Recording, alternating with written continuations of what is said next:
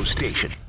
Todd. Cross your legs, honey. Let's get out of this inning. Hahn. I didn't know you were a screamer. And Rosenberg. Happy Jewish New Year. Not Newish Jew Year. This isn't North Dakota. This is New York. This is Todd, Hahn, and Rosenberg. The best threesome I've ever heard. On ESPN New York and streaming live on YouTube. Oh, boy, oh, boy, oh, boy. The last Friday before Thanksgiving. You know what they say. You know what they say about the last Friday before Thanksgiving. What do they say? It's the definition of Thanksgiving vibes of Jace, dude. We're here. It is? According to yesterday's conversation, it's the Christmas season. Yeah, according That's to right, Alan, it is. It's Christmas Eve. Oh, don't you start hating again. No. All right? Well, listen, I'm connected now, so if I want to relive the rant, keep pushing me, and you'll get to hear what you didn't get to hear yesterday. You know what I do. You know what I'm here for, Don. The only reason why I got this job was to push you. That's right. And you're doing well. You're doing well. The silent scream yesterday will live forever. Yeah, that was sad. Donnie in the dark is a moment in time. Yesterday's whole show was a moment in time. You don't get it every day. The Florida Don just hits different, doesn't it? It does. In just so many different ways. That's how you know Florida Don's different. He does a show to himself while we're talking to a caller. You've never seen anything like it. If you missed it, go back and watch yesterday's YouTube. You'll enjoy it. It's there worth your time on the ESPN New York YouTube channel. But guys, some football out of the gate to discuss today. Football. We got news on Jackson Dart or lack thereof, and also Alan. We talked a lot about must-win games and what does it say about certain teams. And Buffalo goes into Houston, lays an egg. And after a ridiculous 4th and 27 pickup on that last drive, they come up short and lose to the Texans and now drop to 7-4. Look, if you're a Giants fan, what's happening in Buffalo should concern you. Yes, I agree. If you want Mike McCarthy. Or an experienced coach. Or an experienced coach. Right? Well, I think I don't know if Tomlin goes there and solves Buffalo's problems, but I think Mike McCarthy can. Okay. Just because he's an offensive guy, and I think that's who Josh Allen would want to be his new head coach rather than a defensive guy. Mm-hmm. And a guy, let's face it, Pittsburgh hasn't been known for being explosive offensively. So I don't know if you're going to want to stick around. If you're going to pull an ultimatum if you're Josh Allen and say, all right, listen, either you get a coach here that's going to help me win a Super Bowl or send me somewhere else and pull a Matthew Stafford kind of deal. Yep. I don't think you're going to do that for Mike Tomlin. I think you might do that for Mike McCarthy. It's so interesting, though. I mean, I see what you're saying from the offensive standpoint, but from a pedigree standpoint, you think someone would feel that strongly about McCarthy versus Tomlin? Well, here's why, and I could be wrong on this, and I think it's certainly debatable, guys. But I'm a big Mike Tomlin fan, coming from the perspective of the Giants who have won one playoff game in over a decade. To where, get me to Mike Tom. Get me to be a team that goes to the playoffs every year, is a lock to win 9 games every year, but just can't seem to get over the hump. That's what Buffalo is now. Like, Buffalo wants to get over the hump. Yep. So you bring in a Mike McCarthy that has won a Super Bowl. Now, he hasn't been able to get over the hump recently, but at least he's an offensive guy. What has been the complaint that Steeler fans have about Tomlin is it's stale. They run the ball too much. They haven't been able to do anything offensively. They haven't won a playoff game in 10 years. Right. So I think they're both kind of the same. They both former Super Bowl champions that have gone stale. One still has a job, one's out of a job. But give me the offensive guy if I'm Josh Allen. I mean, how do I know it gets any better if it's Tomlin than what it is now? At the same time, well, you got a guy that's it's an experienced voice, and sometimes I have seen this in all sports. Sometimes if a coach or a manager, whatever it is, has been in one place for a long time, it does tend to go stale. Yeah. But what goes stale somewhere else is fresh in a new place and could be exactly what you need for both of them. You know what I mean? Like you have seen it in the NFL, and we're seeing it from Andy Reid. That's a great example, is it not? He was good in Philadelphia, but the complaint was he couldn't get him over the top. He couldn't win the big one, all that stuff. He goes to Kansas City. He didn't change anything. It's who he is. But it was fresh there because they needed that. But don't you think – I agree, and I think both Tomlin and McCarthy would be better than what they have in Buffalo right now. But don't you think that McCarthy's got a better chance to become Andy Reid than Tomlin? Just because I'm an offensive guy, I've got this singular talent at quarterback in Josh Allen. That's what we need. Rather bringing in a guy that is known for stabilizing things, winning, getting more out of his roster than maybe he should, but really is he going to make things better for Josh Allen? Okay, if we're going to now live in that world with McCarthy not being on the table, if McDermott does get fired, and again, we don't know, but I would think when you go through this, it's heading that way. Yeah, if they run into a wall again in the postseason, maybe they have to make a change. He's already – like, even last night, you could hear it start to come from him. He's getting frustrated with the offense. Look, Keon Coleman was supposed to be a guy that was going to be a weapon for them. They got to keep benching him because he can't behave. Like, they've got problems there, clearly. You know, again, they had Diggs. They had Tay Diggs, like you said, Don, and he couldn't behave. So there's something going on up there. But Josh Allen, very similar to the story in New York with Jackson Dart, is still taking too many hits. He's still getting, I think it was 12 times he got hit last night. And Will Anderson sacked was 8, rushed 4. Well, how about if we stop Will Anderson? Do you think there's one guy to worry about? Maybe you want to focus on him a little bit. But they're saying that about Josh Allen, who's been in the league for a long time now. He's still having that problem of getting hit too much. So all I want to know is the one man's trash is another man's treasure. Would Sean McDermott be interesting? For who? The Giants. Oh, God. What do you mean? That was kind of my point. God, no. So you wouldn't. No. Again, have they been awful, or No. has he been good? They've been a very good football team. I don't know that he's the reason they're good. I mean, they have. Well, he's the head coach. I get it, but they also have as talented a quarterback as there is in the league, essentially, short of Patrick Mahomes as their quarterback. They've had a lot of good pieces there, and they've always come up short, and sometimes it's happened with bonehead coaching. So I don't know. I know it's a hard spot. Judging these guys who get tons of wins every year and then come up short in the playoffs, it's hard to say they stink. Now, keep in mind, but I'm not feeling it. He's a defense guy, so you'd have to bring in an OC that's, legit, or does Kafka stay because he doesn't get a job somewhere else? Yeah, and so the offense stays the same, and so nothing affects Jackson Dart, but your defense, which has been garbage, maybe gets better.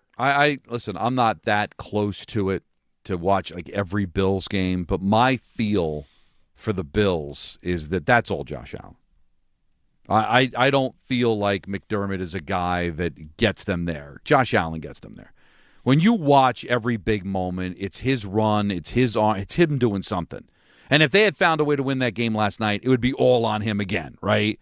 With the hook and lateral and getting them down inside the red zone with a chance to win the game. It's all him, man. All right, but again, I don't watch enough to know, and we don't get calls from Bills fans the way we do from Steeler fans who hate on Tomlin.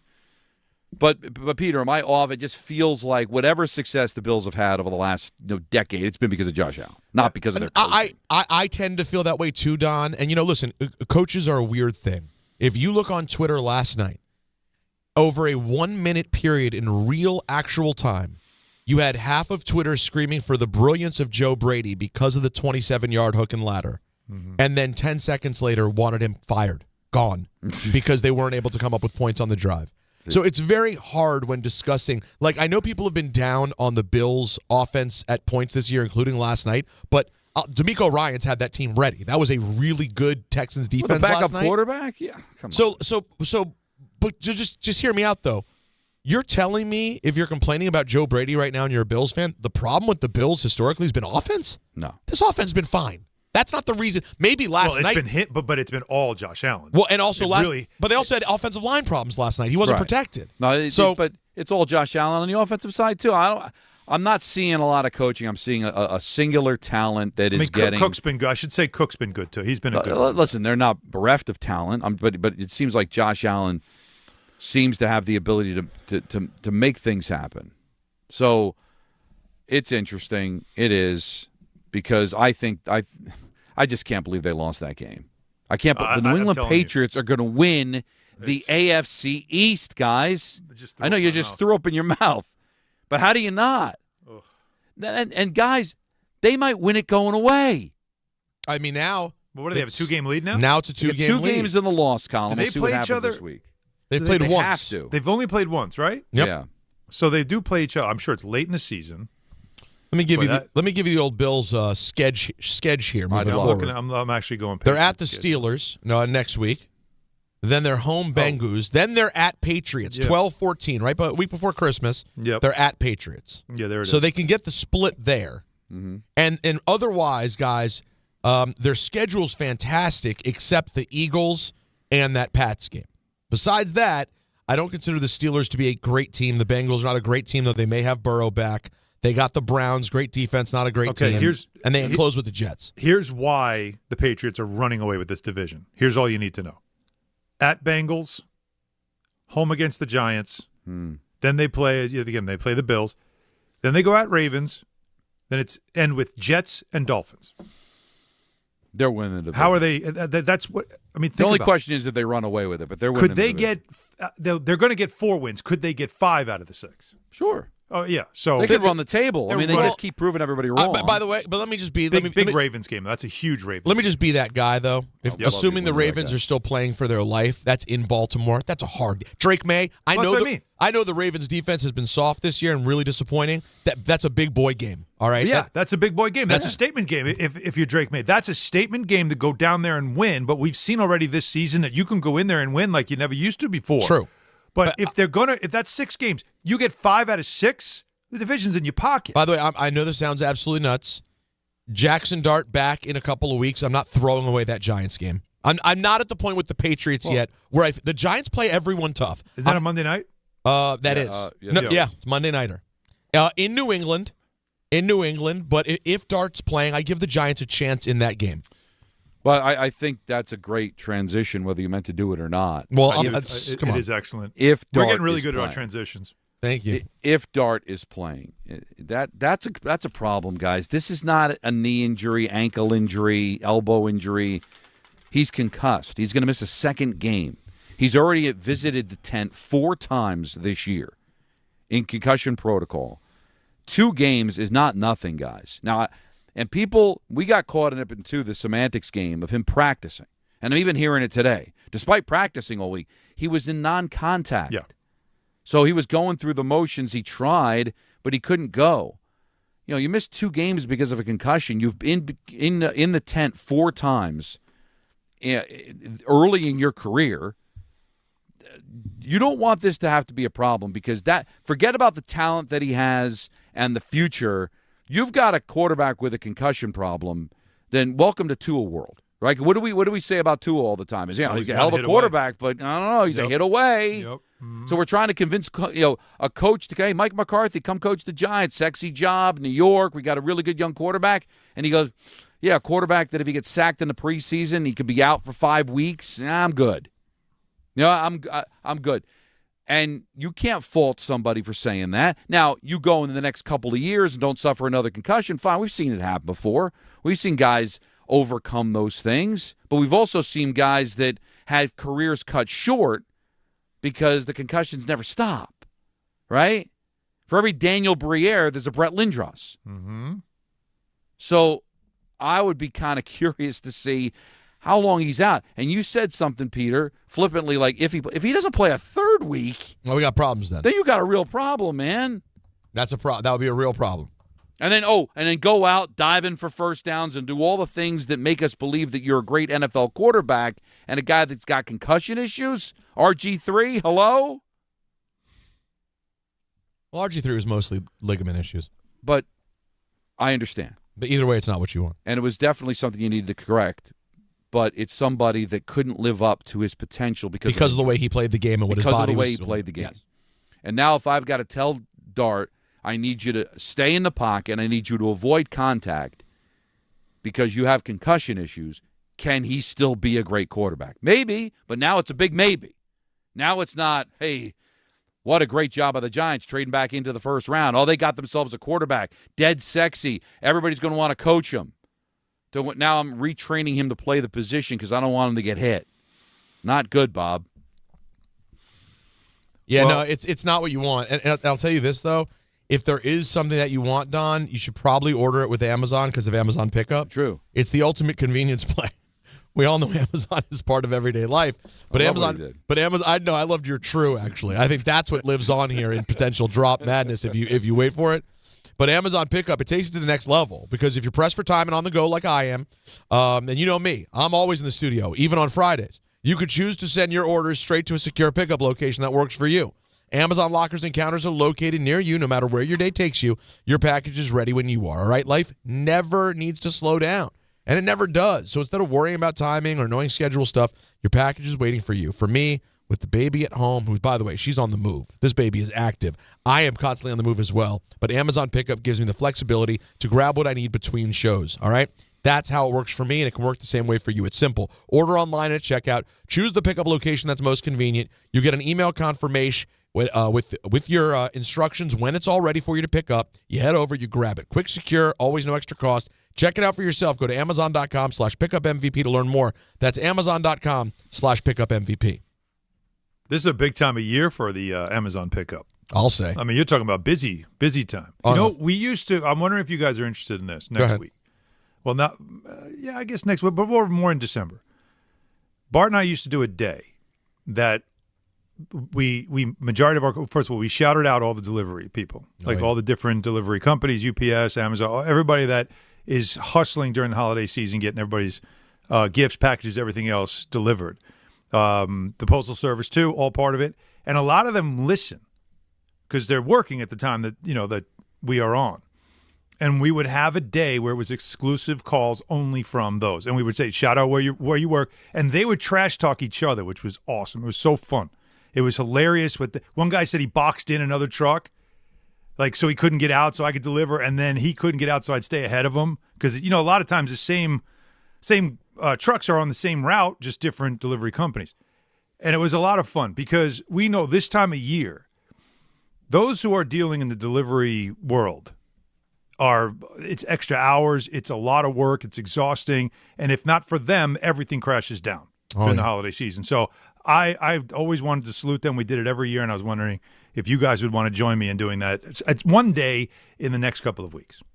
I'm down. Always got love for our delivery people, man. There's a lot of them. Now, whole exclusive, we got to see if they come through. I mean, if we did an exclusive delivery guy and gal show, and they took over the whole show, I'm all for it. They'll call because, like I said, we would do that, and all the lines were different drivers. Mainly the exclusive was in a 1 hour window because they do have to work. But some of the stories that they tell about the rivalries and who's better, and it actually is pretty entertaining. By the way, so I just turned on my. Okay. Whatever. What happened? No, everyone complained this week, and understandably, I guess, because they were worried about Cam Scadaboo or injuring himself. I'm personally more worried about the fact that I just opened Twitter and see he's hanging out with the racist moron Neon, the worst Twitch person ever in the world. Never heard of him. A complete racist dirtbag. I don't. Wait, no clue. This is strong, but I trust your. Anthony, am I out of bounds here? I don't know him. I know that he's popular. Oh yeah, and that being with him, you'll get more subscribers. Correct. So I'm assuming that is the direction that we're going with that. Well, didn't he just shotgun a drink out of a cleat because he got to 1,000 Twitch followers? Yes. That's what Cam Scadaboo did? I shirtless, told you he's jacked and he was up on yelling. Mountain Dew. Yeah, man. I get that Cam's excited about the Twitch thing, and I know I was just the one here the other day saying give this guy a break. He's got to build his brand. But my man, this is every day. Every day. I'll say this. It was last week UFC. Monday he's at Raw. Now he's hanging out with Neon. Like my man. Clearly he needs to get the energy out. Yeah, and I'd much rather it be on Twitch than. True. I just try to do me a favor. Don't choose the openly racist ones. If you can, maybe the closeted racist. But I mean, just Neon's bad. I mean, I know he's tried to make amends for it, but guys, just feel free to Google the quotes. This isn't. Is there a list for that? This isn't good. Is there a list? Yeah, it's just there for you. And by the way, I don't think anybody needs to Google it. How about just don't bother? Yeah, just don't trust even me. give him your energy and let's keep it moving. But you made the observation on go. Scadaboo, and I'll tell you what, man, it does show you though how much this injury has affected him mentally and emotionally. It's like he just needs feedback and needs – you could tell that he really does thrive on energy and feedback. Yeah, man. And when you are because, anybody that's been injured will tell you, and a lot of athletes I remember I've talked to have said this, is when you get hurt during the season, you feel so detached from the team because you can't really be involved in anything. But when you're done for the season, that is. Like, you're not going to be in meetings. You're not going to be part of anything. You're not prepared. So you feel so detached from the team. You spend most of your time in the training room getting treatment. When they go on the road, there's no reason for you to go on the road. Like, it's an awful place to be. He's probably dealing with all that right now because you could tell he's definitely a good time. Like, he's always about a good time, and you could tell his teammates love him because he's got that kind of personality. Great energy. He has nowhere else now to put that energy out, so he's got to sit online and get responses and comments and everything else just to make him feel good. Well, yeah, I mean, a lot, and obviously this is not me going into a BetterHelp read, but this is an issue that a lot of people have, particularly young people who are of this era, that they need the feedback all the time. The thing that's so crazy about it to me is, and I guess it's different with Cam because, like, again, he doesn't know necessarily that what his career is going to be. But, like, one of the things, Don, I've talked about this before, if I were a stud athlete, one of the best things about it would get to be being offline and not being in the never-ending feedback circle and cycle. Like, you get to avoid it. You get to just go play football and get your check. Yeah, but I think there's a generation of kids that they just need that. They don't know what it's like not to live in that world. They want to constantly be in that world. For us that lived a life before social media, before that whole thing, we can kind of take it or leave it. But I think when you were born into that, I don't think they want to leave. They're looking for reasons to stay in it. We take the break, right? We're looking to get out. Yeah. We're itching to get out. They're itching to get in. It's been off my phone all week. It's been amazing. It's a cesspool. It really is. Social media comments for us growing up was just like, recess. Yeah. The school bus, right? And listen, not to say that the car after a bad game. Yeah. You talk about comments? Damn, I wish I could mute my dad's comments.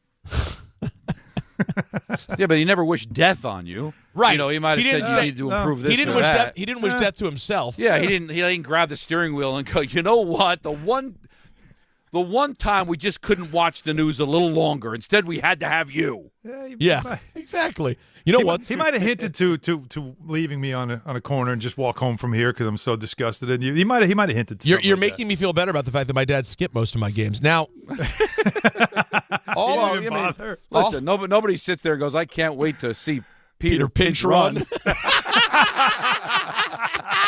You know what? All of this emotional trauma is making me wish I had a little BetterHelp right now. Yeah, and this November, BetterHelp is encouraging everyone to reach out. Is he double dipping in the Yeah, buddy. Is he double dipping down? Check in on your friends, check in on your family, reconnect with loved ones, and remind the people in your life that you're there.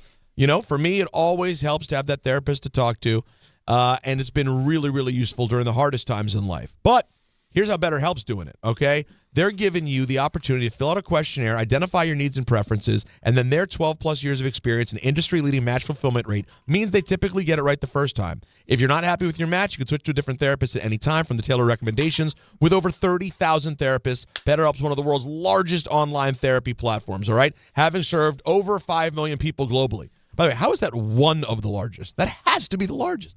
And it works, all right? The reviews are in. So, this month, don't wait to reach out. Whether you're checking on a friend or reaching out to a therapist yourself, BetterHelp makes it easier to take that first step. Our listeners get 10% off their first month. Just call pound 250 and say the keyword timeout. That's keyword timeout after calling pound 250. All right, well, if you guys need help discussing all the issues of the day, whether it is the Jackson Darts proclivity for injuries, whether it's the Buffalo Bills, your coaching desires, it's all on the table at 1-800-919-3776. We got a Fraud Friday. We got ENM. We got a full show. Don, Hahn, and Rosenberg. Experience the wonder of holiday savings on Honda cars, trucks, and SUVs during Happy Honda Days, like the Accord SE, only $239 per month, or the all-wheel drive Honda Ridgeline for only $289 a month. These clearance deals won't last long. Plus, receive thousands in benefits and savings with their Bay Ridge Plus Advantage plan. Upfront pricing, total peace of mind. Visit BayRidgeHonda.com. 36 months lease, 7,500 miles per year, $38.99 down, plus tax, tag, and fees. See dealer for full details. To help those who want to be helped, but may not be able to afford it. That's what PGA Tour winner Grayson Murray had envisioned for a foundation before he sadly took his own life at just 30 years old. his parents channeled their grief into creating the Grayson Murray Foundation, carrying out his vision to help those struggling with mental health and addiction. To donate and learn more, visit GraysonMurrayFoundation.com.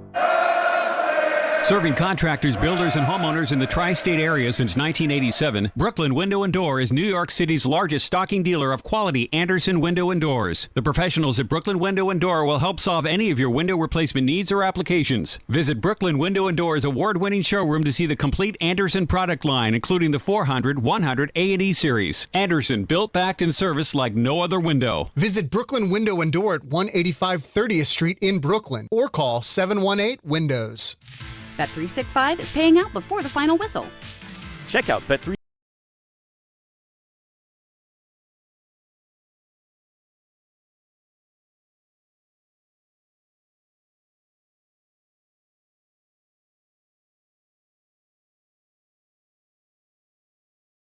.365. Gambling problem? Call 1-800-GAMBLER. 21 plus only. Must be physically located in New Jersey. T&Cs apply. The Association on Aging in New York is celebrating the 60th anniversary of the Older Americans Act, which funds vital programs for millions of older adults. Services include meals, transportation, home care, Medicare counseling, case management, and caregiver support. Today, people are uncertain whether some programs remain available. We can help. To learn more about these essential programs and how to keep them, visit our website at agingny.org. Sponsored by the Association on Aging in New York. This is Rick Brunson, the assistant coach from the New York Knicks. I'll be driving to our games this season in style in my new Jeep Gladiator from Princeton Jeep. My friends at Princeton Jeep gave me all-star treatment, and you can expect the same thing. Just mention I sent you, and they'll treat you like family. Princeton Jeep has tons of inventory and great deals on new vehicles. Visit Princeton Jeep at 1045 State Road in Princeton, New Jersey, or online at PrincetonJeeps.com and tell them Rick Brunson sent you. And now it's time for traffic. Here's Brandy Scott. Hey there, guys. Good afternoon and happy Friday, but not a happy ride over at the Tappan Zee Bridge trying to make your way into Westchester County. Tour bus fire being cleaned up right at the start of the span. Been out there for over an hour. Only 2 lanes are getting by. Traffic is stopped on the southbound thruway from the Palisades on the Rockland side. Inbound George about 15 to 24. The upper deck, lower level will run you about 10 to 15 minutes. All of your purchase the outbound side pretty bad. Worst of it, Deegan northbound. Right after the Moshalua crash being picked up in the right lane. Add that to the volume delays. Go back to the Triborough and the Bruckner. Outbound Lincoln, your best bet at 10 to 15 minutes. Outbound Holland already 30 to 40. This report is sponsored by Mothers Against Drunk Driving. For victims of drunk and drug driving, your grief is unique, but you're not alone. You always have a place at MAD. Visit MAD.org. I'm Brandy Scott on 880 ESPN New York. Your ambition just met its match with Robinhood. Trade stocks and ETFs, options, futures, and crypto all on one platform. Get started today at Robinhood.com/yourmoney. Your money, your move. All investments involve risk, including loss of principal. Options, futures, and crypto trading carry significant risk and may not suit all investors. Securities offered through Robinhood Financial LLC, member SIPC. Futures trading is offered by Robinhood Derivatives LLC, not FDIC or SIPC protected. Crypto offered through Robinhood Crypto LLC, NMLS ID 1702840, not FDIC or SIPC protected. Portfolio management offered by Robinhood Strategies, an SEC registered advisor. Paying extra for tire care is BS. You know, bad service. So at Midas, we're rolling out our BS-free tire guarantee, included with paid installation and tax on every purchase. You'll pay nothing for flat replacements, nada for flat repairs, and zilch for tire rotations every 5,000 miles. That's $0 for all that. So with this limited lifetime tire guarantee, you'll pay a whole lot of nothing compared to what the other guys charge for tire care. That's the BS-free tire guarantee, only at Midas.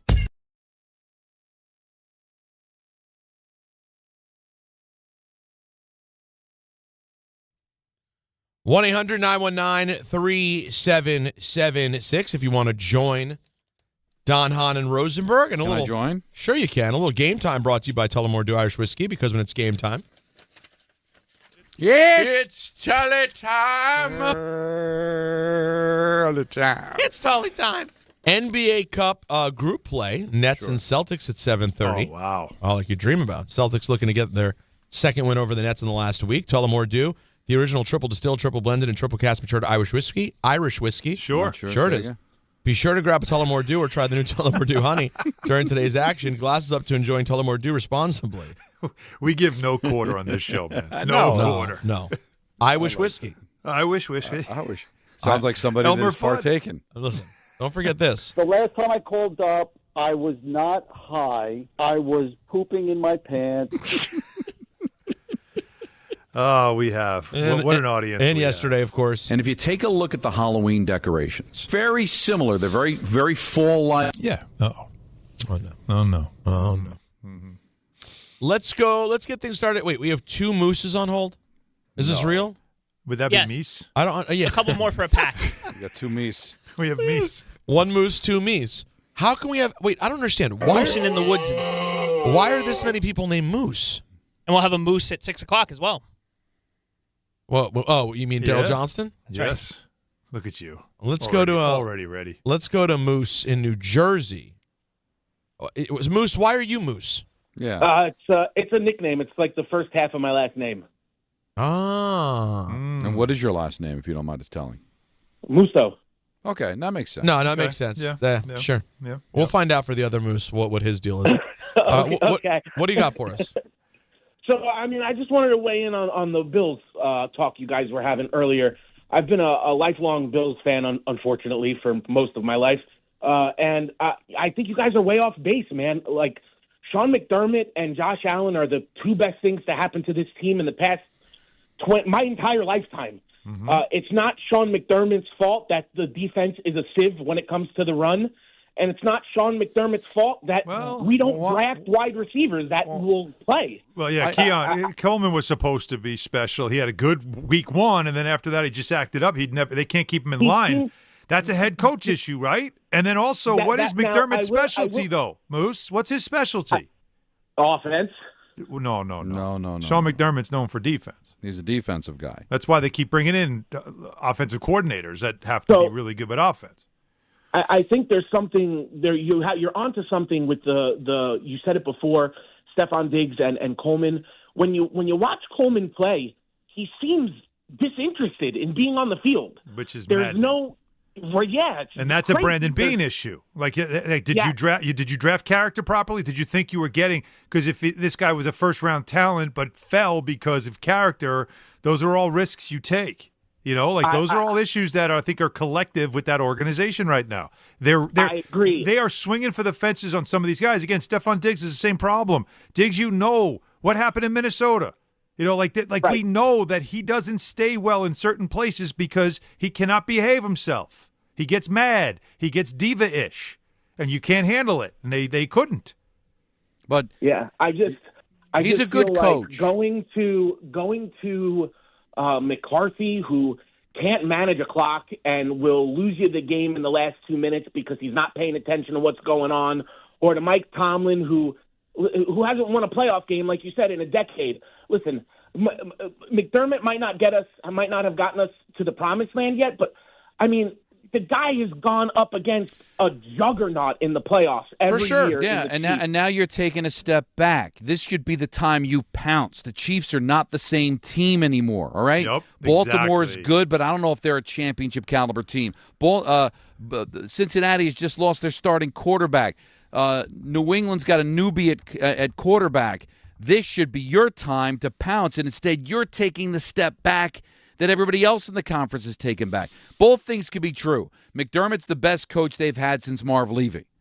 But he may have taken this team as far as they can go, and maybe he just needs somebody different in there.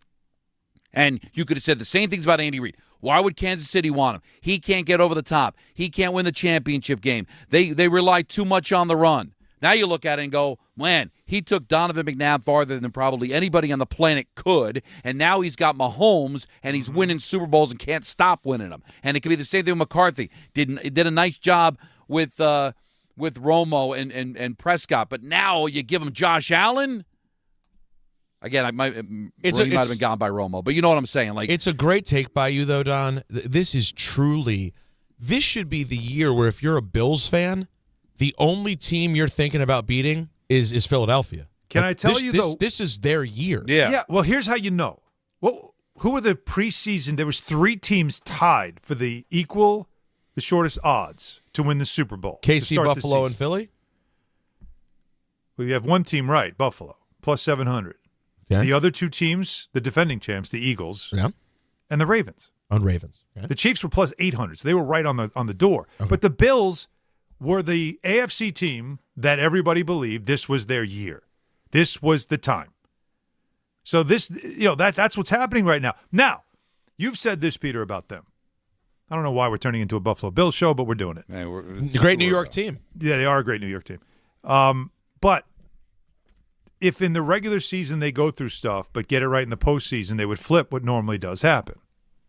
Right? That's right. That was what we talked about. Yeah. So is fixing all the problems, getting Coleman's head right in time for the postseason, is all that stuff still on the table? Yes, it is. An offensive line that's got to do a better job protecting their quarterback? Yes. And a defense that's got to be able to, as the caller said correctly, stop the run? Yes. These are all things they got to fix. Can they? But right now, they're not going to win the division. And right now, you wouldn't put your money on them. Early in the season, I was ready to be all in on them.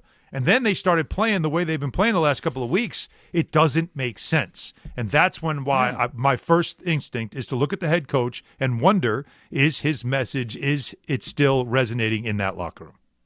Let's go to Al in Jersey. Hey, Al. Hey, what's going on? What's going on, fellas? I think it's hilarious, the comparison that, we're even comparing McCarthy to, Mike Tomlin. And I say that only because we forget that the man's been to 2 Super Bowls, winning one. And when he did that, when he was able to win, he was able to show you his abilities as a coach because he had a quarterback. 10 years, no playoff wins. Yeah, only been winning. Yeah, that's all. He's only been winning, but they haven't had a quarterback. They had Roethlisberger up until about 3 years ago. True. No, Roethlisberger's been out of the league for 5 to 7, if not more. Right, but towards the end of Roethlisberger's McCarthy's got a ring. No, I understand that. Yeah, we understand he's got a ring. But once again, they have rings when they have successful quarterbacks. They get on Mike Tomlin a lot up in Pittsburgh. I'm not a Steelers fan, I'm a Niner fan, but they get on him a lot up in Pittsburgh about the style of play. Pittsburgh, I'm 46. Pittsburgh has played the same offense and defense for over 46 years. That's their culture. They're not going to change. When Mike Tomlin tried to air it out with Roethlisberger, they got on him about that for having Roethlisberger throw 40-plus passes a game. I don't think it's even close, and we put so much disrespect on Mike Tomlin's name because he's not considered an offense or defensive specialist.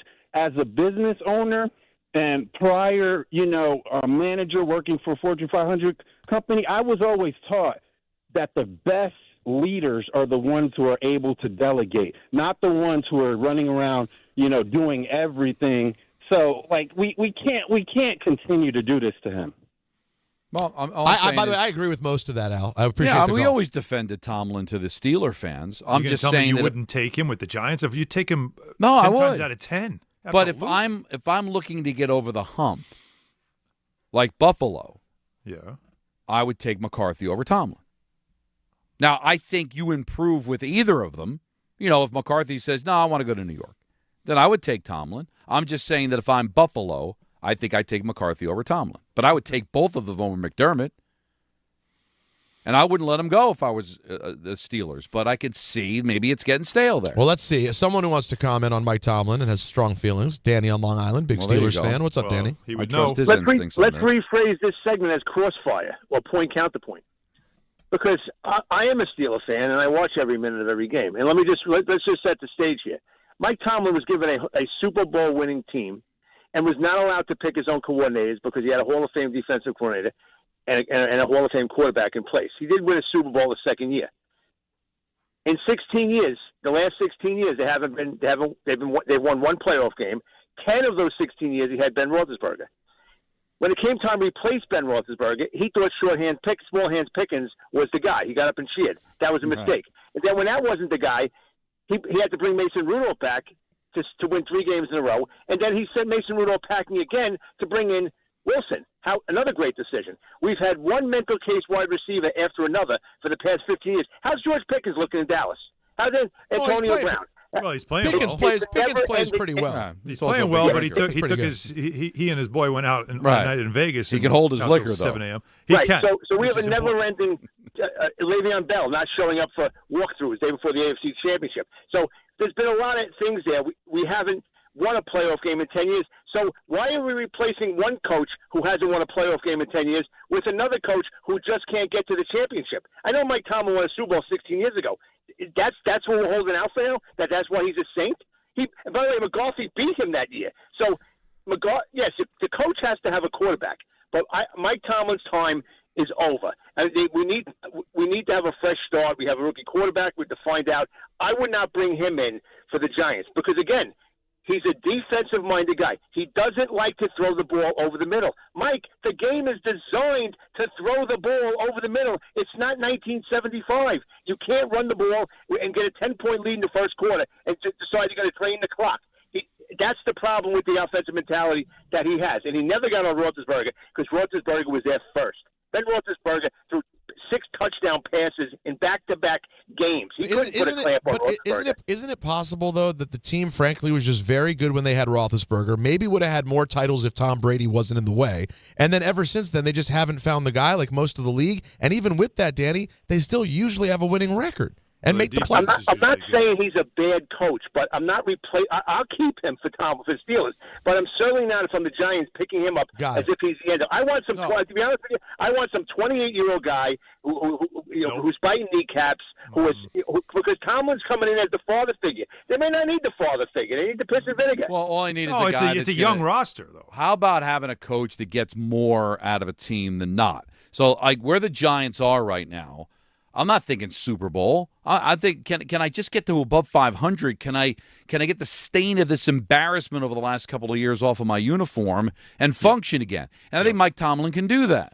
Now, if I need a guy to win a Super Bowl, no, I'm not going to pick him. That's why, Buffalo, I think you go in a different direction if you're a team that needs to get over the hump. Giants just trying to get back in the game, man. If this was soccer, they'd be relegated to another division. I'm trying to get back with the big boys, and I think Tomlin can do that. I want to be the Steelers. The Steelers, they want to be the Kansas City. So I understand why they don't want Tomlin anymore, because the Steelers are sick and tired of being a 9-10 win team and getting bounced in the first round of the playoffs. That's my destiny right now. I want to be the team that wins 9-10 games, gets bounced in the first round of the playoffs. You're dreaming of that. I know. I'd like to get that step. I can't get to the second floor unless I at least get a couple of steps. I thought, Don, I was in for 2 years in a row of getting bounced in the playoffs. Guess what? Went right back to sucking. It's hard. But at least you know why. Well, I think I do. But I mean, listen. Okay. Well, you're right. Some things were exposed there. Yeah. I mean, they did, including your phrasing. Excuse me. No. They did. Listen. They did the procedure and found out that there's other problems. Right. Okay. Once they looked in, they went, "Oof, we got a few things here." But the main problem still has to be taken care of, and that's you lost your quarterback. But your quarterback might have been able to be. No, I think if the quarterback plays, maybe we get to lose in the playoffs again. But to that point, the teams who are on the outside forever. Yeah, all we dream of is getting to be the Steelers, and I really do think Danny's view of the Steelers. I get it. I think that without Tom Brady around, maybe the Steelers have one more ring in that period, and people feel a bit differently about the Tomlin run. Either way, 1-800-919-3776. We'll talk this. We got it. Don, I loved the point you made, too, about our concerns about Jackson Dart. Do you have concern when a guy now has been in the tent 4 different times, and now we find out officially today he's out for a second game? So it's a full 2 weeks. Like, not all concussion situations are the exact same, and is it troubling that now he's going to miss a second straight game? That's on the table, plus Fraud Friday at 4:30. It's a Football Friday right here on DHR. There are a lot of reasons why people buy at Ramsey Mazda. It's their selection, it's their customer service, and it's their savings. During the More to Move You event, get 1.9% financing on a new Mazda 2025 CX-50 Hybrid Preferred or lease for $279 for 33 months. Start shopping now at RamseyMazda.com. Choose wisely. Choose Ramsey Mazda. Call 833-853-2970 for lease details. VIN SN128251. MSRP $36,570. Zero security deposit. APR $17.48 per 1,000 financed. And 12/125. Ox Spine at New York Presbyterian is always in pursuit of a better way to heal the spine. We're getting more people moving again with minimally invasive, non-surgical, and surgical treatments. with innovative solutions for every back and spine condition and your unique needs. Expert Spine Care is available now across New York City and Westchester. Find a doctor at nyp.org/oxspine. Stay amazing. New York Presbyterian. There are small risks in life, like giving a kid a football to play with in the house. Whoa, watch out for the... Okay. And then there are big gambles, like giving a kid a lottery ticket.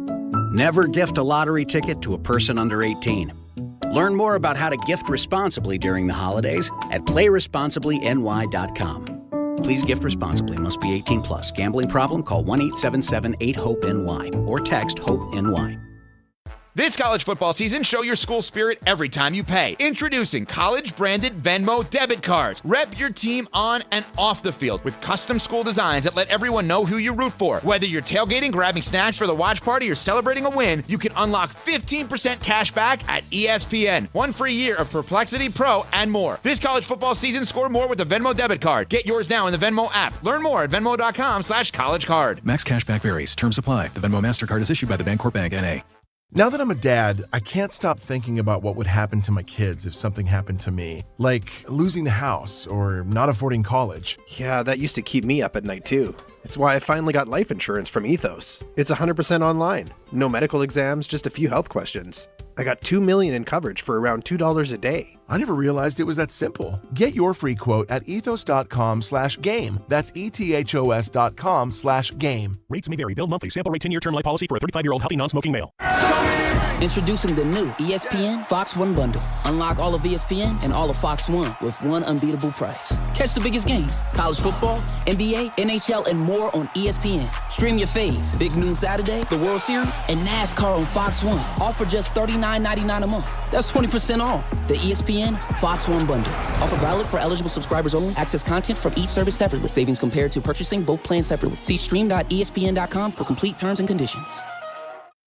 Hey, I'm Mike Slater. My dad passed away at the age of 63. It's out of nowhere. Had a stroke. Super hard, obviously, for the whole family, but my dad had life insurance. This is why I have life insurance for my family, for my wife and 4 kids. And the best place to get life insurance is ethos.com because you can do it in 10 minutes. And there's no medical exam and no blood test, just a few health questions. Get life insurance in 10 minutes so your family is protected. Ethos, ETHOS, ethos.com/play. In the city that never sleeps and never stops talking sports, ESPN New York is always on. Now you can live and breathe everything New York sports wherever you are. On your radio dial, on the ESPN New York app, and streaming live on YouTube. However you watch or listen, ESPN New York is always on for you. Hear us, stream us, watch us. This is ESPN New York.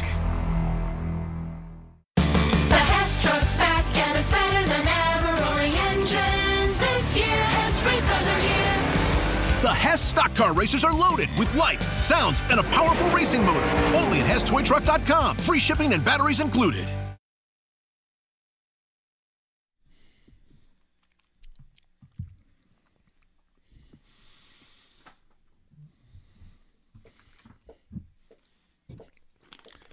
Last great Motley Crue song. So this you actually like a Motley Crue song? Yeah, well, Motley Crue to me is stripper music. Is this pre-stripper Motley Crue done? Yeah, the first 2 albums. Well, the first album, first album's amazing, and then Shout at the Devil, their second album, I think, is very, very good. Not as good as the first, but very good. And then everything after that is just basically stick a dollar in a waistband. That's all right, though. Sorry, now wiggle it around like you just don't care. I'm not a fan of. It's stripper music. Right. I just had rub a pole. I loved that the Shout at the Devil album. And I bought I was like 12, maybe 10, 12. I bought a poster. Right. Put it in my room. So on the album cover is the pentagram. Yes. Right. So it's demonic. My mother saw it and freaked out. Thought I was getting into like devil music. Thought I was becoming like a Satanist. Like, you had to see this. It was like it almost tore the house apart. Oh, my God. Can you imagine? Because it was take down the poster, and I'm like, no. Like the total rebellious moment of a kid who refuses. And so what I would do is then I would play it louder. Oh man, it was bad. You know what? It's and funny. my dad came home, and then it got vicious. Because listen, I get it; they didn't know any better. But it's laughable to think about that as Satan music. Oh my there God! is actual Satan music. Like, it was a symbol, Fate though. It was Venom. the symbol, Don. It was No, the I know. symbol. I know, It was but like, but that's if a you devil knew, sign. I'm like, that's an album cover. Listen, Who cares? The devil would be embarrassed, right? The devil would lose all street cred if Motley Crue was representing like devil music, right? Like, come on, no. People were big on jumping on the devil music. Now, whether you're interested in devil music or not, Motley Crue is celebrating the 20th anniversary of the Carnival of Sins at PNC Bank Arts Center. Oh no! No! Don't, Don. It's a read. It's a promo. On Friday, July 31st, 2026. That is at some point going to happen. And we have your tickets right now, or your chance to score tickets on the ESPN New York app. Find the contest tile and submit to enter. Brought to you by Live Nation. Tickets are on sale now at livenation.com. I didn't know. I was just speaking. I didn't either. Which part? When you were talking about the stripper music? The devil no, music? Well, I mean, I didn't realize that was the promo you're doing. Well, also, one of the hosts is basically saying, "Don't go," You're right. And then we're telling you to go. Well, by the way, are you familiar with the work of the Carnival of Sins? They're 2000. Hold on, so that's their 2006 album. All right, what's on that? Of Nothing You Know. In 2006, Motley Crue. Never know. Good Lord. Let's like I said, I was out after Shot of the Devil. Listen, I know one thing. There's this is like a greatest hits. Oh, is it? Okay. All right. Cool. Yeah, Shout Out the Devil's number one on the CD. All right, cool. Yeah. It's a live album, so it's a lot of their greatest hits. So it's all the ones you know, the good ones. Don, there are 3 facts you can bet on in life: death, taxes, and on this radio station, we will only give out tickets to country and old decrepit rock bands. Right. That is the only way it works. Old metal. Old metal and rock. country is it. There's no chance. We had an entire suite for years. Drake's in town. Kanye's in town. Nothing. Every hot artist in town. Can we pull aside 2 tickets to say no? But guess what? George Strait is playing outside in Jones Beach, and we're giving out That's right. tickets. The Chicks are back. By the way, I love the Chicks. Now, that's not fair, okay? But we're not saying that we didn't love these acts. I'm just saying it doesn't fit. It just doesn't fit. You want to know the demographic of your audience, right? Yeah, and exactly right. And I admit, the Chicks probably aren't in the demo, and I don't know if George Strait is. You're right. Now, Dolly's a different story. We all know how we feel about the great Dolly. Let's go to Mark in Charlotte, who's got some concern over the Jackson Dart situation. What's up, Mark? Yeah, what's up, guys? So I'm in northern North Carolina tonight for a high school playoff game. I'm coaching in second round of the playoffs, but on the concussion front, we have a quarterback, our starting quarterback, who has a history of concussions. At the age of 17, he has 6 documented concussions, which to me is pretty insane. We can't even run a quarterback sneak with the risk of his head injuries. So with Jackson Dart, what does the NFL stand? What does NFL stand for? Not for long. Between him and Scatabo, I don't see them staying around for much longer if they're going to continue their style of play. But at the same time, like Mike Kafka said, you don't want to put your players in a box. So it's a give and take when it comes to that. But I think concussions are much more, the awareness around them it's much more prevalent. I don't see it getting any better for the league. And, the quote-unquote protocol, it's a little fakakta process. I'm not quite sure I don't know if you've ever taken an impact test before. That's what it's called when you're evaluated for a concussion. That's part of the protocol. It is such a terrible process. It's like the worst pop quiz you've ever taken. It actually probably hurts your brain more just thinking about to get through the test rather than actually passing it. But the risk for Jackson Dart, I think moving forward, his career is going to be pretty short. Well, you hope not. And you hope also that this is just, hey, we're 2-9. Do we really want to send him out there against a really good football team on the turf, on the road? Let's just be careful. Hopefully they're just erring on the side of caution, guys, and it's not that he's just not ready to play. But if he's not ready to play, and we're having a conversation this time next week that he's not playing against New England, that's going to be a problem. So I am going to try to err on the side of optimism and say, because of their record and their situation, they're probably erring on the side of caution that it's not that big of a deal. But when has being leaning towards the side of optimism with New York football worked out? Well, Don, didn't he have to pass? Like he went through the protocol twice, right? to get to clear for practice, and they put a red, right? It was a red jersey. Yes. So he didn't clear clearly twice. So, but then, listen, I'm just saying that it doesn't necessarily mean that it's a problem, but you can't rule it out. Missing 2 games because of a concussion a guy that's been in the tent 4 times. That's an issue. Now, he'll get better as he gets older, and he'll realize I gotta protect myself a little bit more, but how much does that take him away from his game? That's why I threw out RG3, Peter. Right. Is that even though his it wasn't style concussion, of play, this style of play is not conducive to him being around a long time, and now he's not the same player. And he didn't turn out to be the same player. And how do you feel, Don, about Jackson Dart's glasses that always sort of look like he's doing cosplay glasses? You got a problem with the glasses? I don't know. You're more of a style guy than I am. No. It's maybe they're real. I just can't tell. Does the man need glasses, or are they? I'm trying to look. It's like when Homer Simpson wears glasses. You know what I'm saying? Like, do they really fix your eyes, or is this a statement? It's his style, right? Like, just let him. Let him live? Let him live. You and I both, though, did say, like, after a bad loss at the podium, you probably don't need to put the costume on, right? That you can just go team issue there and just say what you got to say, then go back to the locker room, and then put on your outfit. Listen, what my true feelings on Jackson Dart, I keep to myself because I'm a terrible sports talk host. No, it's because I don't like raining on the parade of Giants fans. I think we've gotten very happy-go-lucky with the sentence, the Giants have found their quarterback. I think that's been like wildly overstated this entire season. I think he's absolutely yet to prove that. I think he's shown he has a lot of potential, and we still have not seen whether, in fact, he's the guy. And then right when we were on the verge of finding out if he's the guy, Don, we've lost him for 2 straight games. And I just find it funny that, like, so many people we talk to, whether it's Greeny, I mean, experts who obviously know the game better than me, they've seen enough. Like he is the guy. Don, do you feel that at this point? Well, there's no way to say that a guy's the guy this early. I haven't even played a full season yet. Well, he didn't start the season. So we're talking about, 5 games we're in the talking middle? about a very small sample size. But for that small sample size, I think he checked a lot of boxes where you could comfortably say that they found at least the potential of the next guy. But people jumped way past that. They jumped right to they already have their quarterback. It's a wrap. He's 2-5 as a starter so far. 1,400 yards, 10 touchdowns, 3 picks. Shown a lot of moxie. We've seen that. But I don't know. I was still on the verge of deciding. That's why I think the rest of this season is so important. Like, you do really want to see more. And Alan, you've been big on this all year. You really want to see more from Jackson Dart. You want to see it, but you also know that the weapons are fewer with this team now. So how much are you really able to decipher what he's becoming or his improvement without seeing him, especially without Malik Neighbors? I mean, that's a brutal. At least the line's been better.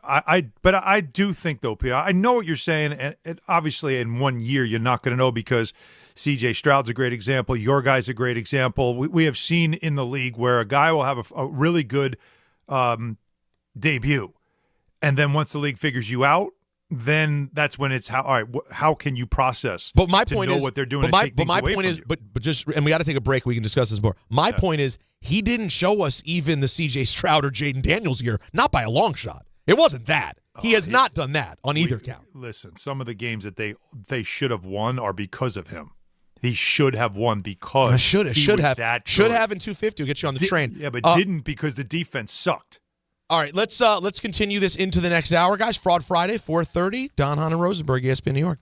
The fall savings event continues this November at Bay Ridge Mazda. Lease the 2025 Mazda CX-30S for as low as $169 per month, or the 2025 Mazda CX-5 Select for as low as $229 per month, and get as low as 0.9% APR financing rates on select models. Plus, enjoy 1 year complimentary of Bay Ridge Plus benefits like ding and dent coverage, key replacement, windshield protection, and roadside assistance. Visit them in Brooklyn or online at BayRidgeMazda.com. Bay Ridge Mazda, where confidence comes standard. See dealer for details.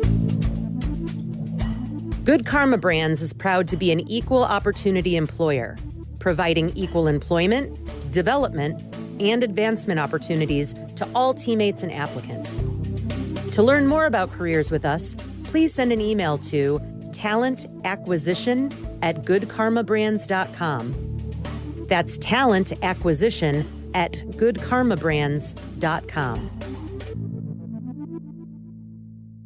At Jake's 58 Casino Hotel this November, it's your chance to gobble up the green and feast on your share of $55,000 cash. Earn entries all month long and join us on Friday, November 28th from 4 to 6 p.m. 2 winners will be drawn every hour to win up to $10,000 cash. Then at 7 p.m., 1 lucky winner will take home a grand prize of $20,000 cash at Jake's 58 Casino Hotel. If gambling is a problem for you or someone you care about, please call the 24-hour toll-free helpline at 1-877-8-HOPE-NY or text HOPE-NY. Alan Hahn here to tell you about my friends at Bathfitter. They remodeled a bath in my house, converting a tub into a shower. The result, amazing. Bathfitter offers custom bath renovations, including their unique PermaFit solution for a watertight fit. It's done in one day, easy to clean, durable with no demo, no mess, and it costs less than a standard replacement. Take advantage of their biggest sale of the year. Save up to $800 on a complete Bathfitter system. See their website or call for details and start designing your bath today at bathfitter.com.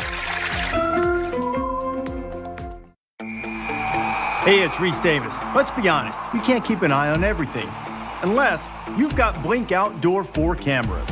While you're focused on the game, Blink's keeping an eye on your home. With up to 2-year battery life and with Sync Module XR, you can cover more space without constant maintenance. No wires, no worries. Blink helps keep an eye on what matters most. Get Blink today at the Home Depot. How doers get more done. Hey, fans! Welcome back to Fansville's Cheers and Tears. Oh. Okay, so like everybody deals with losing, right? To a rival on a last-second field goal. Whatever, it's fine. I'm totally fine. But I cope with losing with an ice-cold Dr. Pepper. Those 23 flavors are like so delicious. They totally wash away the pain of your college football team taking a big fat L. College football, it's a pepper thing. Hey, this is Jalen Brunson. Jalen Brunson for 3. And this is your home for New York Knicks basketball. This is 880 ESPN. WHSQ and WCBS FM HD2, New York.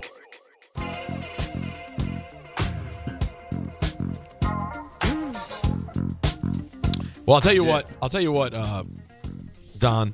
What up? You thought it was crazy that me and Danny from Long Island found middle ground? Later on after our show, you should watch Trump and Mom Donnie. You're really going to take a step back. I mean, it's a bigger surprise than me and Danny. Buddy cop film loading? What'd you say? Buddy cop film loading, right? Is that what we're going to do here? Are we about to, do we just become best friends? Become best friends? Truly a surreal moment. But we are living in politics. That's why you don't trust any of them. Don't trust any of them. We're living in surreal times, I'll tell you that. Well, I don't care which side you're on. Don't the trust Taylor Marjorie any of them. Green turn is not something I had on my bingo card either. Yeah, I hear you. It's like wrestling now. It really is. It's like who's going to turn heel, who's now going to change sides. You know, what's the script this week? It is really crazy. Makes me sick. Yep. But you know what? That conversation, though, we just had on Jackson Dart, I do feel like we probably should give it a little more time. Because Peter does sound like a hater. But what he's saying, though, Don, we can't tell him he's 100% wrong. No. And so you do want more evidence this season, especially, by the way, for a franchise looking for a head coach.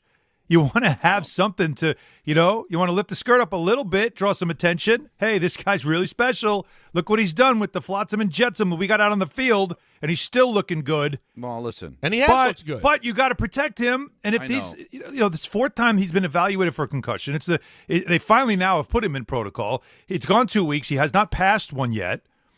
And so now you're also saying, but what's the risk of getting him back on the field? Even if he does clear with a team that doesn't have, there's a balance here right now you got to worry about. Kafka said when he's ready to play, he's going to play. So I guess you got to look at, all right, he's just not ready to play. But and that's we not live in concerning. a world where, ESPN does not have a show called First Take Light where you give almost takes or I'm not sure or maybe. Does he have it or doesn't he have it? And I think that the talking heads that you're talking about, Peter, all want to jump on the bandwagon. They found it. Now, they'll run and hide if it turns out that he doesn't have it. But they'll stand proud and say, see, I told you they found their quarterback. But the right answer is Peter's answer. I need to see more. But right now, I think he's checked a lot of boxes to say, I think this kid's got something. And I think with the right coach and the right circumstances, he can be their next franchise quarterback. But seeing enough? No, it's not nearly enough. But you got to declare, right? Well, and that's... All right, so Don, wait. I'm sorry, Peter. No, go ahead. Don, you're the Giants fan. Declare. What is your percentage of confidence that you do have the guy? That if he stays healthy, because obviously the health part is everybody's issue. Changes but it's everything. Everybody's issue. But if I look at a crystal ball and concussions are not going to be an issue, it's going to be like Phil Simms, who was injury prone early in his career, and then he became kind of an Iron Man. If you tell me that health is not going to be an issue for him, I would bet that he is going to be the next quarterback of this team. Now, is he a Hall of Famer? Is he going to be great? I think he's going to be their next quarterback.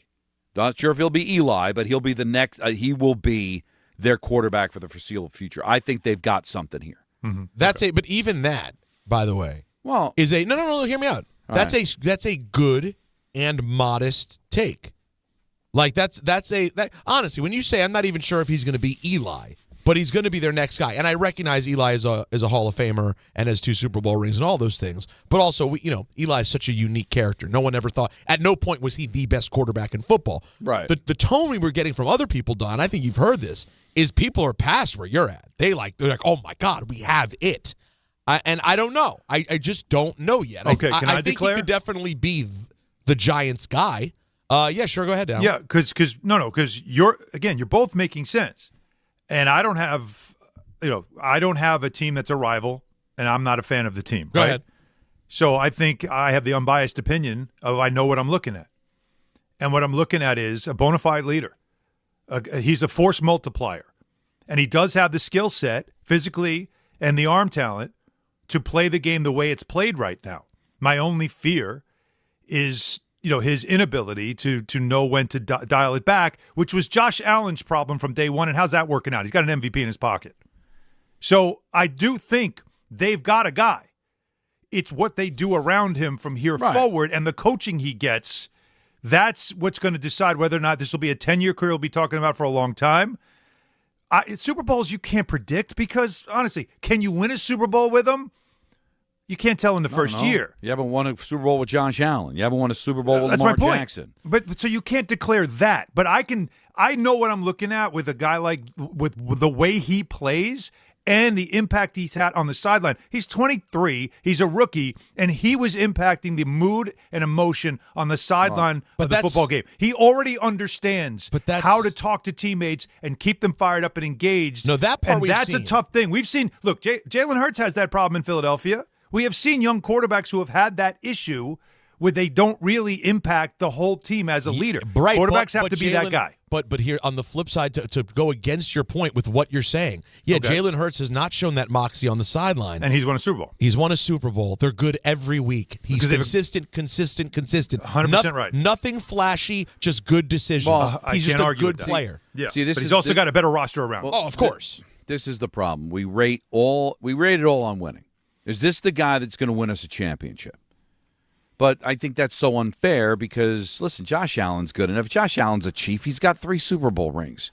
Same thing with Lamar Jackson. If he's playing in Philadelphia, you tell me the Eagles aren't better with Lamar Jackson than Jalen Hurts? Right. Now, he's a winner. He's a 2-time MVP, almost won 3 MVPs. But you got to be in the right situation. You got to have the right talent around you. Yep. The question really should be, can this guy play? And I think the kid can play. Yes. Now, you get him a coach, you get him some talent, you get the right atmosphere around him, catch some breaks. Hey, he's already not Eli Manning. Eli Manning never missed a game because of injury. Right? This kid's already going to miss 2. It's amazing. Right? So he's not Eli. But can the kid play? I think he can play. I think he can play too. I'm just saying I think Allen, to some degree, is almost putting – we got to get to these calls, but is almost putting the moxie and heart that he shows and leadership ability above what we've seen on the field so far. And it has to be backed up by what you do on the field. I mean, quarterback isn't Peter Rosenberg in high school where I got everyone motivated from the bench. Peter, I hope I'm not saying it the wrong way, but I thought I just included the arm talent, right? The way he plays, the way he can run, the way he plays is today's NFL game. And as I mentioned earlier, There's 4 games we all agree they should have won. Now, the one that they lost to New Orleans was partly his fault for a really bad interception, right? We know that, the turnovers. But the other games, the only reason why they had a chance to win in Denver was who? Him. Yeah. The reason why they beat the Chargers. Like, think about the teams that they beat also. He was in the middle of all of that. He had them on the doorstep of winning with a doormat of a roster with all the injuries they have.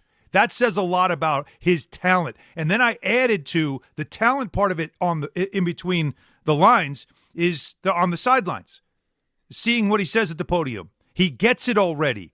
And having a quarterback that's a force multiplier in the locker room, it does advance the cause for your franchise. When you see the best throw, we'll get to the calls. They were down 2 with 3 touchdowns against San Francisco in the fourth quarter. He threw a gorgeous pass, should have been a touchdown. Slayton dropped the ball. All right, so that right there shows you he did everything right. Receiver dropped the ball. So it's not just about how the quarterback plays. But when you look at it, you see that there seems to be a lot there. No, by the way, there is a lot there. I'm only short of where people go, hands down, I know it, we have our guy. Well, because what you're looking for. One not short of that, but he's looked really good. Right, you're looking for reasons. And there's a lot of reasons why people buy at Ramsey Mazda. It's the selection, it's their customer service, and it's their savings. During the More to Move You sales event, lease a new 2025 Mazda CX-30 2.5S all-wheel drive for $159 for 36 months. Start shopping now at RamseyMazda.com. Choose wisely. Choose Ramsey Mazda. Call 833-853-2970 for details. VIN SM834925. MSRP $27,055. Zero security deposit and $12,125. All right, let's go to Jay. Jay in the Bronx. What's up, Jay? What's up, guys? I'll put it this way. I have more confidence in Jackson Dart's talent than I do in the Giants being able to develop it. And, I think that's kind of sad, but I do think it's fair. If they find a way to bring a head coach like they did when Eli Manning was around, when Kaufman, who had some level of success in Jacksonville, and he had Jeremy Shockey, he had Tiki Barber, he had some really good offensive linemen around him and some good receivers, then the kid has a shot. If they continue with the merry-go-round of general managers and head coaches like Daniel Jones' experience, it doesn't matter what type of talent he is. He's still going to struggle, and he may not have success unless, again, sadly, he leaves and goes into another franchise that gets it, and you see the talent then. So, you got your guy. I think the pressure needs to be put on the organization to, maximize that talent. I think it's just that simple in my opinion. Well, you're not wrong, but they got the opportunity to go out and do that, right? They're looking for a coach. Hopefully they get the right one. Yeah, that's what makes it such a unique situation. You think you found the guy. You still need to develop him more, but now you don't have the quarterback. Jose in New Jersey. What's up, Jose? Oh, hey, guys. How you guys doing? Hey. Good. I'm just honestly, I think of how coming along and how I don't think he's taking the actual information that he's been getting. Let's say when Gruden told him about getting down and actually making sure to take care of yourself, I feel like he's not going to listen, especially when he's such he's relying on his legs because he needs to do everything for himself. Because again, how the drop passes, how he needs to do it all for himself, and then eventually that's going to be Superman and. The best ability is availability, and I don't think he's going to last if he doesn't get the help around him. And honestly, the Giants have not shown that they can put the actual talent around him. And it's going to be sad to see him literally run himself ragged because eventually that's what's going to happen if he doesn't do it. I understand, Jose. I understand some of the issues, which of course is the skill part. We were condemning Joe Shane going into the season that you didn't have a high-level skill player on the other side of Malik Neighbors, right? Remember at the beginning of the season I was saying he has to get his A.J. Brown? Remember I kept saying that they got to find that guy. They gave, I guess they wanted to give Wan'Dale Robinson a chance and Jalen Hyatt. Those are two draft picks that even, they just want to give him a chance. They've got to find that. They've got to get more skill around him. There's just not enough skill there. The Jets had the same problem. They had Garrett Wilson and who else, right? So you've got to do better by your quarterback. But now that you got the quarterback, now you got to find, put the skill around him, which is why the Giants having a high draft pick this year could be incredibly beneficial. because you could get probably the best skill player on offense available in the draft with so many other people trying to get quarterbacks and defensive players at the top of the draft. It's true. Thanks, Jose. Appreciate it, buddy. Thanks, Jose. Let's go to Nick and Emerson. Hey, Nick. What's going on, boys? How are we today? Hey. Hey. All right, Peter, I got to push back on you here, man. Go ahead. I can understand where you're saying, Giants fans, hold your excitement. Don't be claiming he's the guy just yet. I get it. We're 7 games in. However, I distinctly remember a certain Rosenberg coming on a show last year after Jaden Daniels' first 7 games last year and heralding that he's the guy. Why are we supposed to? And if you don't mind, I will gladly read the numbers to you. And if you say, oh, well, the Commanders were 5-2 and the Giants are 2-5 in their starts, I agree with that. The Commanders' wins are against the Giants, the Cardinals, the Bengals, the Browns. Not exactly world beaters. We beat the crap out of the Super Bowl champions. We beat, at the time, people were talking about the Chargers is one of the best teams in the AFC. And you're sitting here telling us Giants fans we should hold off and you're not sure that he's the guy yet when you were doing the exact same thing last year as Jaden Daniels. In fact, Jackson Dart has 7 more touchdowns in his first 7 games than Jaden Daniels did last year. So I think you're a little bit off there. I don't want to. No, Nick, it's a good. No, Nick, it's a good call. Now, I don't remember exactly where I was after literally 7 games. I don't know. I don't know if at that point I'd already claimed it the way I did as the season went on. Because for some of it, for me, was in the winning down the stretch. I mean, they literally didn't lose like their last 8 games, right? And they had like those 5 under a touchdown wins where he was incredibly clutch, including the Hail Mary against the Bears. So there was a lot of magic there that ended up with them getting to a championship game. So it might be fair to call me a hypocrite if I called it at 5-2. But by the way, even aged well for you though. It aged well as the season went on. But now look at me. I'm sitting here in year 2, and again, now maybe it's because of the injury thing, but I go, I think I have the guy. But you can see the difference, guys. But don't you see the difference is that with the Commanders situation, he was talking like a fan. Now he can talk like an analyst because he doesn't have a heart in it. I don't think you're coming from the perspective of hating on the Giants because it's a rival. No. You're looking at it as football guy. But with Daniels, you were looking at it as commander guy. That's okay, right? It's hard not to. I'm probably looking at it as giant guy. Allen is probably both of us the least biased because he doesn't have a dog in the fight. I'm looking at it as I really wish I had a quarterback guy. But maybe that's when your I see a good one. You know what? Stand out. Your bias, Allen, might be the same bias that Greeny has. Yeah, typical. The Giants got their quarterback, and we're still looking for him. Everybody's got a little heart in their decision, right? But that's an interesting point about the Greeny thing, because Greeny was so glowing about him that maybe some of that with Greeny is built into like the jealousy part of it, and like he almost is overdoing it because he's in such pain about the Jets. If that makes sense. Yeah, he just figured. It figures. We thought we had our guy with Rodgers, and the Giants were a mess with Daniel Jones, and look who gets it right again, the Giants. But that's everybody, right? I don't know how you can't watch those games. You can't remember the games that he has played in this season and not notice, like, that looks right. It doesn't have to be spectacular. But he just has to look. He has to be somebody that definitely has a feel in the pocket, that knows when to go. He just has an instinct. He's got accuracy with his arm, and he can run. He also has a leadership that you could see. Everybody's engaged, locked eyes, like you could see that they respond to him. Those, to me, are all the things you can build with and go forward with. No, give me that. By the because way, I've seen quarterbacks who don't have that in them. Yes, but everything you're talking about is still potential, because everything you're talking about, we've seen more of it in Trevor Lawrence, in C.J. Stroud, and those guys still have an asterisk of we don't know. So how can people know about Jackson Dart? Stroud is perfect, right? Because Stroud was amazing his first year. And by the way, even his step back year 2 that everyone said was so bad, go look at it, guys. It wasn't that bad.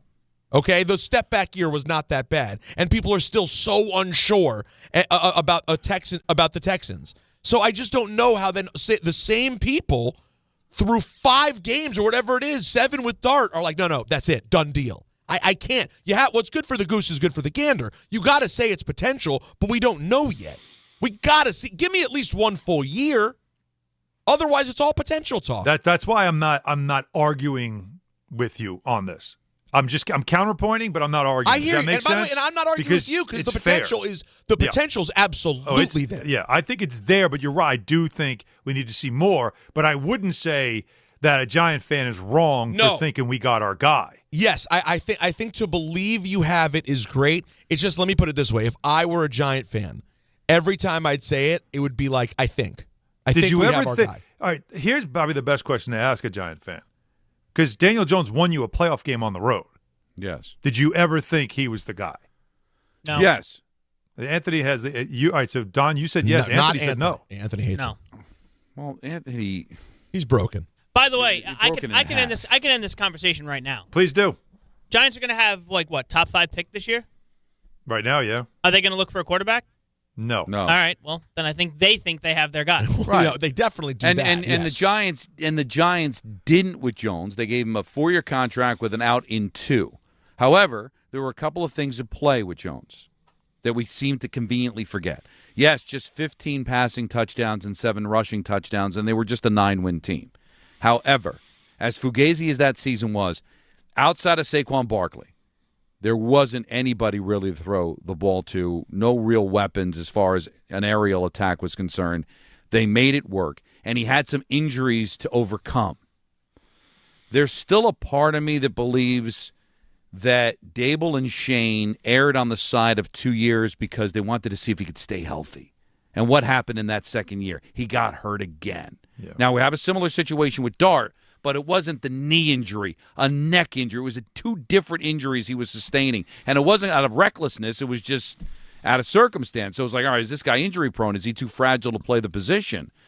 But come on, Anthony, in that season, you didn't think potentially they had the guy? I was never really a big fan. Okay. So well, I can't argue with you, but just knowing you. I'm not going to do this nobody's going to beat Eli Manning thing. Like, if we're going to reach the standard of a quarterback that never gets hurt, I got news for you. The Giants will never find the quarterback of the future. There's not many guys like Eli Manning who never got hurt or played through injuries that allowed him to play through those types of injuries. For me, I just didn't see it with Jones. He had Odell, and I don't know. And look, with Dart, do I think he's better than Jones? On this team, he is. Not clearly while he's in Indianapolis, but I think that they could have a future with Jackson Dart that I didn't see with Daniel Jones. No, listen, I agree, but that wasn't the question of who was going to be better, Dart or Jones. But after that 22 season, you had doubts, but didn't you err on the side of, I think we might have something here? I think we had hope that we had something. Yeah, well, that's something. For you, that's something. Hope is nice. Hope will drive a man insane. 1-800-919-3776. However, right now it's also all about DHRESPN@gmail.com because the judge has entered the chambers and Fraud Friday commences next right here on Hahn and Rosenberg. To help those who want to be helped but may not be able to afford it. That's what PGA Tour winner Grayson Murray had envisioned for a foundation before he sadly took his own life at just 30 years old. His parents channeled their grief into creating the Grayson Murray Foundation, carrying out his vision to help those struggling with mental health and addiction. To donate and learn more, visit GraysonMurrayFoundation.com. Is college even worth it these days? At Empire State University, it actually is. They are SUNY's leading online university. Flexible, affordable, and built for real life. With more than 120 degree programs, you can study what matters most to you. And students agree. They're ranked #1 in student satisfaction among SUNY schools. Whether you are finishing what you started or starting fresh, your goals are within reach. See for yourself. Visit SUNYEmpire.edu before the next term begins. New York Lottery's holiday scratch-off games are the perfect gift for everyone on your list. Like me, your Aunt Jules. I told you I didn't need a gift this year, but I secretly really want one. Or me, your neighbor Frank. I hope you didn't forget I'm coming to your holiday party tonight. Or me. Why does no one ever think of the voiceover guy? Anyway, New York Lottery's holiday scratch-off games have more winners and top prizes up to $5,000. Please play responsibly. Must be 18 plus. Gambling problem? Call 1-877-HOPE-NY or text HOPE-NY. Listen up.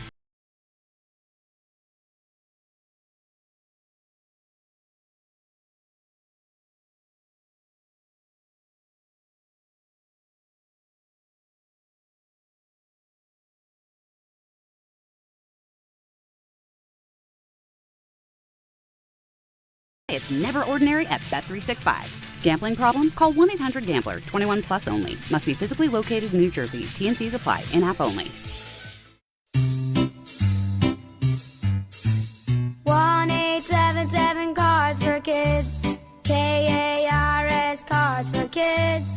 1-877 Cards for Kids. Donate your card today. 1-877 Cars for Kids. KARS Cars for Kids. 1-877 Cars for Kids. Donate your car today. Ready to get rid of that old car? Donate it to Cars for Kids. Call 1-877-CARS-FOR-KIDS to reach a friendly live agent. Donation's super easy, and your car can be picked up as soon as tomorrow. Call us now, 1-877-CARS-FOR-KIDS. That's Cars with a K to donate your car today. 1-877 Cars for Kids. Donate your car today. Did you know you can donate real estate too? Go to carsforkids.org. That's carsforkids.org.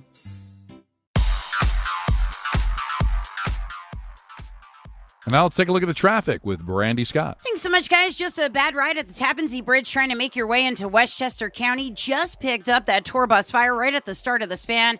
All lanes were blocked for a bit. You're still crawling on the southbound thruway. Not moving much from the Palisades Parkway in Rockland County. Inbound George, about 20 to 30 for the upper deck. Lower level will treat you better, about 10 to 15 minutes. All of your purchase the outbound side are jammed. Not even the Henry Hudson going to help you out. Cross Bronx westbound, slam from White Plains Road on through. Outbound Lincoln, your best ride at 20 to 30. Outbound Holland going to run you 45 plus. Long line of brake lights on the Staten Island Expressway westbound, heading over to the West Shore. Backed up across the Verrazano into Brooklyn. This report is sponsored by the New York City Department of Transportation. Speeding ruins lives. Drivers, watch out for pedestrians and cyclists and slow your turns to less than 5 miles an hour. I'm Brandy Scott on 880 ESPN New York. Michelle's Moment here for Gainbridge and their Give Back program, Gainbridge Assist, powered by Parity. Gainbridge and Gainbridge Assist, powered by Parity's goal is to empower girls and women through sports and education, providing 32 organizations in 21 states $222 of grant funding during 2025. These grants aim to level the playing field and expand access to sports and education for girls and women across the country. Here's to a future with no limits for women's sports with Gainbridge and Gainbridge Assist, powered by Parity. From kickoff to cash out, ESPN Bet has the tools you need to score more on game days. Bet smarter with stats at your fingertips. Get personalized parlays built just for you. And with your fantasy team synced right in the app, you can back your squad. Right now, new customers get $100 in bonus bets when you bet $10. Sign up with promo code USL to get started. Must be 21 plus. Gambling problem? Call 1-800-GAMBLER. Terms and conditions apply. See app for details. Offer not available in New York. Did you or someone you know participate in fraudulent fan behavior? I'm a fraud with a capital F. Is your friend a fraud? I have been a complete and utter fraud. Are you a fraud? What is fraud? Let's ask Don McGregor. Screw! Go scratch yourself! Fraud Friday, baby. What is fraud? Well, we're going to tell you. Got to get that one in there. No, we got to keep that No, going. the original's the one, though. Aww, I'm sorry. Adorable. Yeah, the adorable original's the one. What, you want to have, Don, maybe we'll have one day when he's 25, just going, hey, what's fraud? You know, the cute one is the first one. What is fraud? Exactly. That's the recent one. That's the recent one. But I like the other one. What, Peter? What is fraud? Right. What is fraud? All right, guys, I'll tell you what fraud is. It's driven by Ramsey Mazda. It's the experience of driving a new Mazda and buying a new Mazda from Ramsey Mazda. Choose wisely. Choose Ramsey Mazda. Speaking of driving, since I'm driving today, I thought let's spice things up and bring Anthony Pusick in here to read us some emails. Oh, how about that? Oh, hi, everybody. There he is. My role in this has expanded since I went to jury duty, I've noticed.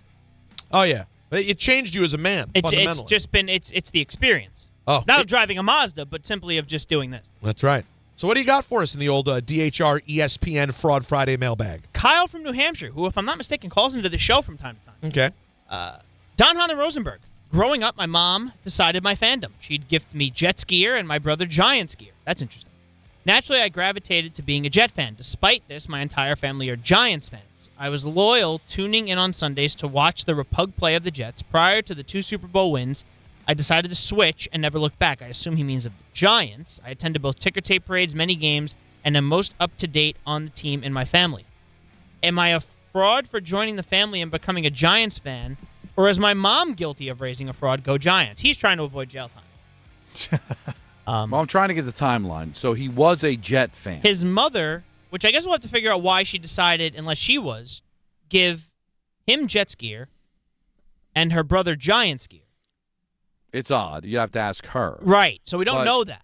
But at what point did he decide to change over to the Giants? I need to know. Prior to the 2 Super Bowl wins. But I need to know how old he is. I don't have enough information to rule. I'm sorry. Wow. People have to. That's fraudulent. People, when they have to give me more information here. You know, because let's say he was 5. I just wrote back to him, more information is needed for a ruling.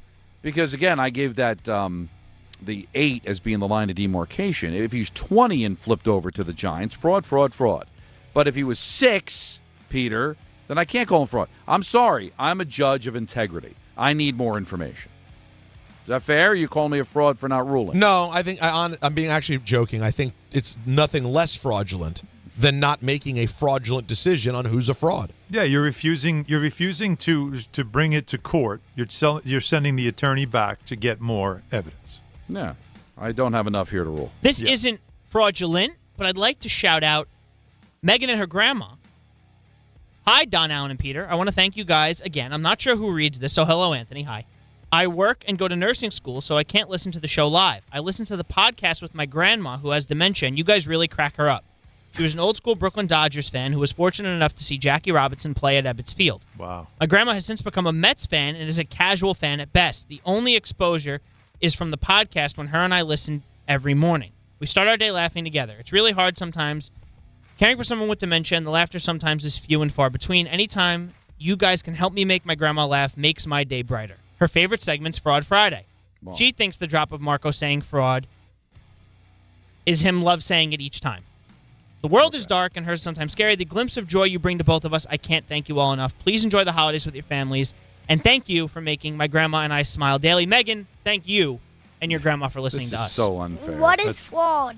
That's I am not going to call Grandma a fraud. No! I'm not doing it.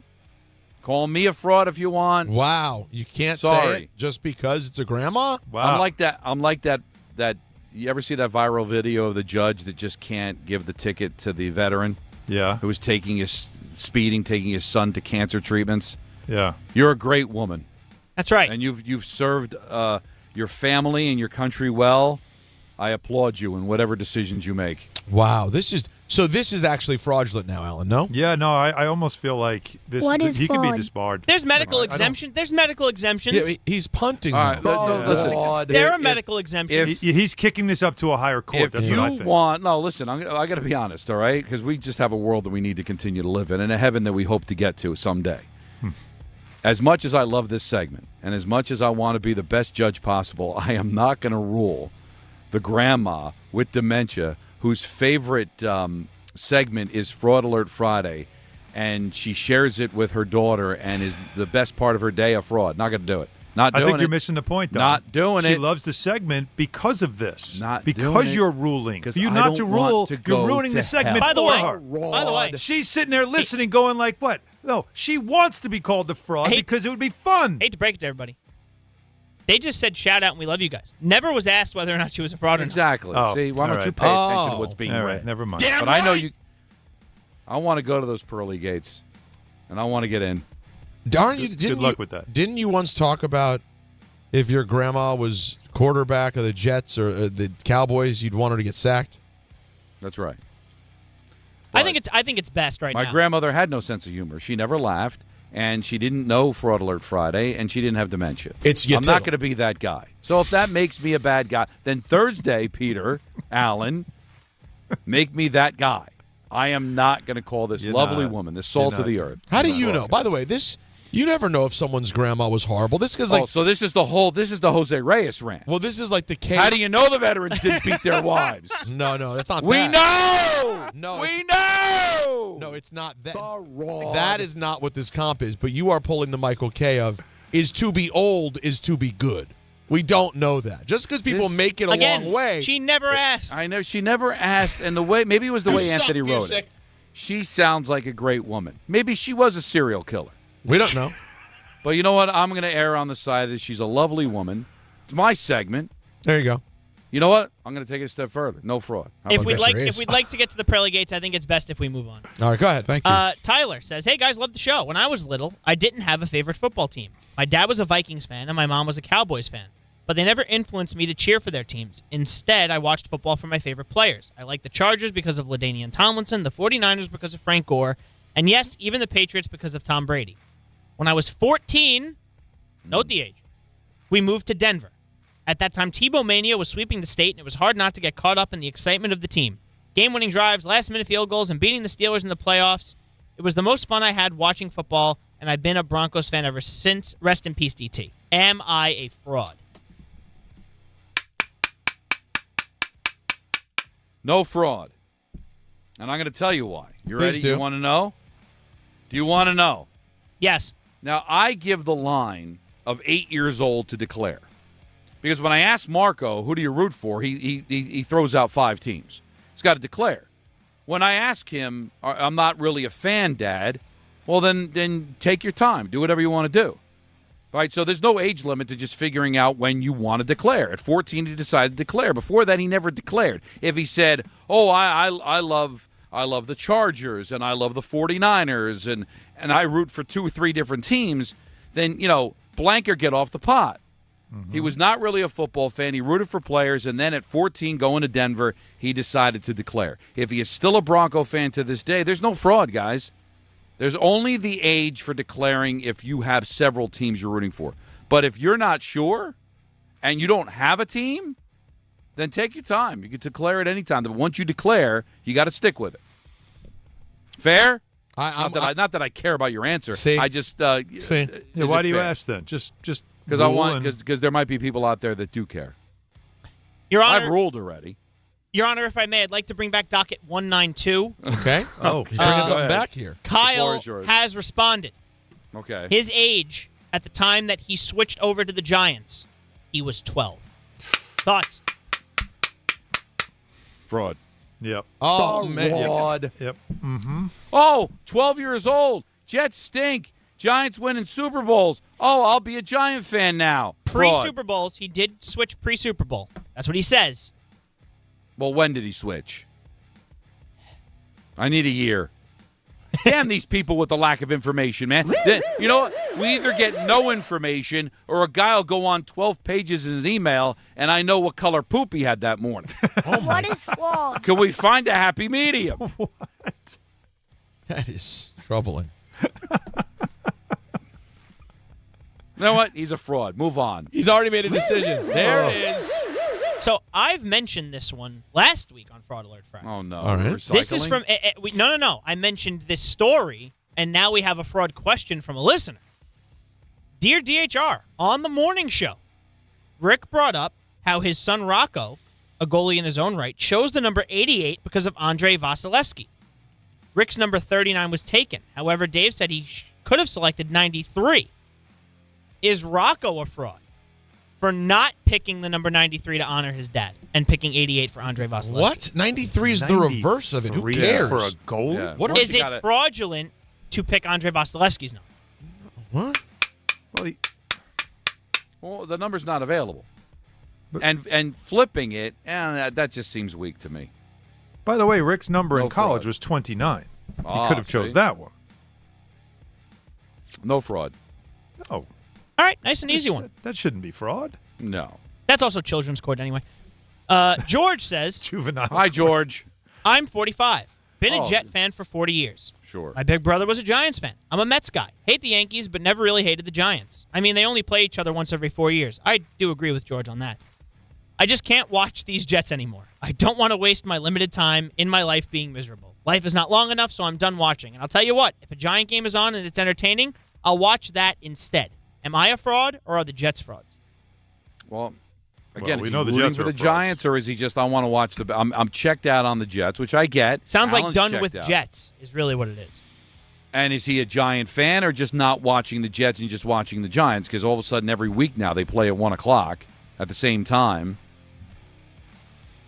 You know what? Fraud. Wow.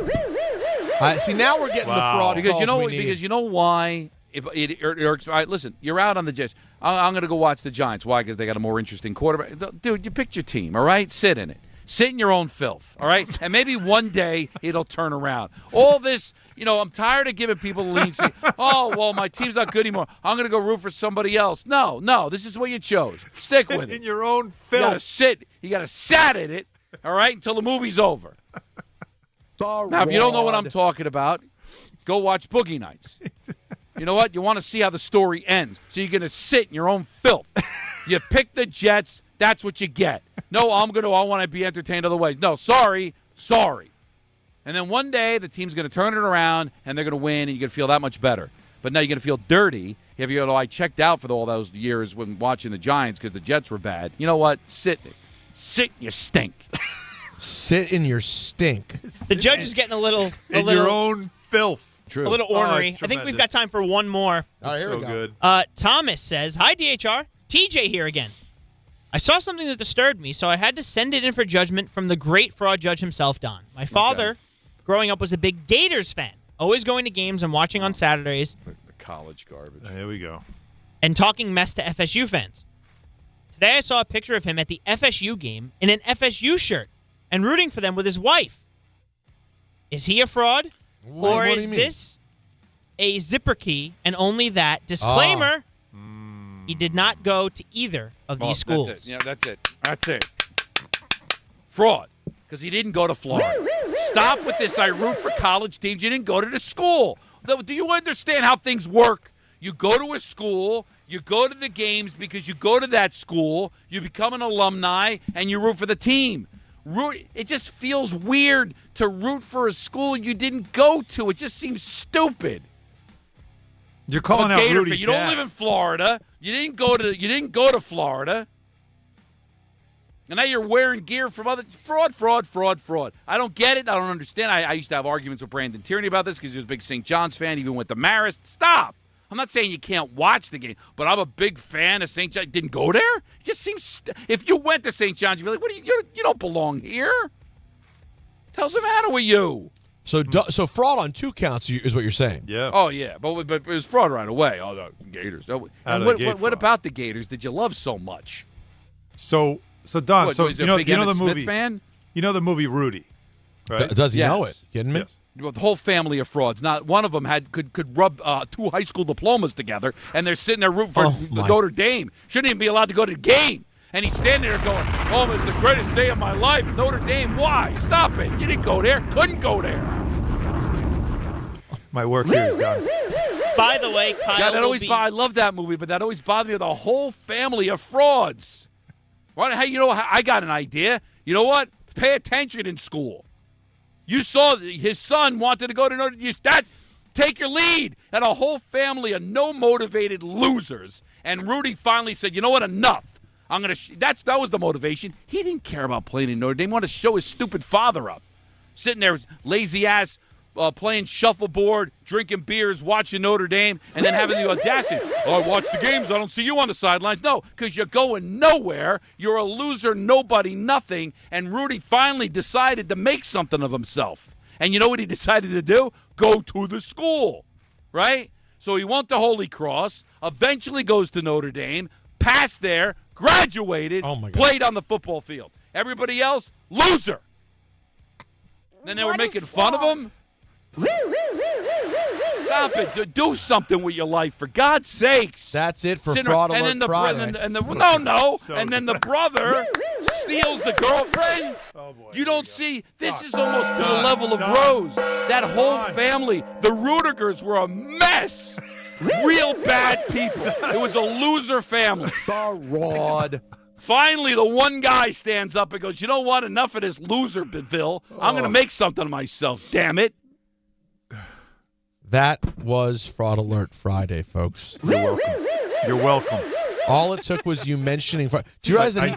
Do you realize the line? Do you realize that he threw in? They couldn't rub 2 high school diplomas together.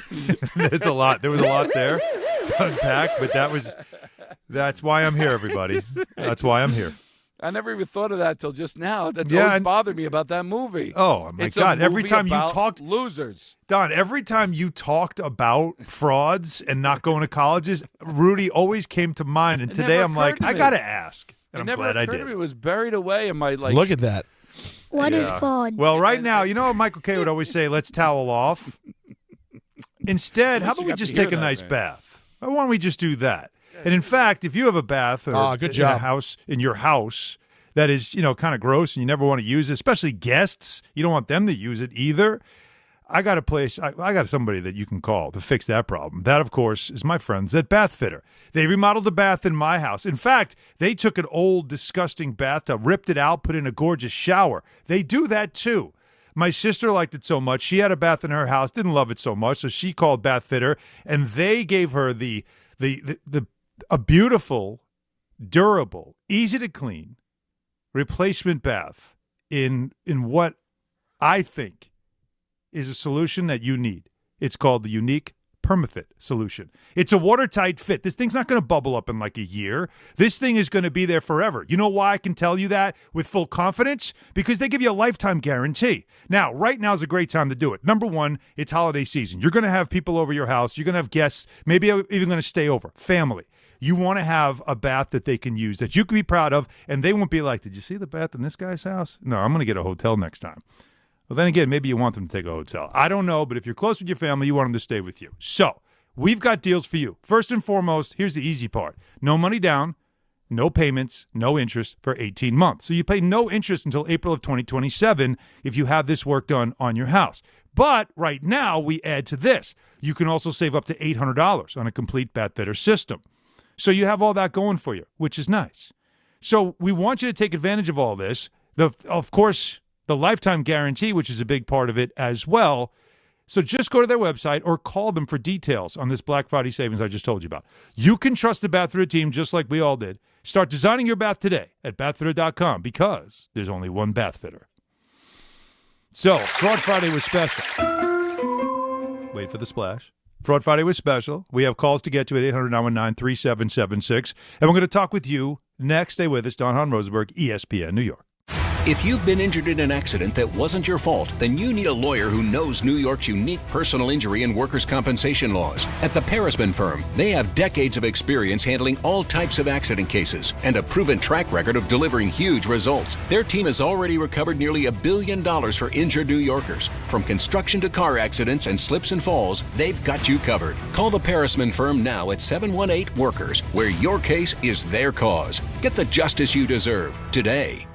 The Fall Savings Event continues this November at Bay Ridge Mazda. Lease a 2025 Mazda CX-30S for as low as $169 per month, or the 2025 Mazda CX-5 Select for as low as $229 per month, and get as low as 0.9% APR financing rates on select models. Plus, enjoy 1 year complimentary of Bay Ridge Plus benefits like ding and dent coverage, key replacement, windshield protection, and roadside assistance. Visit them in Brooklyn or online at BayRidgeMazda.com. Bay Ridge Mazda, where confidence comes standard. See dealer for details.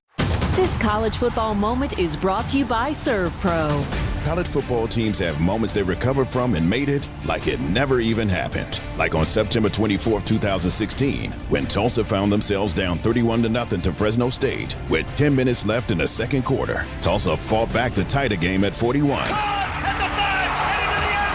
And then won 48-41 in double overtime. ServPro, like it never even happened.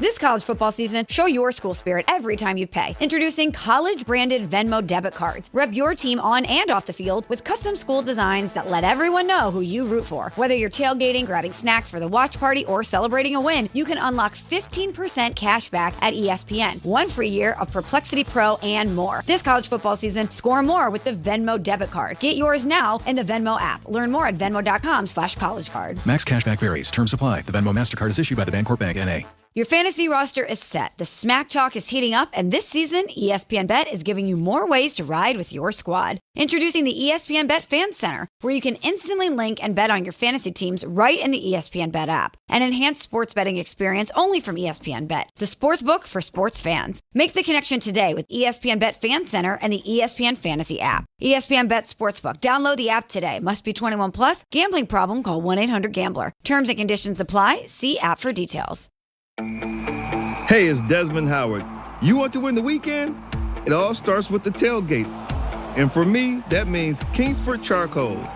They've been bringing the flavor, the smoke, and the heat since 1920. No wonder they're still the gold standard of grilling. So fire it up, feed your crew, and let the smoke do the talking. Kingsford, the king of the tailgate. Get it today at the Home Depot. How doers get more done.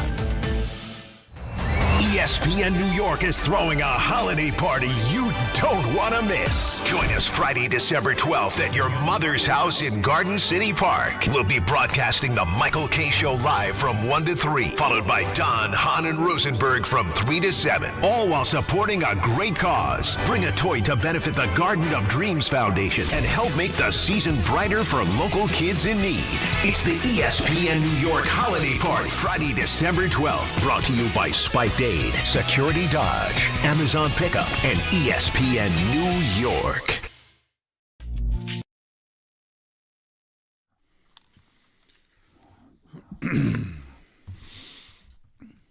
All right, well, now we have a show, folks.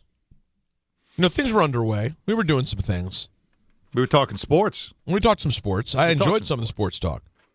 But now Don has unleashed on to people who root for college teams without going to the college. Oh, let's do this.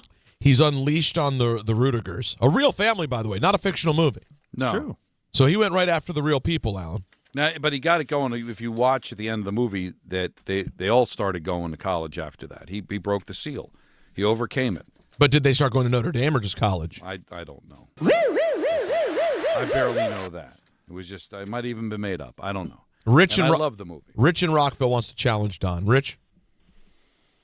All right, first of all, Don, I'm not coming at you. Huge Devils fan. Love you and your calls. Anyway, so I went to Raanan University, Jersey, obviously. We don't have a football team. I just started dabbling in sports gambling. One particular team made me tons of money through sports gambling. It was 2007. It was Leinart. It was Bush. You couldn't make that first half over high enough. Tons of money. So I adopted them as my team. Since 2007, I've been rooting for them. It hasn't been great, but I've adopted them as my team. So if, like, my school doesn't have a team, I can't adopt a team and have a reason to stick with them. It just the whole premise that you got into them for gambling. I don't know. Have at it. Have fun. I just don't think it's anything real. It's not like rooting for a professional team. Listen, you're a fan. Okay. I just find it weird. It's yo-yo. It's yo-yo is what you're saying. Now, listen, they made you money. I mean, I root for Rutgers. They're down the street from my house. Carlin calls their games, but I'm not a fan. You know, wearing jerseys, I'd like to see them do well, but how could you have your heart in it, Peter? Like, honestly, if you went to Maryland, so you're going to feel an attachment there. You choose to go to Maryland. Well, but how about this, for example? Ballard texted during the break and said, you know, his parents met and fell in love at Michigan and were graduates of Michigan, and he grew up a big Michigan fan, went to Ann Arbor, the whole nine. It was like a family thing. Right. Then he went to Villanova. Became a big Villanova guy. Don't you see what's going on? Fraudulence. Don't you see what ends up happening? It lends to it because of that. That'd be stupid for him to go to Michigan if he felt that Villanova was the better school because that's where his parents met and he was a fan.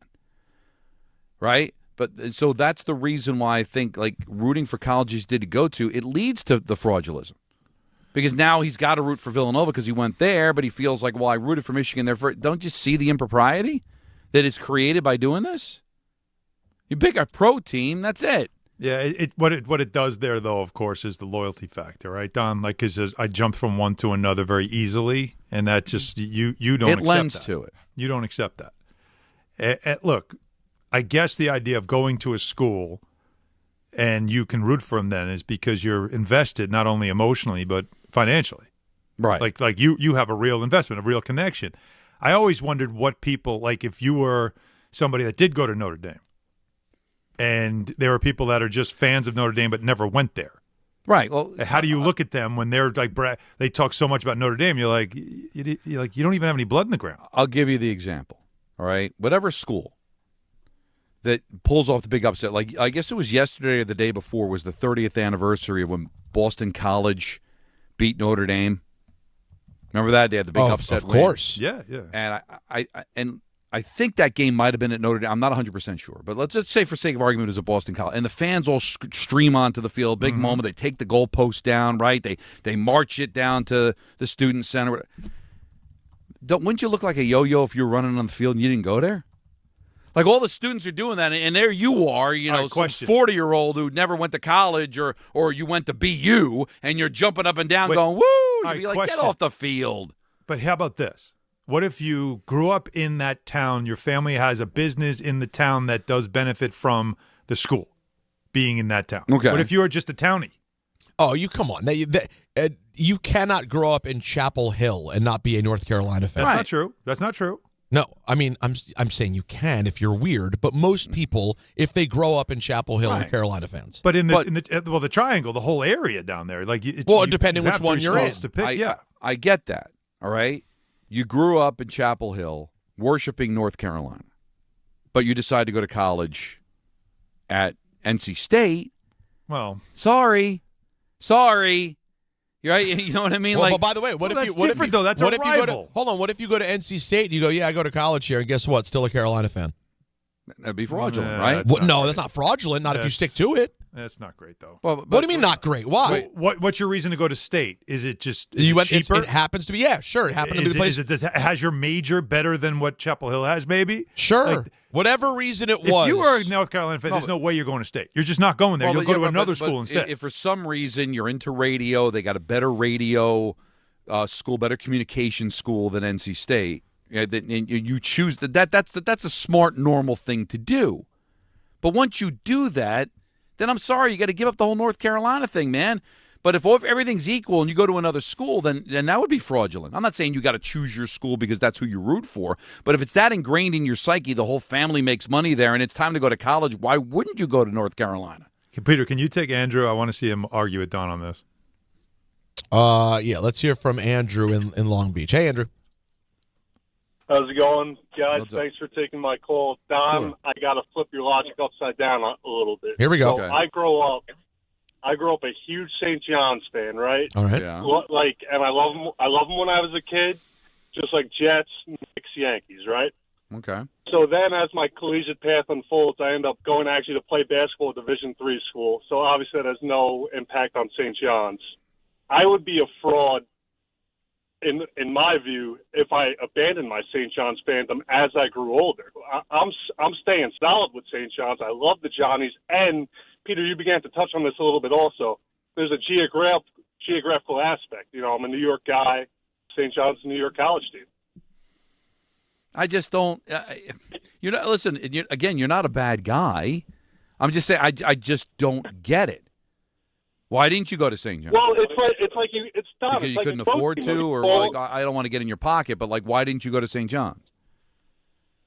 No, I ended up playing basketball at a Division III school in Massachusetts. I wasn't good enough to play at St. John's, but I was good enough to play at the Division III school. But the point is that the reason I love St. John's is because I fell in love with St. John's basketball when I was a kid. And I just stuck with it, like any team you love. I see that. I get it. I mean, at least those times the players stayed for 4 years. But which is so weird with colleges is, listen, Lou Carnesecca was there forever, so it's a little bit different. But the way these coaches change, the players change every 2-3 years. It's like it's odd to fall in love with a school when you're under those circumstances. But you did, and you're a fan, so. I guess I get it a little bit more under those circumstances, but I still just how you could be that passionate about a school the same way you were about the New York Yankees, where at least the players stuck around for a while and it's a professional friend. I don't know. it's weird. It's just not something that I like. really get.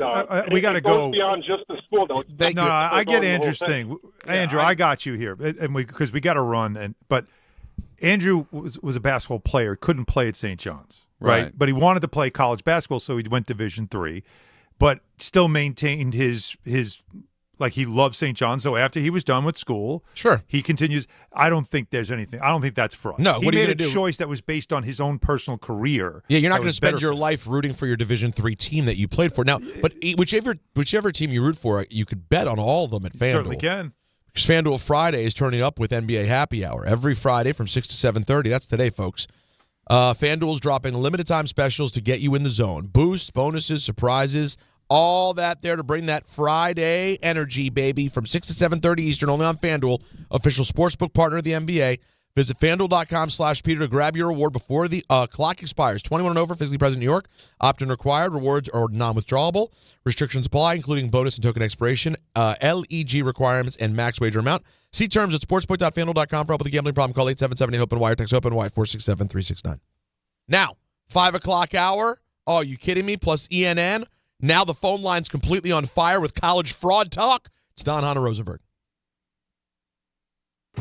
There are a lot of reasons why people buy at Ramsey Mazda. It's their selection, it's their customer service, and it's their savings. During the More to Move You event, lease a new 2025 Mazda CX-5 2.5S all-wheel drive for $229 for 36 months. Start shopping now at RamseyMazda.com. Choose wisely, choose Ramsey Mazda. Call 833-853-2970 for details. VIN S0754711. MSRP $31,070. Zero security deposit. Ends 12/1/25.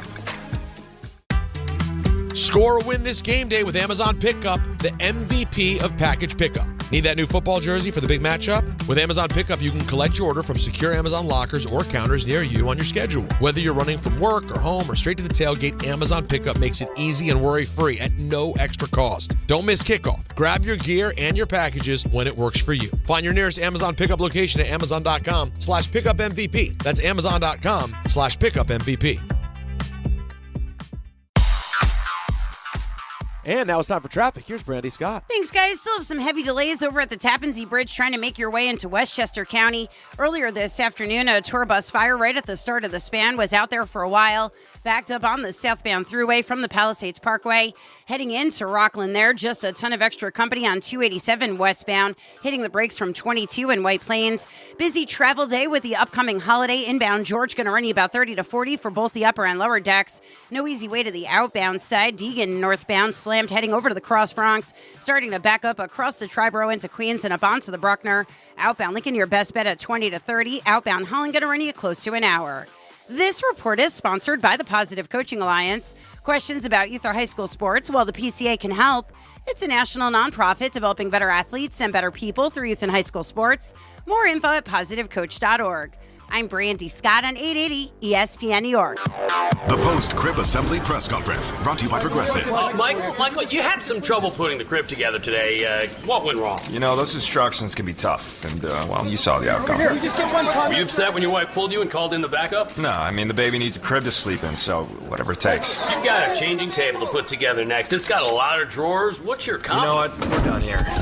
Like it or not, sometimes you need a backup. That's why there's Progressive to protect your home and auto. Progressive Casualty Insurance Company affiliates and other insurers. Not available in all states or situations.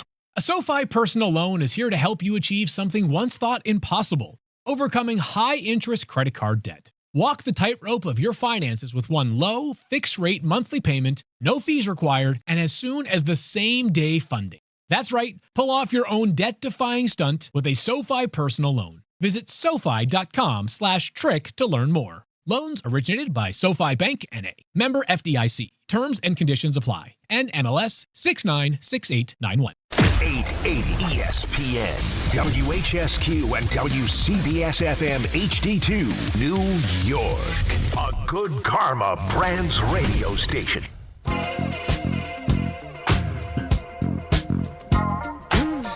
Halfway through on this Friday evening, Don Hahn Rosenberg, as Alan and Don would like to say 5:03 in the big city.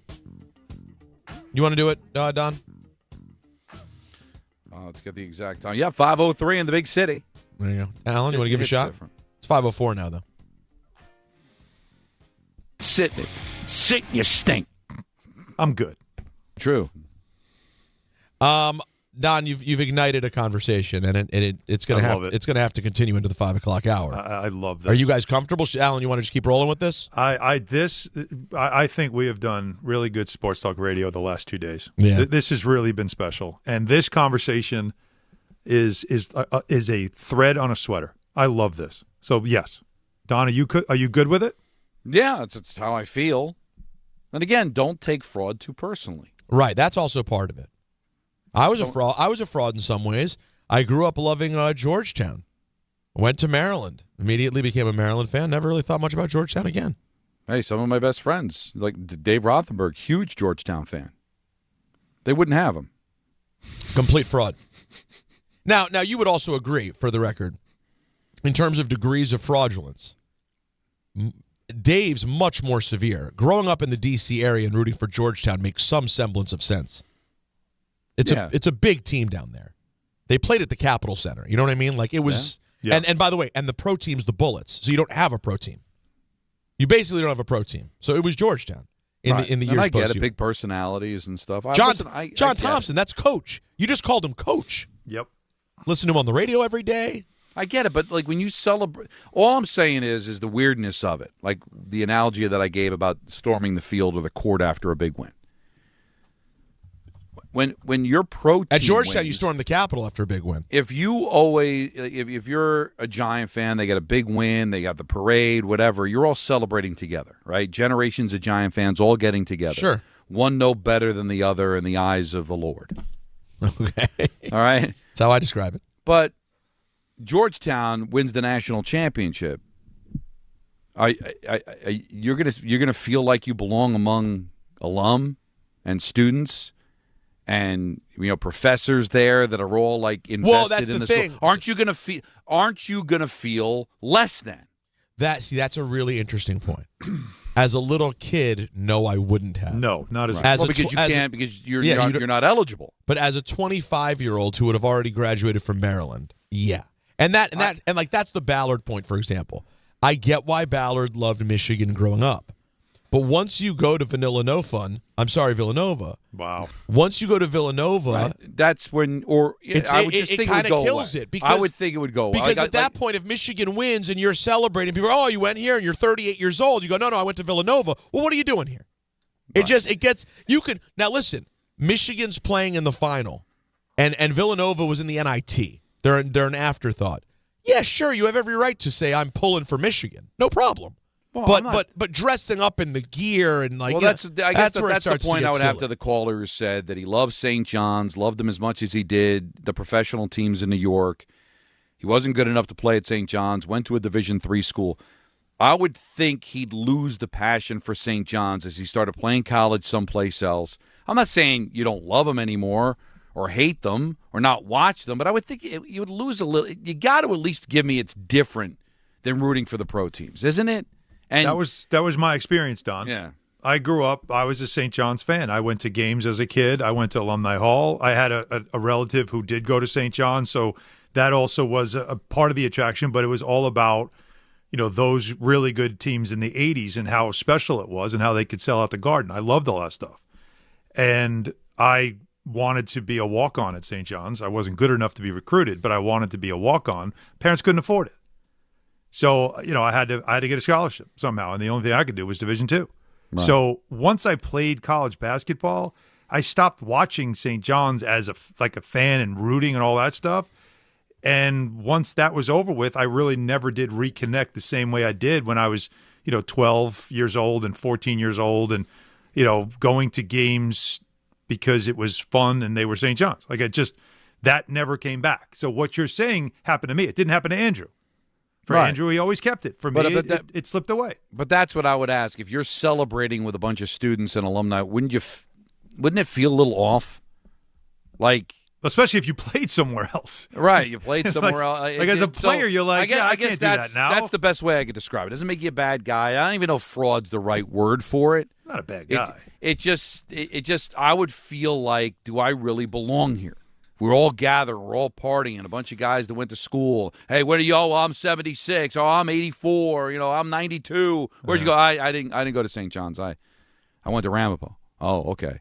And wouldn't you feel like, all right, now everybody's kind of turned their back on you. They're starting to talk amongst each other, and then you feel like, all right, I'm going to finish my beer and He's go. not one of us. Yeah. Right. And you know, maybe that's wrong.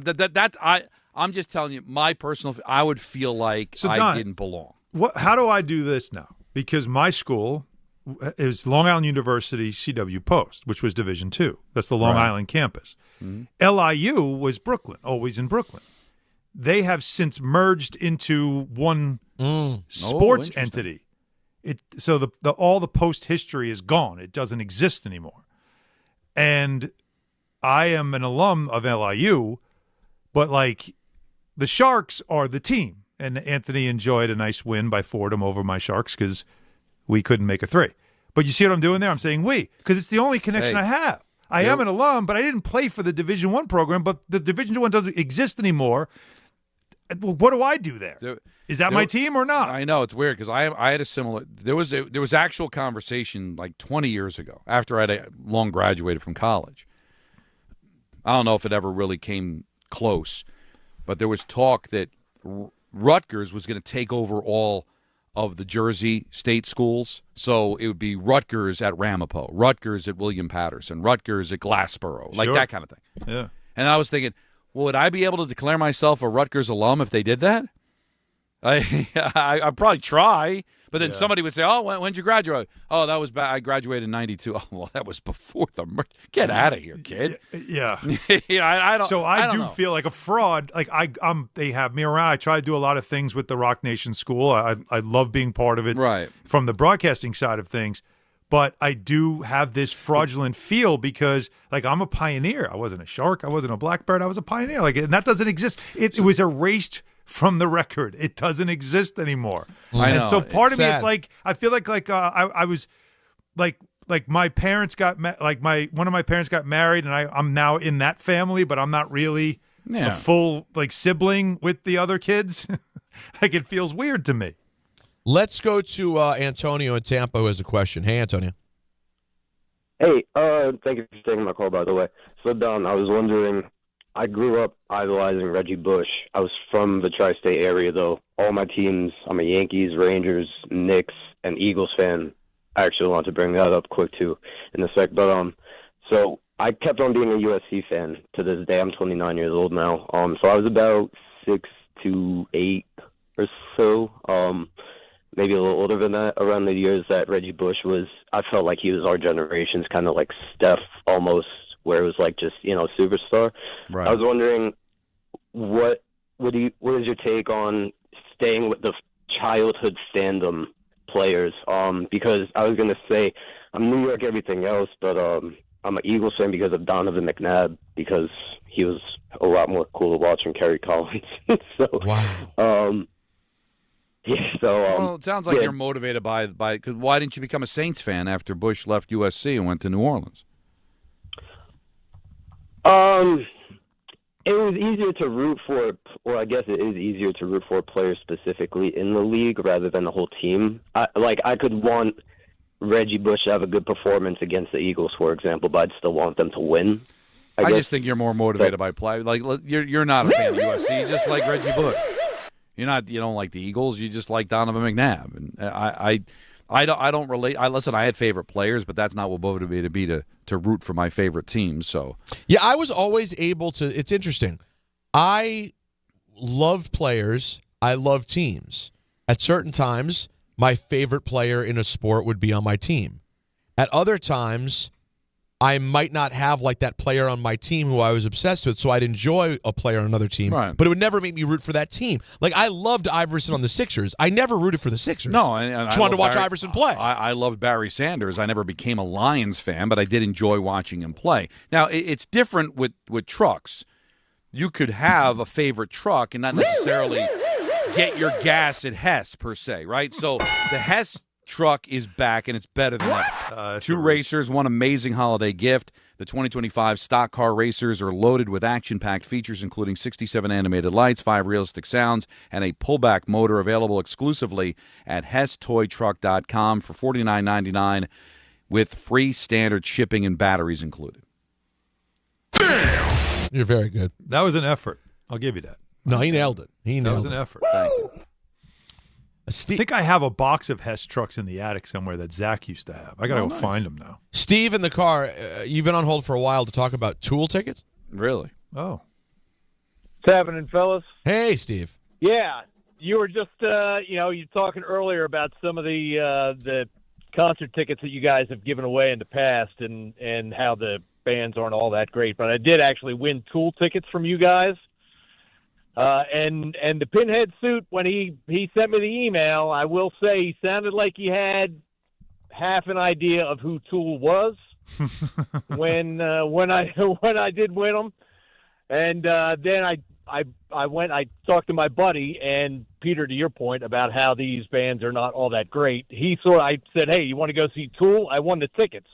And he gave me the Michael K. Okay, yeah, I'll play along. Like this has got to be a gag or something. But you guys do give away some good stuff. I won Seinfeld tickets from you as well. There you go. See, now, and by the way, I don't want to disrespect Tool. I'm not saying the bands aren't good. I'm just saying they're random.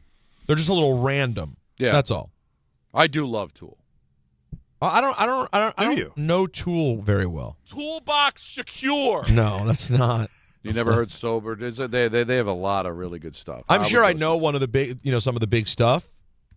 Let's go to Charles in Jersey. Hey, Charles. Hey, how's it going, guys? Good, man. I really do appreciate you taking my call. Thanks, man.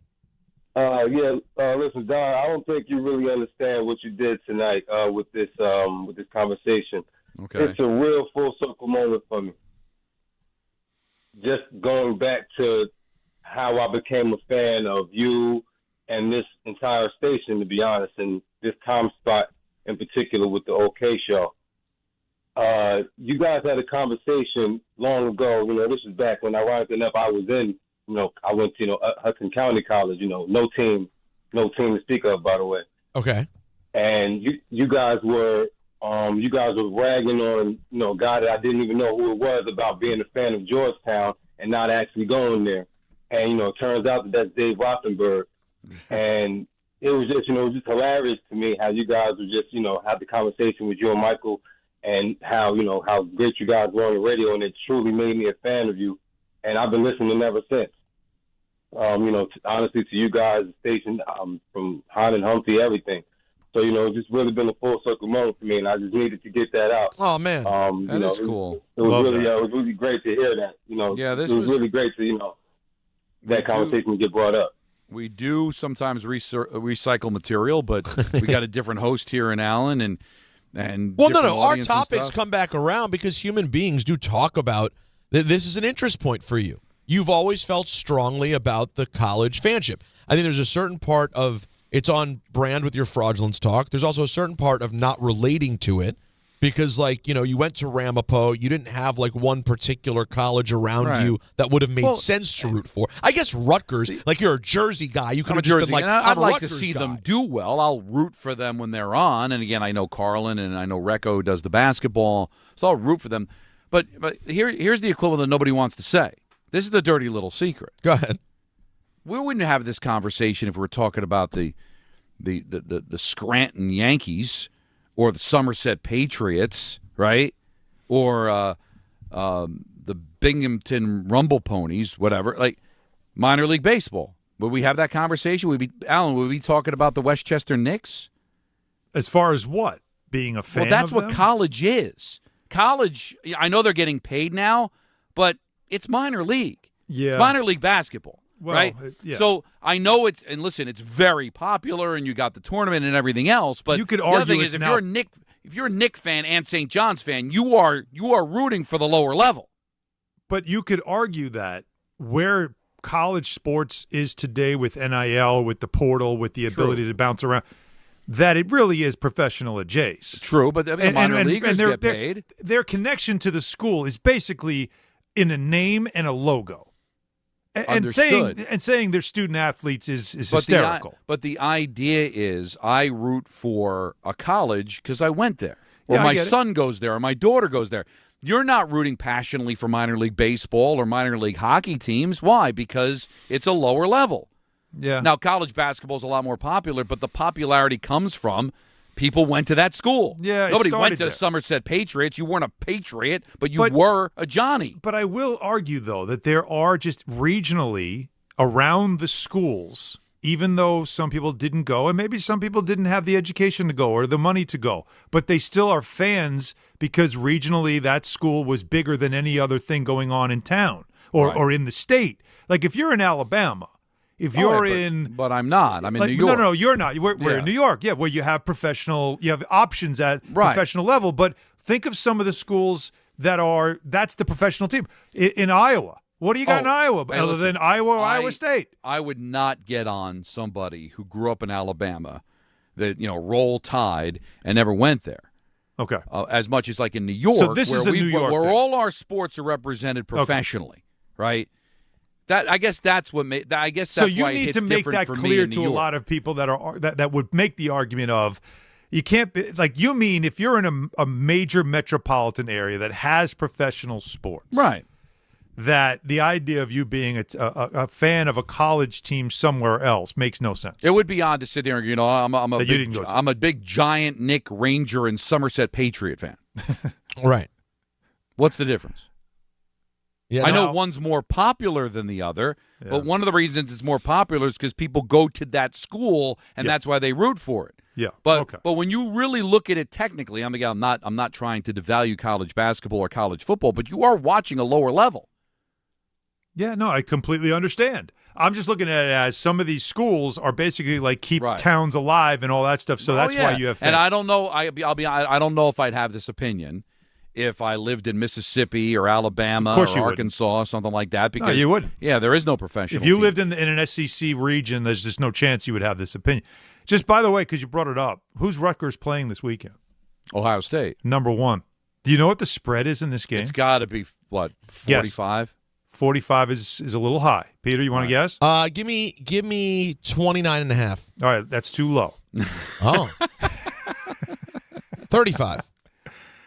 32.5. Wow. 32 and for the record, that is part of what you just said is part of why no matter how much at the beginning of the year I say I'm going to get into college football, this is why I don't do it. You know this is a conference game, by the way. Right. That's the thing. Conference game. It's not just that these things are scheduled. It's even better. ESPN Analytics to win. Matchup predictor. Rutgers, 3.1% chance. And by the way, they're a plus 3,500. Would you? Well, I mean, why not? It's $10. They're doing it, but I could drop. But it's not bad enough out of my pocket tonight. It's not bad enough that the first half of the college season you just have weeks where teams are playing Mount St. Mary's and are favored by 70 because they set their own schedule. Right. But then you get late in the year and you have conference games with 32-point spreads. That's the problem. I know how big it is to our company. I know how big it is to America. If I am sitting around bored in a hotel room, Don, like you, on a Saturday night, and I see football playing and the game's close, I'm going to watch. Yeah. Overall, I just want to say again, I'm good. It pains. I'm good. But it pains Noon me on Fox, everybody. that on November 20, I get to watch Portnoy first? Yeah. Double whammy. But I can live with week 0, right? The Saturday before Labor Day. Well, yeah, because you're football horny at that point. Nebraska takes on Pacific, and the spread's 32.5. Sure. But when it's November 22nd and it's a conference game, and you're 32.5 points, what are we doing? That's sad, man. What are we doing, man? But Rutgers, all they have to do, even if they get their heads handed to them, which they will tomorrow, lose by 30. If they can win at home against Penn State, and Penn State hasn't won a conference game, and they just fired their coach, they could get a bowl game. All right, and now that's point number 2. And then Don makes point number 2 of why I hate college football. You could lose by 50 this week. In fact, it's likely. But if you win a yo-yo game the next week, you get a bowl game. What does the bowl game mean? Nothing.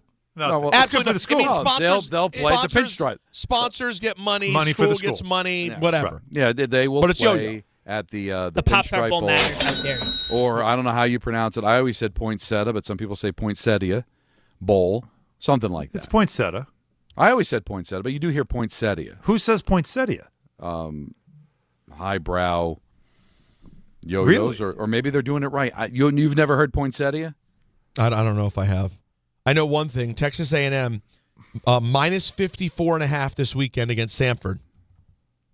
Georgia minus 43.5 against Charlotte. Real quick, just for fun, Anthony. Oh, and they don't have money line, huh? Money line's locked on those, I'm guessing. But how would you? What would you give? The Hope Diamond? Like what would you offer people on the money line? I know. When you're getting 43.5 points. If you pick Sanford and they win, they dig up the corpse of Michael Jackson's monkey Bubbles and deliver it to your house. Right. And you do what you want with it. Hang it up. By the way, poinsettia is blamed on New Yorkers. Really? That everywhere else it said poinsettia. Alabama 50.5, Eastern Illinois. Oh, another one. The sports yo-yo. Let's just be honest about it. All right, we take a break. We got so many calls to get to. We got ENN coming up at 6. It's Don, Hahn, and Rosenberg. Hey, it's Michael K. talking to you about my friends at PC Richard & Son. They're local, family-owned, and I trust them, and you can too. Right now, get Black Friday deals throughout the store. And with their holiday price guarantee, your price is protected. If the price goes lower from now through December 24th, they will match it. You can't beat it. Plus, you get fast and free delivery. PC Richard & Son, the company you could trust for over 116 years. Free delivery excludes Manhattan. Ox Spine at New York Presbyterian is always in pursuit of a better way to heal the spine. We're getting more people moving again with minimally invasive, non-surgical, and surgical treatments with innovative solutions for every back and spine condition and your unique needs. Expert spine care is available now across New York City and Westchester. Find a doctor at nyp.org/oxspine. Stay amazing. New York Presbyterian. Alan Hahn here to tell you about my friends at Bathfitter. They remodeled a bath in my house, converting a tub into a shower. The result, amazing. Bathfitter offers custom bath renovations, including their unique PermaFit solution for a watertight fit. It's done in one day, easy to clean, durable with no demo, no mess, and it costs less than a standard replacement. Take advantage of their biggest sale of the year. Save up to $800 on a complete Bathfitter system. See their website or call for details and start designing your bath today at bathfitter.com. Bet365.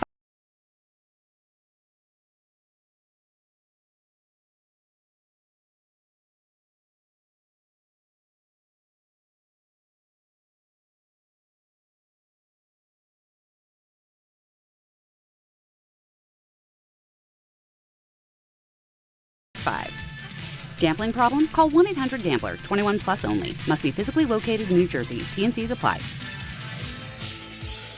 Whether you're building a single roof or a successful roofing business, roofing contractors like you need the right tools for the job, and software is no exception. Service Titan is on a mission to be the most powerful software platform for the trades, with purpose-built technology proven to maximize revenue, streamline operations, and deliver 5-star customer experiences. We are taking roofing companies like yours to the next level and beyond. Service Titan, we are built for this. See what we can do for roofers at servicetitan.com. Who knew caffeine could taste this good? With 5-Hour Energy Shots, caffeine just got a serious flavor upgrade. We're talking big flavor, from watermelon to strawberry banana to sour apple. Packed into a tiny 2-ounce bottle, you'll get as much caffeine as 12-ounce premium coffee with 0 sugar and also 0 crash. And with 17 bold flavors to choose from, there's a shot for every mood. Find your favorite flavor in-store today or grab a variety pack online at 5hourenergy.com or on Amazon and give your caffeine a flavor upgrade. Now let's take a look at the traffic with Brandy Scott. Thanks so much, guys. Really no easy way to get around right now, and especially tough if you're heading inbound across the Hudson River. George, both the upper and lower decks going to run you close to an hour. A little bit better from the 4 and 46 approaches. Inbound Lincoln and Hull and Sunnels, at least a 45-minute ride. Heading over to the outbound, George, all of your approaches are jammed. Cross Bronx westbound will cost you at least an hour from the Bruckner through to underneath the apartments. Outbound Lincoln, your best ride at 30 to 40. Outbound Hull going to run you an hour plus. Just packed on the LIE eastbound, trying to make your way over to Jericho Turnpike in Nassau County. Bumper to bumper from the BQE in Queens. Slow crawl on the Staten Island Expressway westbound, heading over to the West Shore. Backed up across the Verrazano into Brooklyn. This report is sponsored by the New York City Department of Transportation. Speeding ruins lives. Drivers, watch out for pedestrians and cyclists and slow your turns to less than 5 miles an hour. I'm Brandy Scott on 880 ESPN New York. There are small risks in life, like giving a kid a football to play with in the house. Whoa, watch out for the... Okay. And then there are big gambles, like giving a kid a lottery ticket. Never gift a lottery ticket to a person under 18. Learn more about how to gift responsibly during the holidays at playresponsiblyny.com. Please gift responsibly. Must be 18 plus. Gambling problem? Call 1-877-8-HOPE-NY or text HOPE-NY. Oh, there it is.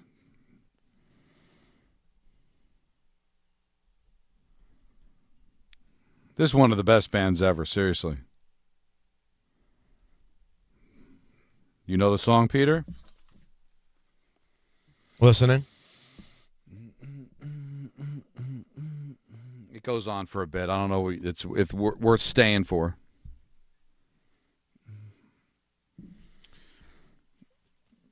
So good. Early 93, 94, something like that. So, I enjoy it. I don't know how Alan feels. Is it a Tool vehicle also? This is. I like this. Vehicle, yes. Not a big Tool fan, but I like this. But this hasn't nearly kicked in. He picked a tough song because we could be here for. Yeah, once it hits though, it's definitely good. Yeah, Okay. It takes a minute. Here he goes. But it'll really kick in. Here we go.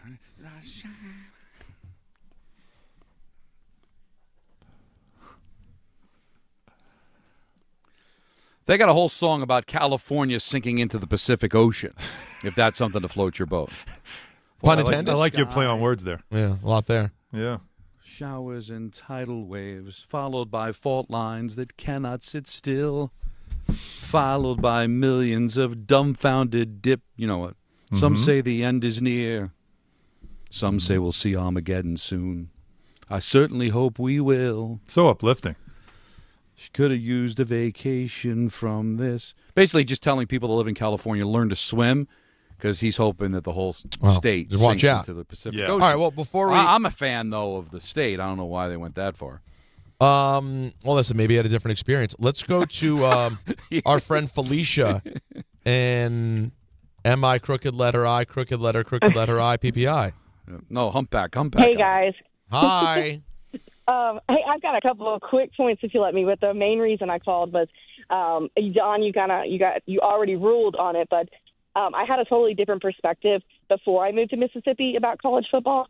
I'm still not really a big fan, but I have, of course, tons of friends, and my in-laws are, massive fans. They tailgate, and some of them went there, some of them didn't, like Ole Miss. It's just different because there's no professional sports whatsoever around us. I mean, we have the Grizzlies, but we don't have, there's the Titans, but nobody really roots for them, to be honest, in Mississippi. So that was kind of my point, but I know you hit on it like right after Anthony got me on hold. But real quick, I was trying to get through the last 2 days. I had a really funny story about the Winnipeg Jets. So it was funny to me. So we went to, my best friend and I went to the Jets game in against the Titans last year. And there was like a whole section of people in Winnipeg Jets gear. Really? Like, I really wanted to go say something to them and like, are they from Winnipeg? And just like, we're like, cool, the Jets are here and we'll go support our team too. I don't know. Maybe they're from. It was just weird. I wanted to say something to them, but I never had the opportunity and didn't want to be. I wish weirdo. you did. Like, hey, I'd love to know the origin story. You know what it sounds like? Just a bunch of people being that guy. Well, that's the whole New York radio thing, right? When the Winnipeg Jets come to town, did they go hang out with the Jets? When the San Francisco Giants come to town, did they hang out with the Giants? Yes, that's that's an old thing. So maybe it's become a real thing.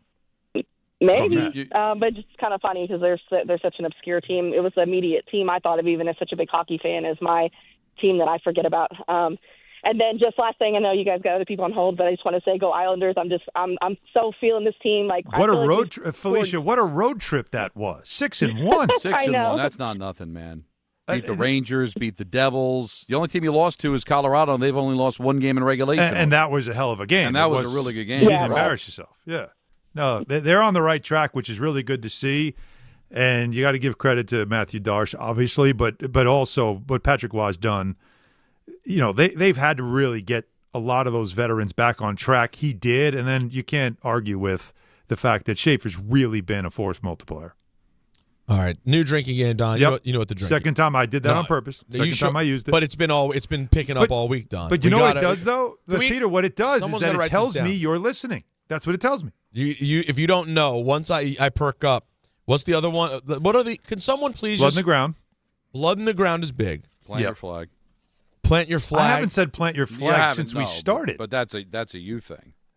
That was years ago. But blood in the ground almost replaces plant your flag because they're similar. Yep. Yes. They're related. Force multiplier's new, but there's another one. If you can remember other Alanisms, please let us know. We got to get the drinking game going here. I would love to get a drinking game going. What would you like? What's the choice? What do you mean? I've got several behind me, so we could just pick. Oh, fire it up, baby! Well, Tully do. We've done those reads. I have that. Are you trying to say it's 5:34 and it's Tully time? I mean, could be. Is it legal? We have to ask the FCC. Alan's home. If we played a drinking game and he just got hammered on the air at home. Legal? I think it's completely legal. He's not functioning the radio station. Also have Bodega Cat. We could get some of this going. I tried the Bodega Cat recently. Yep. We have some of that.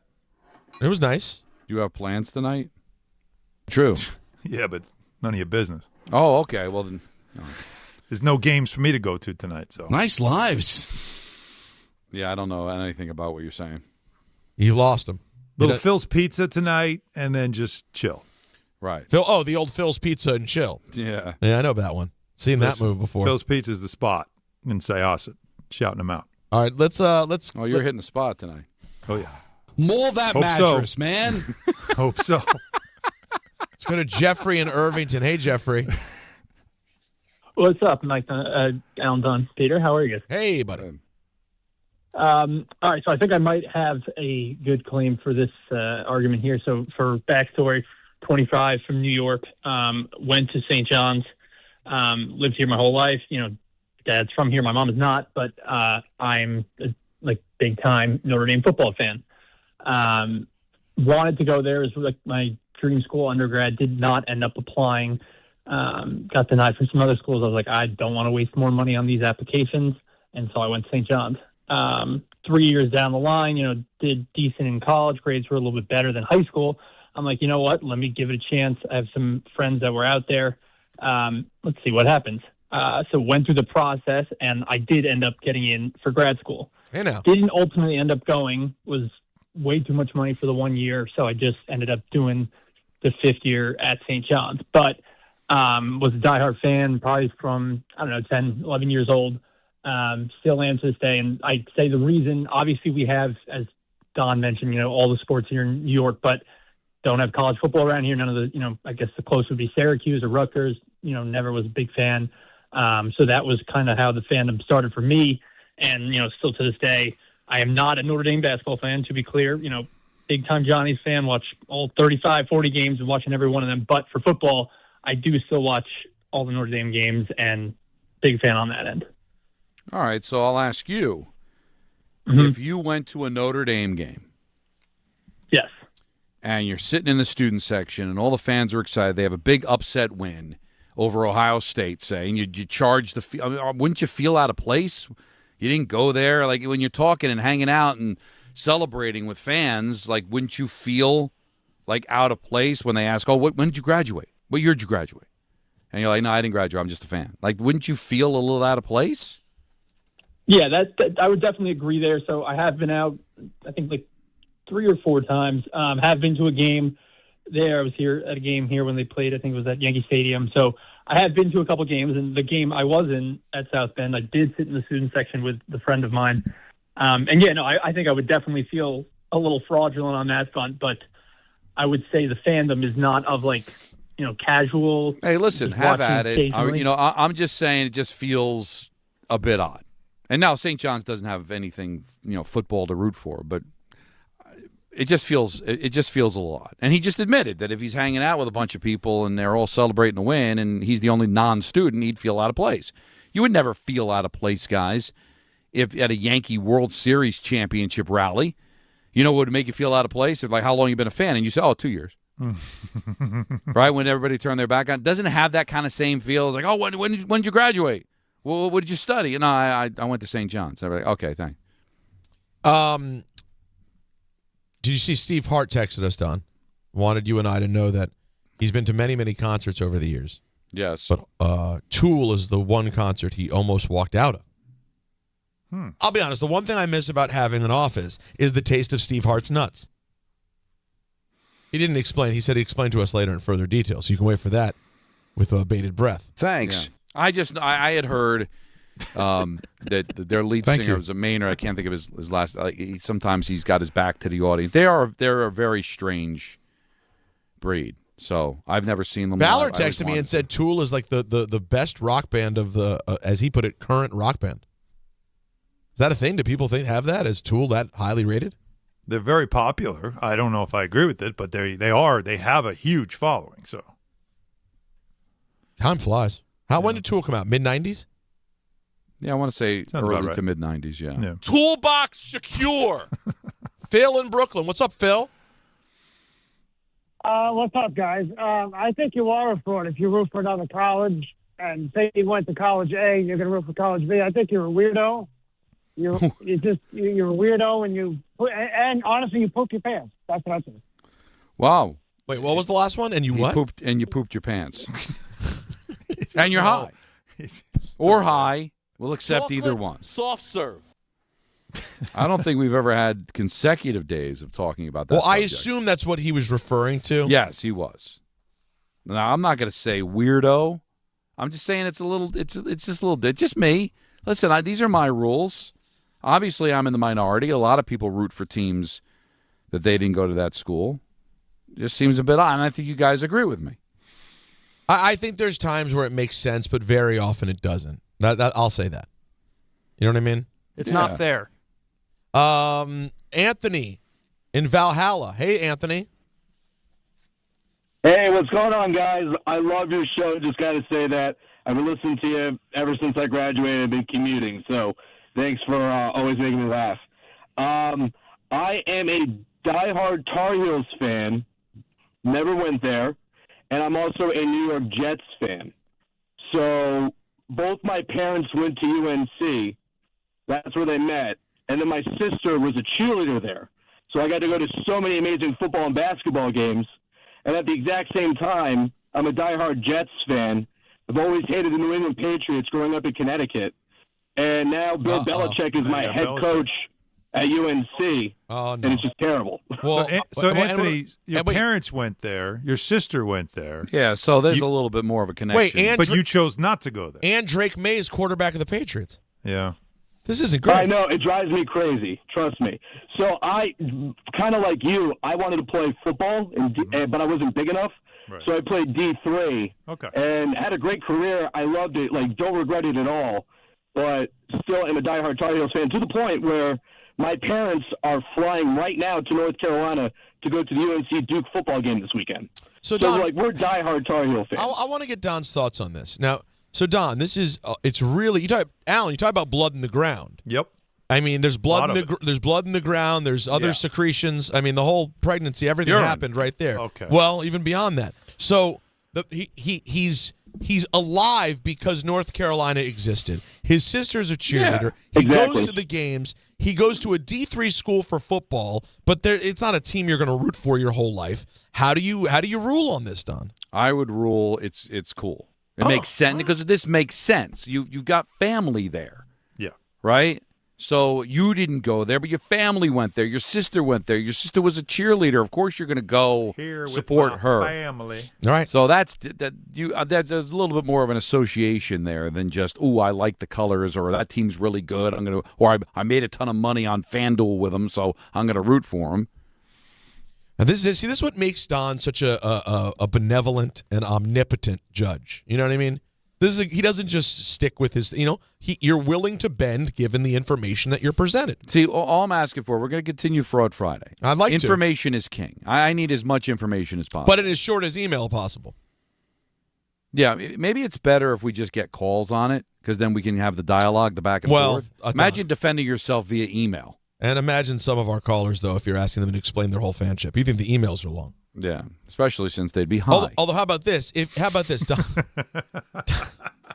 Don wants all the information, but if you look at your email and it's like 5 paragraphs, it's a great opportunity to use ChatGPT. and just you put in the whole email and Summarization. you say, hey, ChatGPT, can you convey all of the major points of this email while shortening it? It'll do a great job for you.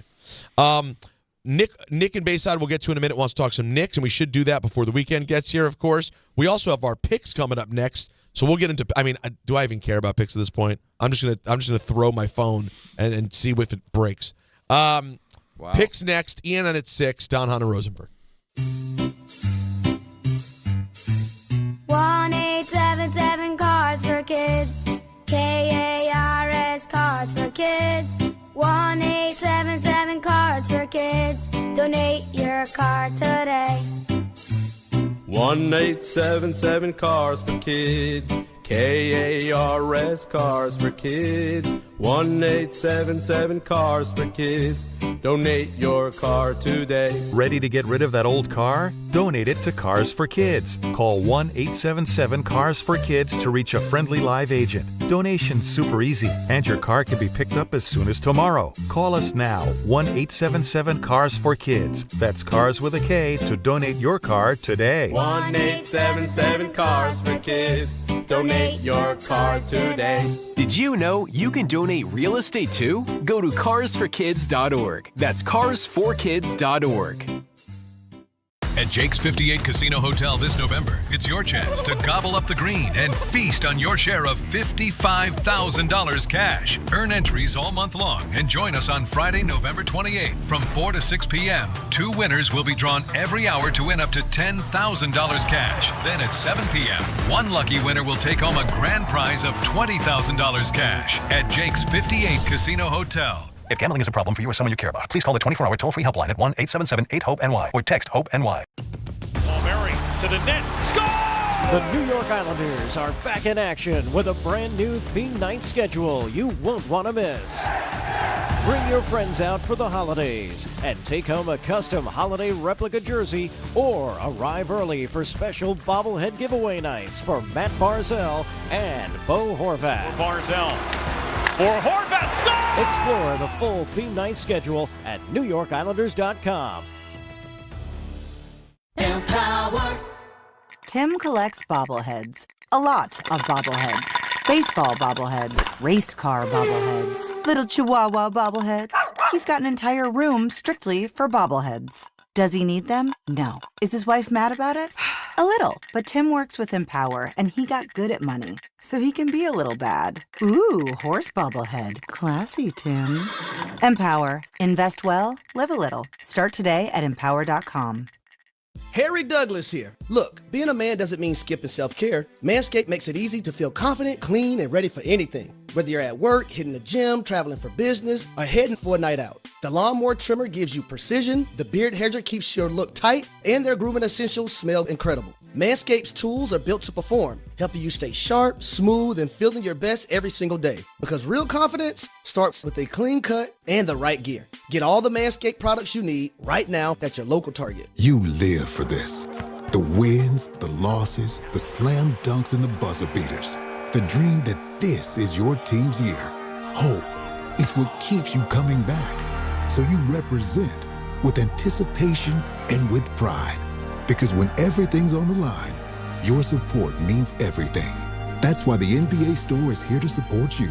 Check out the largest selection of official NBA gear at NBAstore.com. A Fanatics experience.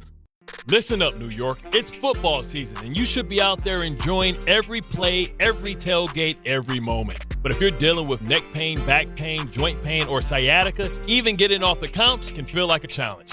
That's where Dr. Jay Shaw at Sandwell Pain comes in. He's one of New Jersey's top pain specialists, Ivy League trained, double board certified, and dedicated to getting you back in the game. Here's the difference. No surgery, no scars, no long recovery, no pain medication. Just precise, non-surgical, image-guided procedures that get real results. Dr. Shaw treats everything from neck pain, back pain, migraines, nerve pain, and chronic joint pain. And he builds a custom game plan that's right for you. Same day or next day appointments are available with offices in Woodbridge, Livingston, and Inglewood. And yes, most major insurances are accepted. So don't let pain keep you on the sidelines this season. Go to SandwellPain.com to call, text, or book online. Relief is closer than you think, and it starts today.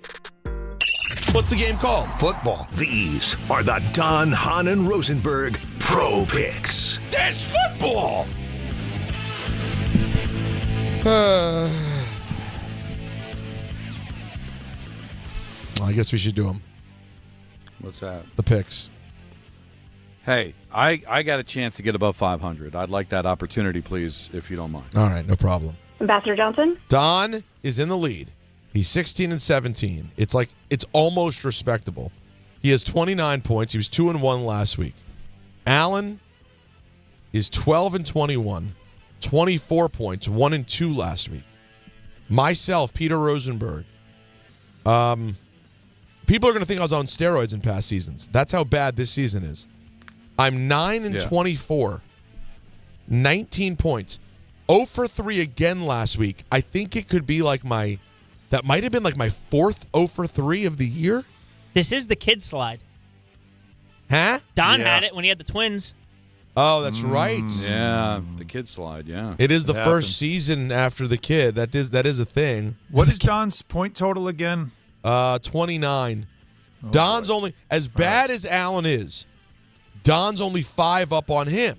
And as bad as I am, Allen's only 5 up on me. Yep. So it's still open, but I mean, Allen and I are pure hot trash, and me, it's just unbelievable how bad it is. We should all be proud, is what you're saying. Yeah, oh, totally. Hey, at least it's still competitive.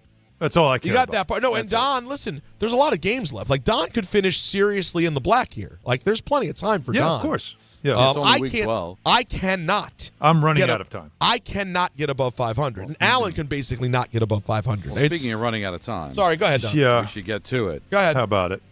My 1 point play, it's a hefty number. But I think Seattle bounces back. I think Sam Darnold bounces back after his miserable performance against the Rams. And this is a law of averages game for me. Titans have covered back-to-back games for the first time since 2023. You really think they're going to cover 3 in a row? The number's 13. Again, it's hefty. That's why I'm only going with it as my 1 point play. But I like Seattle to get right in Tennessee and cover the 13. It is still less than 2 touchdowns, by the way. My 2 point play, I'm going to go to Sunday night. The Buccaneers are at the Rams. Rams are a hefty 7-point favorite at home, but Tampa Bay is 8-2 against the spread after a loss. I like Tampa to bounce back. I'm not sure they're going to win the game in L.A., but I think they'll cover the number. I think we're going to get a really good game on Sunday night. I like the Buccaneers as my 2 point play. Look at that. 1, 2, 3-point play. And my 3 point play, Bears are a 2.5 point favorite at home against the Steelers. Rodgers is questionable for the game, and the Steelers are 1-5 in their last 6 road games against the spread. I like the Bears to put a hurting on the Steelers and really affect their chances of winning that division. I still think Baltimore is going to win it, and I like the Bears. It's under 3, so I like the Bears to cover the number as my 3-point play. Bad news. Well, I got bad news for you, buddy. I've got the Seahawks minus 13 as my 1. I got the Bucks getting 7 as my 2. And I got the Bears minus 2.5 as my 3-point play. Bad news for you, Don. I like it, Don. I was looking at Seattle. I wanted to dabble there, but I stayed away, and I'm glad I did now. 1 point play. I got to do it, even though it's gonna make me sick, but I have to do it. And I like the Eagles-Cowboys game and the 3.5 point spread there in favor of the Eagles on the road. But we got to keep in mind, Dallas is a different team at home. Dak doesn't lose division games at home. I like this pick. And so I'm taking the Cowboys, and I'll take that 3.5 points for my 1 point play.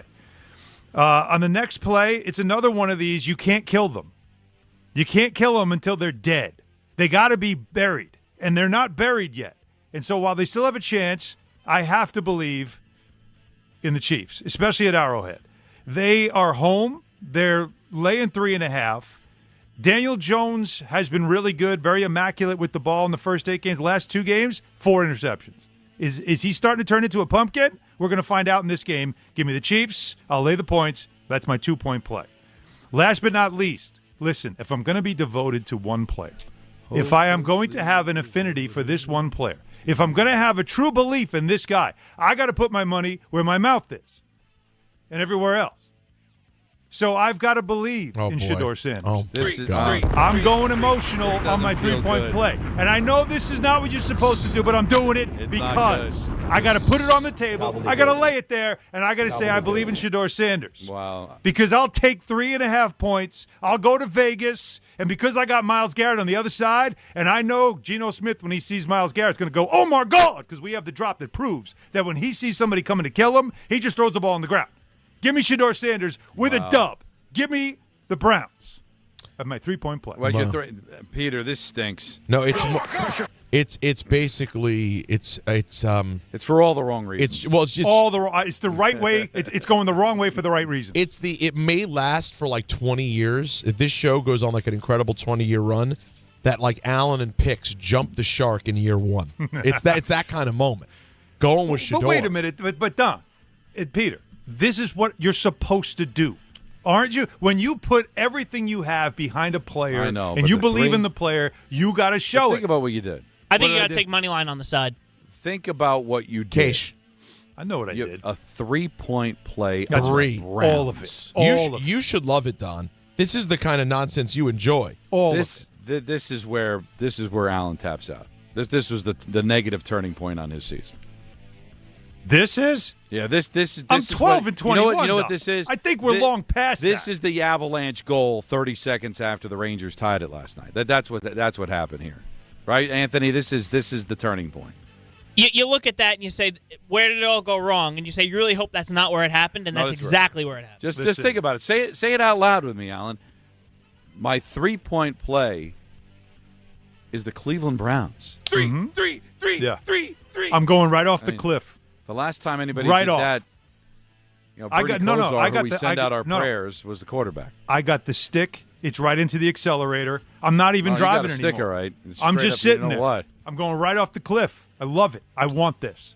Because it's going to be glorious if it happens. All right. Glorious. Well, and if listen. it doesn't, who cares? I'm already done. Well, listen, I'm flaming out as it is. I got bad news for everybody. What is that? And that is that you both share picks with me. Oh, no. So that's not very good. Well, it's not good for you, considering you want to make up ground. No, it's not good for you because it means you're getting your game wrong. Oh, well.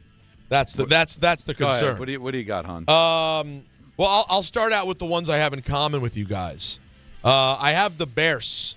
The Bears are my 2-point play. Okay. I liked them last week, didn't do it. They have just been showing consistently they're winning close games. I think the Steelers are upside down, going the wrong way.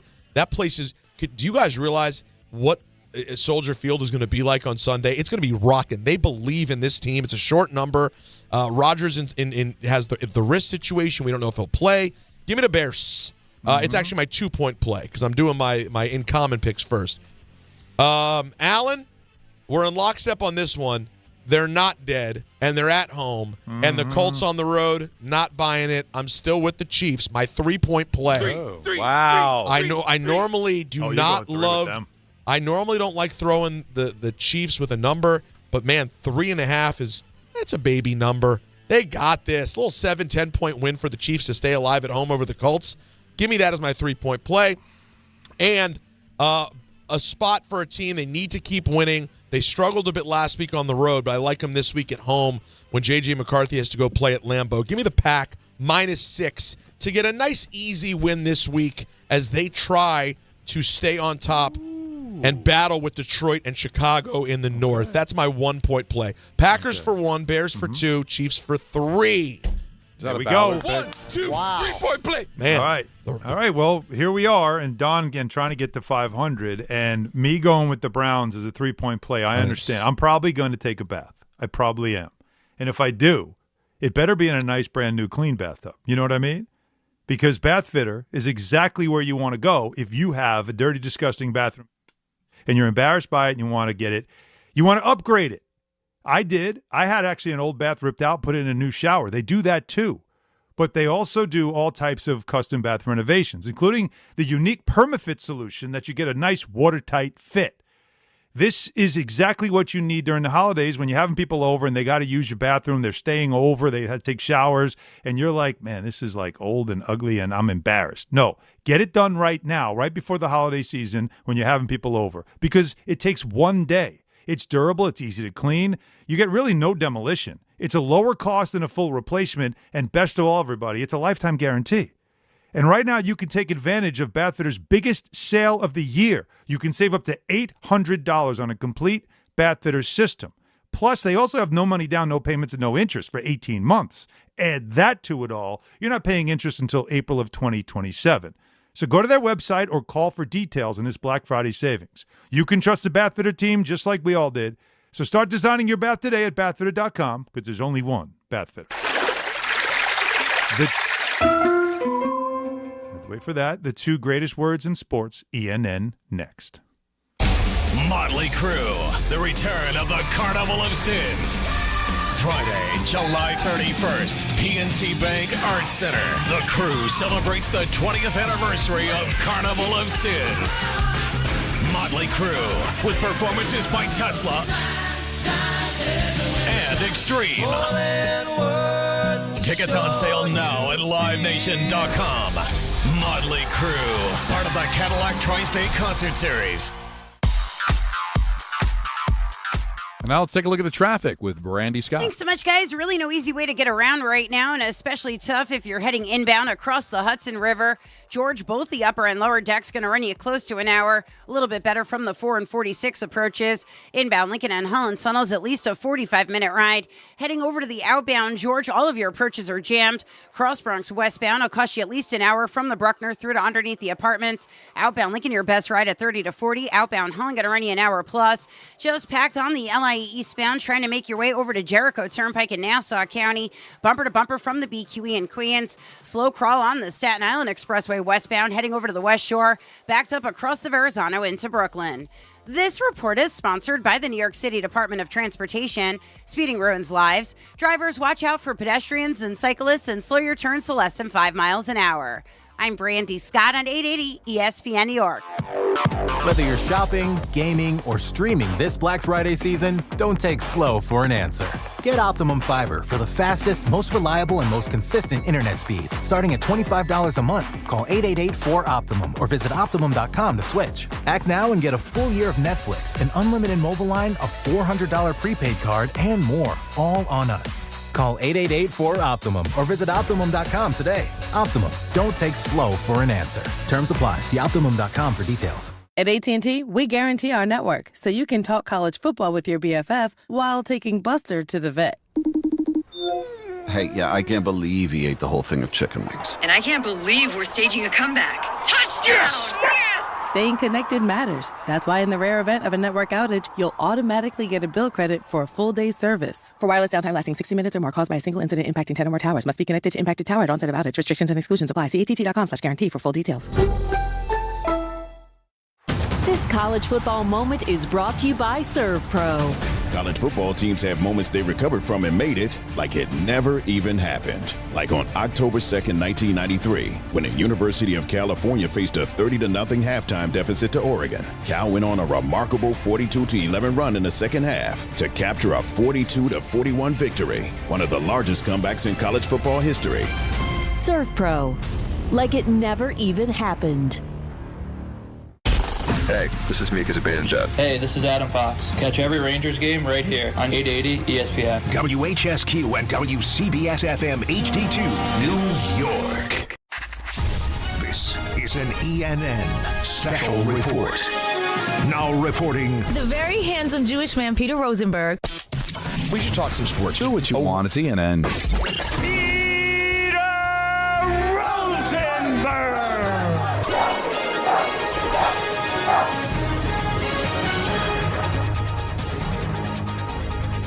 Hi, everyone. Welcome to ENN. You ever watch YouTube? Ray-Ro. I'd like to start off by saying good evening to Don. True.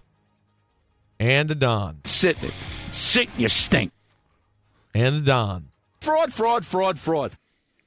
And to Don. You have the whole family of frauds. Not one of them could rub 2 high school diplomas together. And to Don. And a whole family of no-motivated losers. And to Alan. Wait for the splash. And to myself. Tullamore Dew, the original triple distilled, triple blended, and triple cast matured Irish whiskey. That's that. You got Elmer Fudd. Barely an audible flub, and still both guys just took me out at the legs. And good evening to Stephen Melville. The last time I called up, I was not high.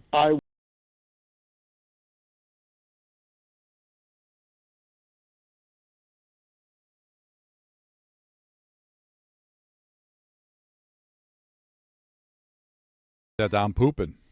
You know what's unfortunate? We did lose a drop from yesterday, guys. A drop is no more. Yeah, R.I.P. It was a great day for that drop, and then the... Let's be honest, that wasn't going to have a shelf life, so we got out of it everything we could, and we just bid it adieu. Let it float out to sea now. Take it off. Take it all off.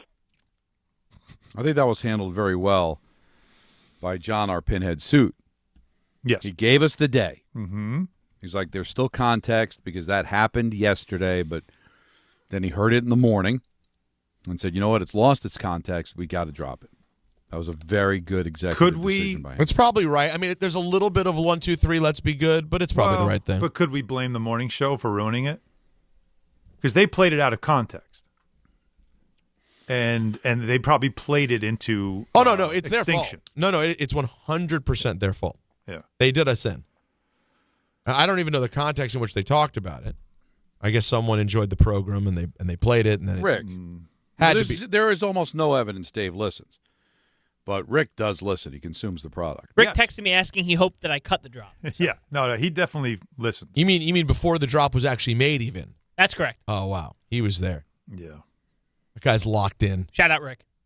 No, shout out Rick because he's listening. He does his work. Oh, or borderline has no life. No, but you know well, he both has are on life. Why? How do I have no evidence. Like 5 youth teams. He's very busy. I have no evidence Rick has a life. And by the way, respectfully, is coaching 5 youth teams evidence that one has a life? That's a life. I mean, it's something.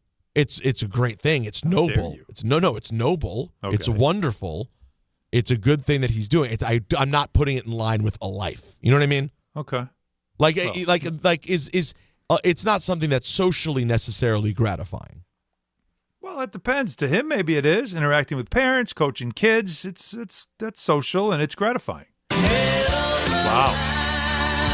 Listen, man, not everybody can drive a very expensive car downtown, park, do a show, drive it back. Please, have a life like you. I don't drive an expensive car compared to Rick DiPietro, for God's sake. How do you know? Really? He picked me up in a Mini Cooper once. Because that was like given to him as like a rib. I mean, the guy has a fleet of cars. He's like Shaq. How many cars Rick have? Honestly, over under 2. No, I'm going over. Don, you going over 2? Don, if I say 1.5, Don. 2.5. 2.5. 2.5. I'm going over. I meant 2.5. 2.5. No, Bart, we know, is way over 2.5. I would go under just because I just don't know if they need more than 2. I'm sure they're both very, very nice cars, but I don't think Rick needs another car or his wife needs another car. Rick has an alpaca farm, right? Is that a thing? Is that a real thing? He probably still does. Yeah, I think he owns one and he can't get out of it. They all invested in it, so it's a bunch of people that are invested. Yeah. What does that mean? There's a team of alpaca farmers? Some teammates of his. I guess they all got into it years ago, thinking it would be a great investment, and it has not. So this is like Camp Scatabo decision making here. All the Islanders. They said, honestly, we got a big plan. We're getting alpaca farming. Knowing Rick at the no age wonder that they haven't won a cup since '84. Knowing the age that Scatabo is, I knew Rick then. There's a lot of familiarity there. Excuse me? Yeah. Oh yeah. Between very similar. Rick and the alpaca. No. The Scatabo. Oh, Scatabo and Rick. Yeah. Very similar at that age. Oh, I'm sure. We're all jacked up on Mountain Dew. We were that. You say that loosely. We weren't all that at 23. I didn't do. I mean, I did some dumb things, but not that version of dumb things. I did other dumb things. What opportunities did you have? None. So I can't really there know. You go. So you don't know what you would have done.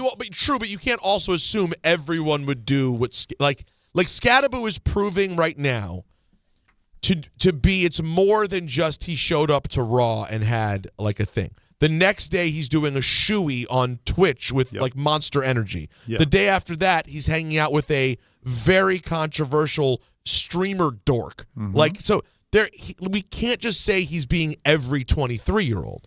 There is something else. No. I mean, he put the grills in a few weeks ago, the huge chain that says scat. I mean, let's just be honest, guys. If this guy wasn't like this 5'4" scrappy white fullback, we'd be calling him a nozzle. That's what we'd be calling him.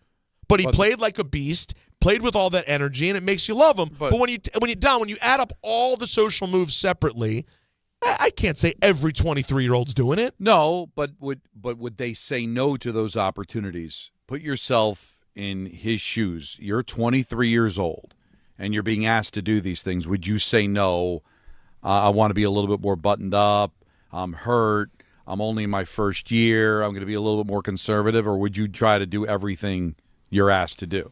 Now, a lot of those things were not opportunities when I was 23. What year was it when I was 23 years old? That would have been 91. So what would, if I was the level of celebrity that Cam was in 1991, what are some of the things that would have been the equivalent? I guess I could have done a wrestling spot, right? I was there. Yep. I don't know, would I have gone on Stern and maybe gotten to an awkward conversation about something? Right? Yeah, I could totally see myself doing that. Right, but keep in mind, too, it's all pre-internet, too. There's a lot. Right, but that's what I'm trying to find. There was none of that stuff. Yeah, there was just nothing like this. Listen, would I do some silly commercial for, I don't know. I'm not throwing in the towel on Scattaboo, okay? I'm not. I'm just saying this week we made it all the wrestling, but there really has been now like a handful of stuff that you just want to go, kid, we know you're not able to play. I get it. But like, is life that boring? You can't go to practice, grab dinner. I mean, like, I don't know. Well, he's a energetic 23-year-old.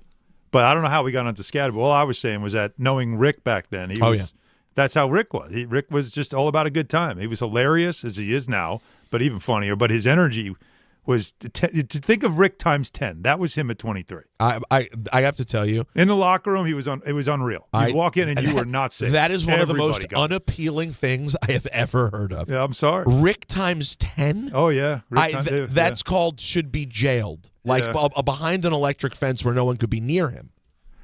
I wouldn't. Would you ever want to be showering in the same room with a Rick times 10? No, I don't know about showering, but we had to deal with him every day, and I just, like I said, honestly, how was he? Because you were an adult at the time, more of an adult. I wasn't that much of an adult. Well, you're 10 years old, 29, 30. Like I wasn't. Yeah, 29, 30 is not 19 or whatever Rick was. Oh, I wasn't very mature. Oh, got it. So you liked it.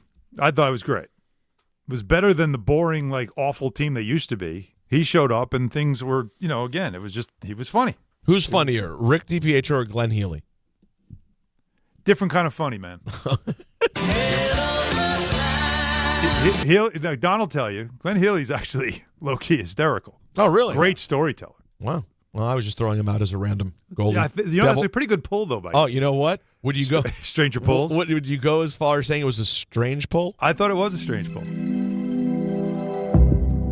There are a lot of Islander goalies you could have chosen. Glenn Healy was the strange pull. What else would I have gone with?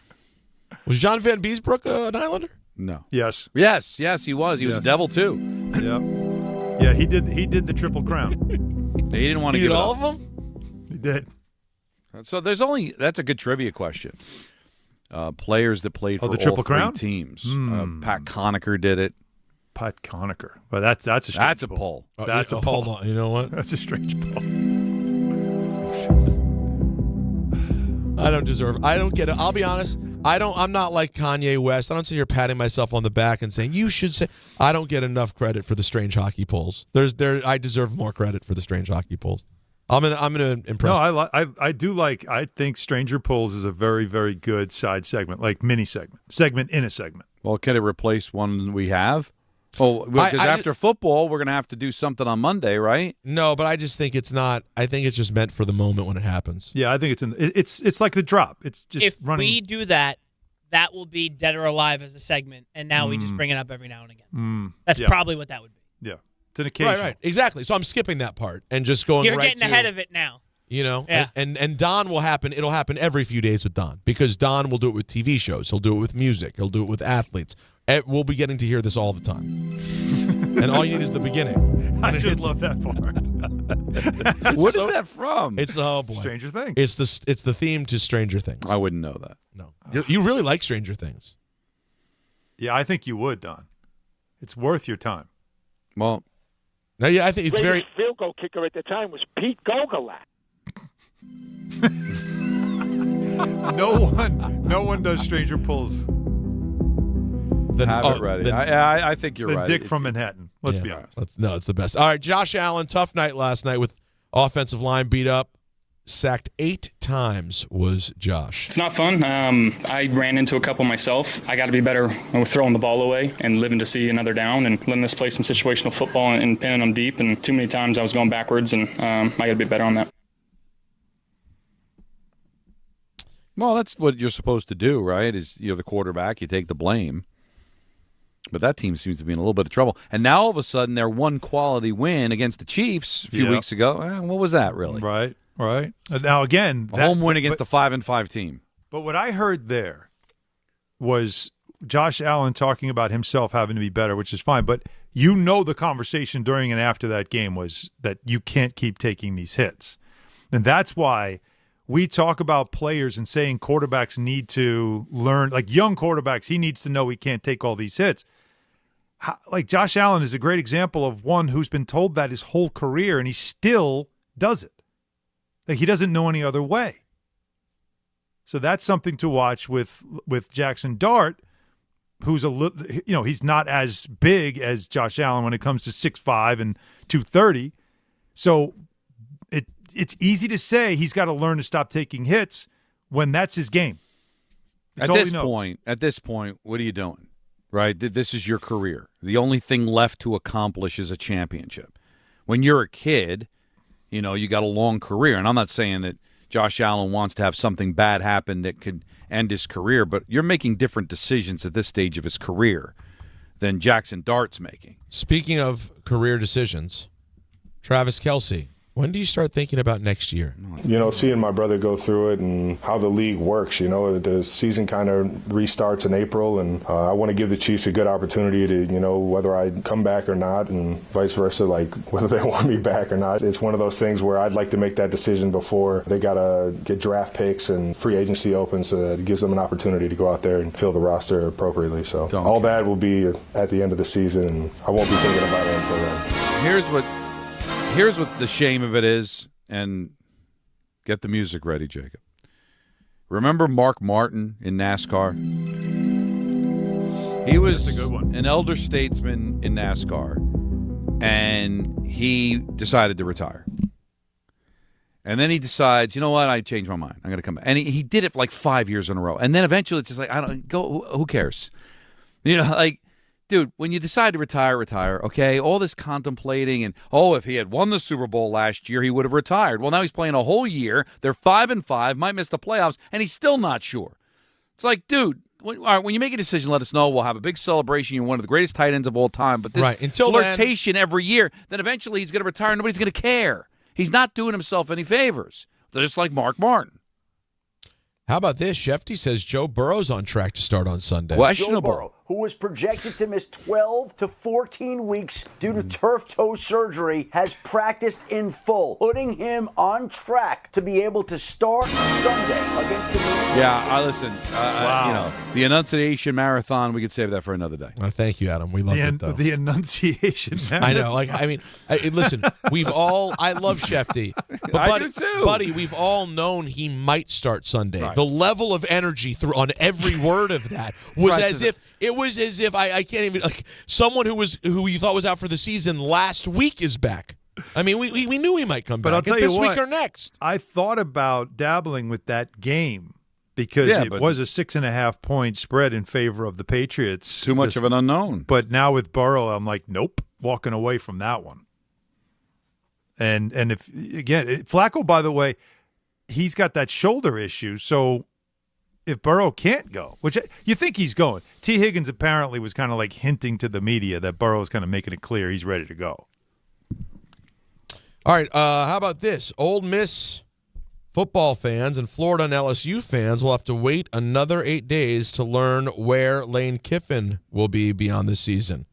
Ole Miss Vice Chancellor Keith Carter said Friday that an announcement about Kiffin's future will come the day after the Rebels play Mississippi State in the Egg Bowl. I love the Egg Bowl. Big fan. Listen, who doesn't like a bowl of eggs? I am the Egg Bowl. So it sounds like maybe Cuckoo-Choo. Maybe he's out. Is right. He gone.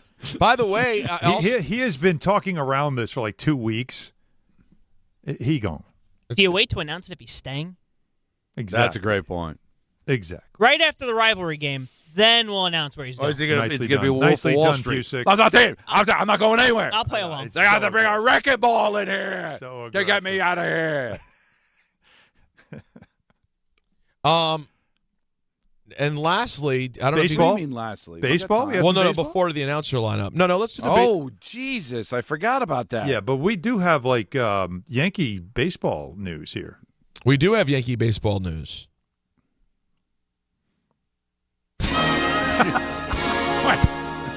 I'm just kidding. Let's hit that right after ENN so we have some time to expound upon it. Okay, fair enough. We'll get to the Cashman. We'll get to the Cashman info that we have. It's your segment. Also, Jake Paul and Anthony Joshua faced off today. Apparently, that's actually happening. Look up the video, guys. Man, you talk about a size differential. Anthony also told me the opening line had Jake Paul at what number? It was like plus 1,800, I think. No one thinks he's going to win this. So they actually think that this is a legit fight and Anthony Joshua is just going to beat the hell out of Jake Paul? I told you, Alan, we're going to end up watching. Oh, I will. Because if Jake Paul's getting his ass kicked, you want to see that. You're paying for that. Anthony Joshua, I think we had him in studio for a show a bunch of years ago on MSG. He's pretty tall, right? Like he's 6'6". K-Show had him in studio too, didn't they? Yeah, we did. He's 6'5", You guys had him on? 6'6". We have an open for him, I think, somewhere in the archive. We definitely do, by the way, and it's a great voice. Unfortunately, the K-Show doesn't exist anymore. But with that said, let's get into the NFL announcer lineup. Is it the K-Show? That's different. That's the Michael K. radio program. The K-Show, as it was known, that died. But I say that respectfully. Yeah. Ladies and gentlemen, we start out in Baltimore. The Jets and the Ravens. Oh, man, does that smell like a CBS 1 o'clocker? And it is. Andrew Catalan on the call. Adam Catalan on Andrew. Damn it. He'll be joined by Charles Davis. Take your shots downfield, Carolina. Jason McCourty. It's okay, Raanan. And A.J. Ross. Texans running back Joe Mixon dapping it up. I had some real questions this week about which lineup, like which announcers will get on which game, because there are a few possibilities. Well, Pittsburgh and Chicago, that's a couple of big market teams. Oh, yeah. An important game. Any guest on the 1 o'clock CBS? Oh, CBS. Oh, yeah.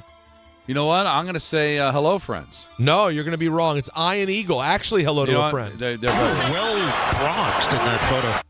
J.J. Watt. And Evan Washington. The lobby is bustling. There is an energy here. You know, there's a lot of articles on awful announcing. Like, people are done with Tony Romo. Yeah, I think he's completely slipped. Is he that bad? Like regretting the contract? I don't think so. I think people just exaggerated how good he was when he started. People are like gaga over him. Well, because he was predicting plays, and then they told him to stop doing it. Stop doing that. Well, no, I think people get really overboard about the biggest names. Like, I think people's opinions on him are too strong. Their opinions on Brady are too strong. I thought their opinions on Greg Olsen were too strong. But I tell you what, people are very high on J.J. Watt, so it's only a matter of time before they hate him. The Patriots and the Bengals, 1 o'clock on CBS. That's a Kevin Harlan vehicle. Short man with a long stick. No, that's not. No. Guy is headed to the slammer. There you go. Right. He'll be joined by Trent Green.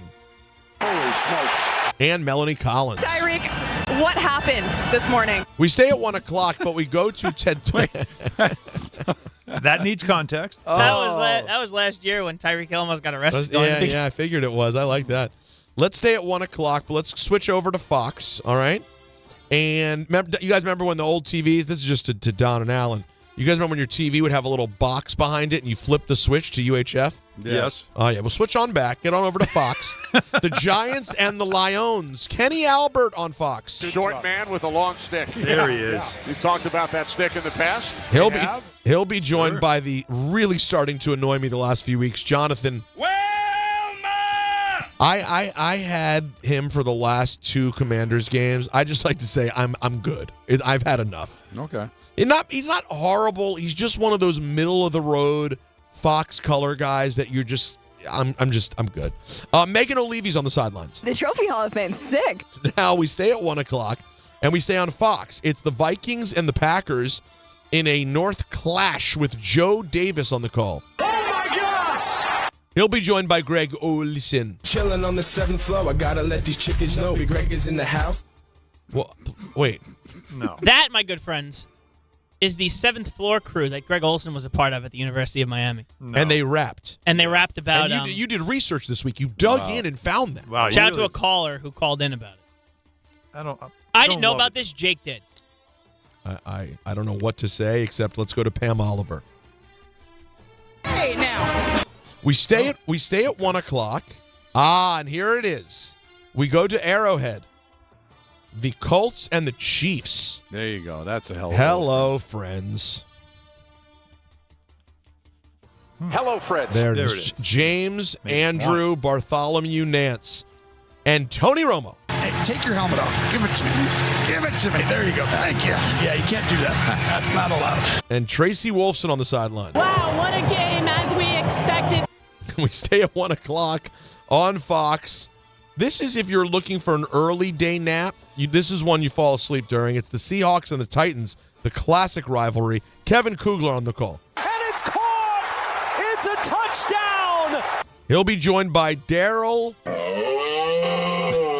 Johnston. There's a moose. And Allison Williams. I feel like I got invited to sit at the big kids table. This is awesome, so thank you. Now get your snoozy gear, put on your comfy pants, a nice hoodie that you had, that Notre Dame hoodie that's been sitting around for 25 years, getting all comfy on your couch. It's 4:05 and it's Jaguars Cardinals and it's nap time with Spiro Dides. That is Adetokumbo. He'll be joined by Adam Archuleta. Adam Golden Archuleta. And Aditi Kinkwabala. Trevor said he needed to be loose. Did he look loose to you? Now, another game you'd normally be napping through, if not for Allen's man crush, Shedeur Sanders at the helm for Cleveland as they head out to Las Vegas. 4:05 on CBS. Don, I can almost see the shadow in the Raiders game draping across that baseball diamond as Tom McCarthy's on the call. He was wide open. He'll be joined by Ross Tucker. They called that a hold? And Tiffany Blackman. Give me a vibe check. Let's go to 4:25, and you already knew what this game would be. Yes. The Eagles and the Cowboys, Kevin Burkhardt. Boston College. Tom Brady. I have a lot of friends who outkick their coverage. Aaron Andrews. All right, old man. I can joke with you about that. And Thom Rinaldi. How spectacular and great is this? No big surprise there. I just can't help but think, guys, that people are getting hot on the Cowboys again. It's just amazing. More than any other team in sports, they give you one sign of life, and everybody is ready to jump. Well, that's all the networks want. They still move the needle, man. And everyone buys it. It's just so interesting to me. Let's see if they're the real deal when the Eagles come to town. 4:25 also on Fox. The Falcons and the Saints like you dream about. Adam Amin on the call. Now stands erect. He'll be joined by Drew Brees. I can't stand to watch that offense. And Christina Pink. Oh, yeah, the swagger is back. The Sunday nighter is the Bucks and the Rams, which will be a fun one. NBC at 8:20 with Mike Tirico. They still seem to resonate. There are 3 teams. Chris Collinsworth. Oh, come on. Come on. That is terrible. And Melissa Stark. Both sidelines have chicken broth and hot chocolate. Go to Monday Night Football to close these things out. What were they thinking? At what point? Why would this? What are we?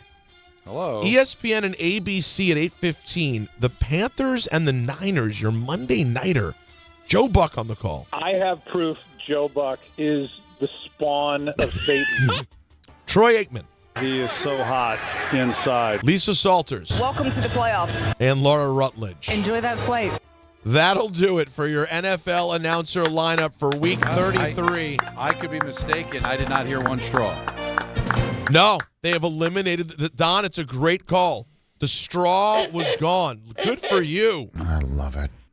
Work by Anthony Pusick there. Yeah, he just puts in extra time. Overtime pay. Call your neighbors. Call your friends. Heck, call your enemies. Yeah, call them. And, tell them to gather around, because I'm going to tell you there's a bunch of reasons why people buy at Ramsey Mazda. How many? It's their selection. Yep. It's their customer service. That's 2. And it's their savings. The missus likes it. During the More to Move You event, get 1.9% financing on the new Mazda 2025 CX-50 Hybrid Preferred, or lease for $279 for 33 months. Start shopping now at RamseyMazda.com. Choose wisely. Choose Ramsey Mazda. Call 833-853-2970 for lease details. VIN SN128251. MSRP $36,570. Zero security deposit. APR $17.48 per $1,000. Financed. Ends 12/1/25. Don gives good VIN. Damn right! Your calls, 1-800-919-3776. As Alan said, we'll hit some Cashman and Yankees, some Knicks, and whatever else you guys want to discuss as we close out on a Friday on Hahn Rosenberg. Hey, it's Michael K. talking to you about my friends at PC Richard & Son. They're local, family-owned, and I trust them, and you can too. Right now, get Black Friday deals throughout the store. And with their holiday price guarantee, your price is protected. If the price goes lower from now through December 24th, they will match it. You can't beat it. Plus, you get fast and free delivery. PC Richard & Son, the company you can trust for over 116 years. Free delivery excludes Manhattan. Make cancer screening a part of your annual healthcare routine. New York Presbyterian offers a full range of cancer screenings, including lung, cervical, prostate, colorectal, breast, and more. Regular cancer screenings could save your life by detecting cancer at its earliest, most treatable stages. Screenings are available across New York City and Westchester. Learn more at nyp.org/cancer screening. Stay amazing. New York Presbyterian.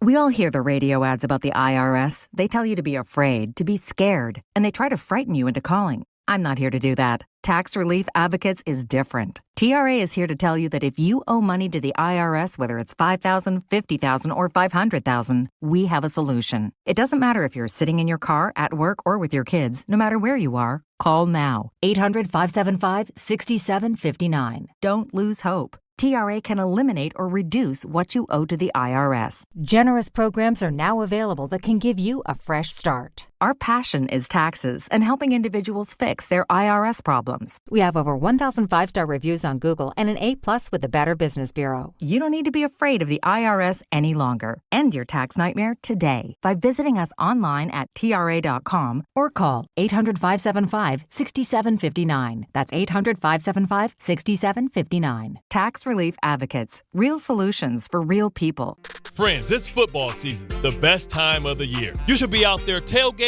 cheering on your team, and enjoying every Sunday. But if you're dealing with neck pain, back pain, sciatica, or nerve pain, even getting off the couch can feel like a challenge. You don't have to live like that. There's help. Dr. Jay Shaw at Sandwell Pain is New Jersey's top pain specialist. He's Ivy League trained, double board certified, and is dedicated to helping you get back in the game. Here's what makes the difference. No surgery, no scars, no long recovery, no pain medication. Just precise, non-surgical image-guided procedures that deliver real results. Dr. Shaw treats neck pain, back pain, joint pain, migraines, nerve pain, and sciatica with a plan that's customized for you. Same-day and next-day appointments are available, and with offices in Woodbridge, Livingston, and Inglewood, relief is always close. So don't let pain keep you on the sidelines this season. Visit SandwellPain.com to call, text, or book online. Most major insurances are accepted. That's SandwellPain.com. Relief is closer than you think, and it starts today.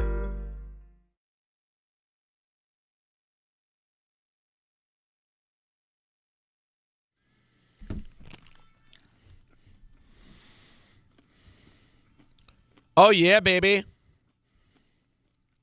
All right, well, Brian Cashman spoke to Michael Kay. And Cash was asked, what's the biggest priority this offseason?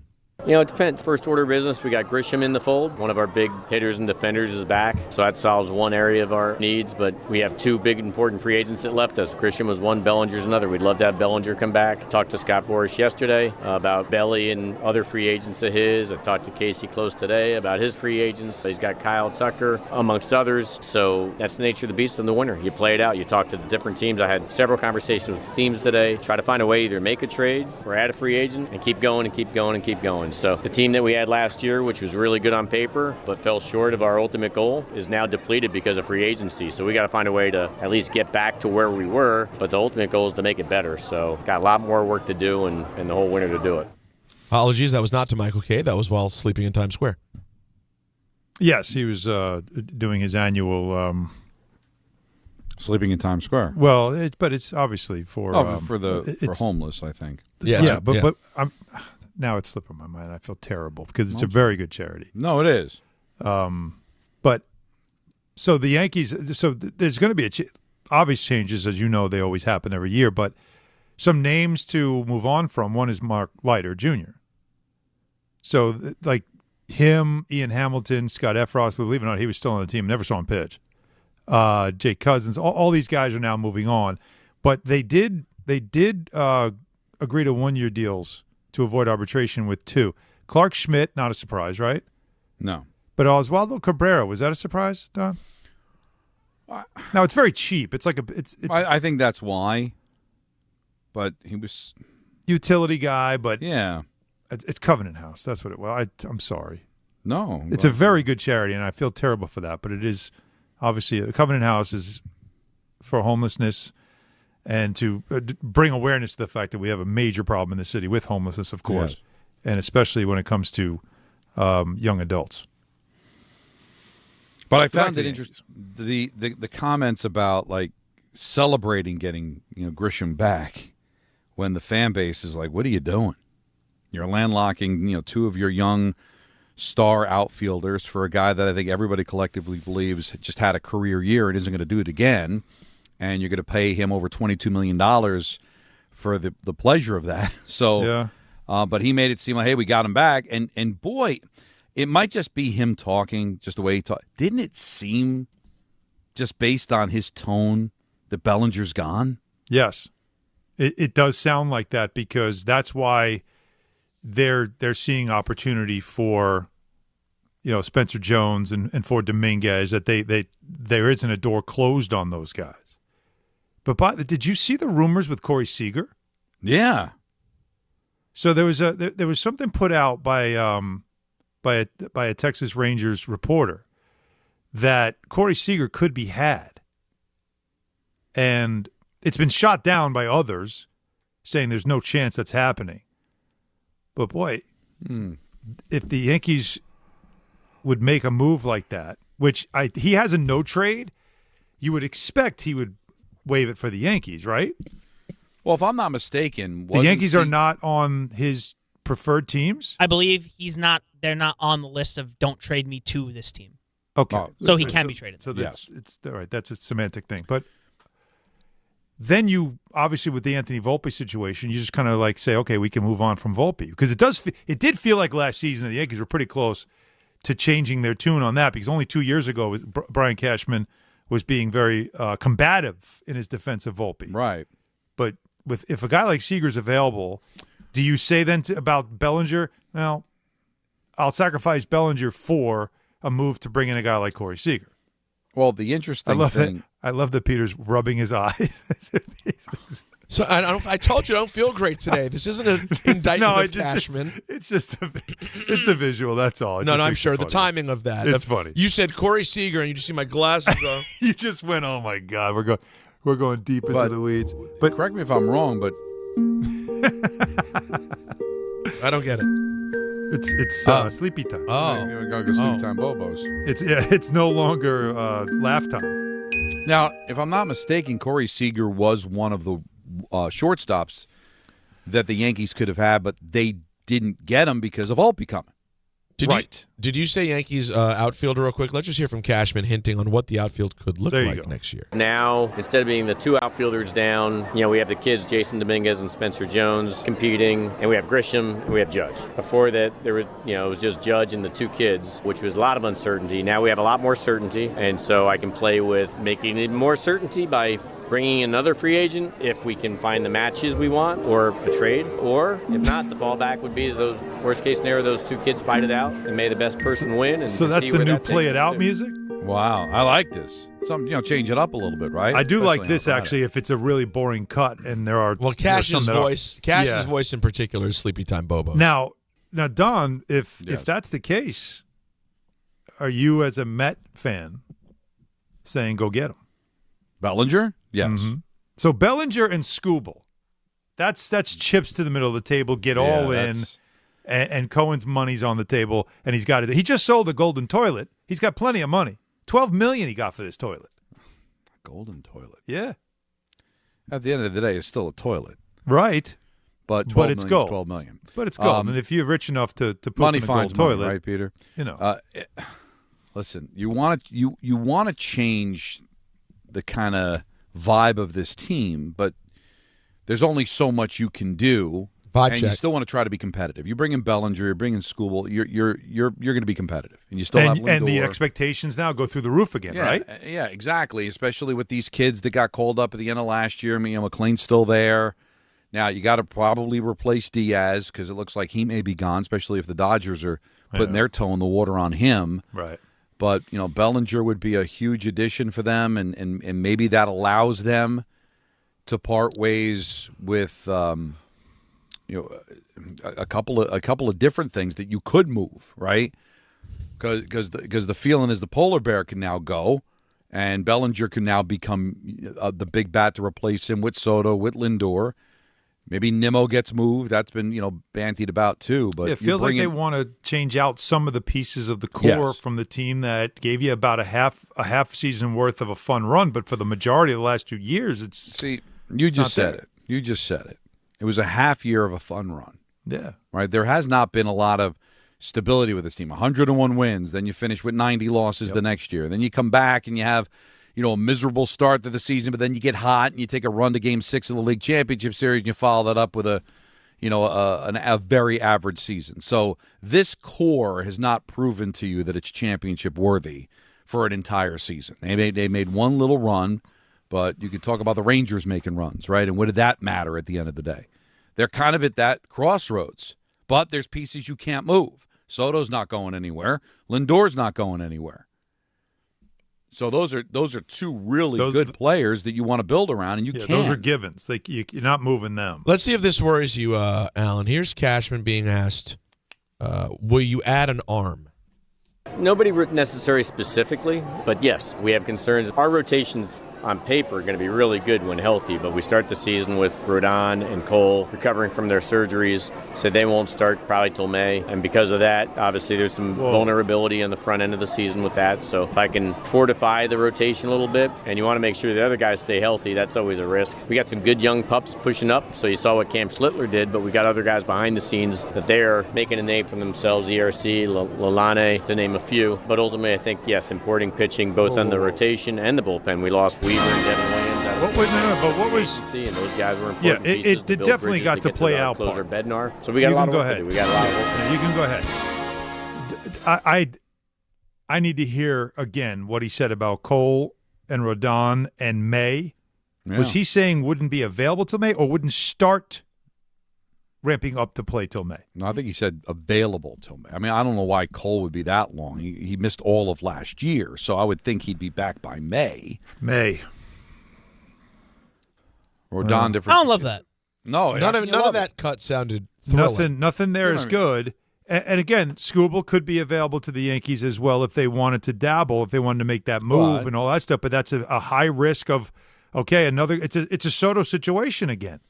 You have him for a year and hope he wants to sign and hope you want to be able to afford to give him what you also are giving Fried, and you're going to have to give him more than Fried and Cole.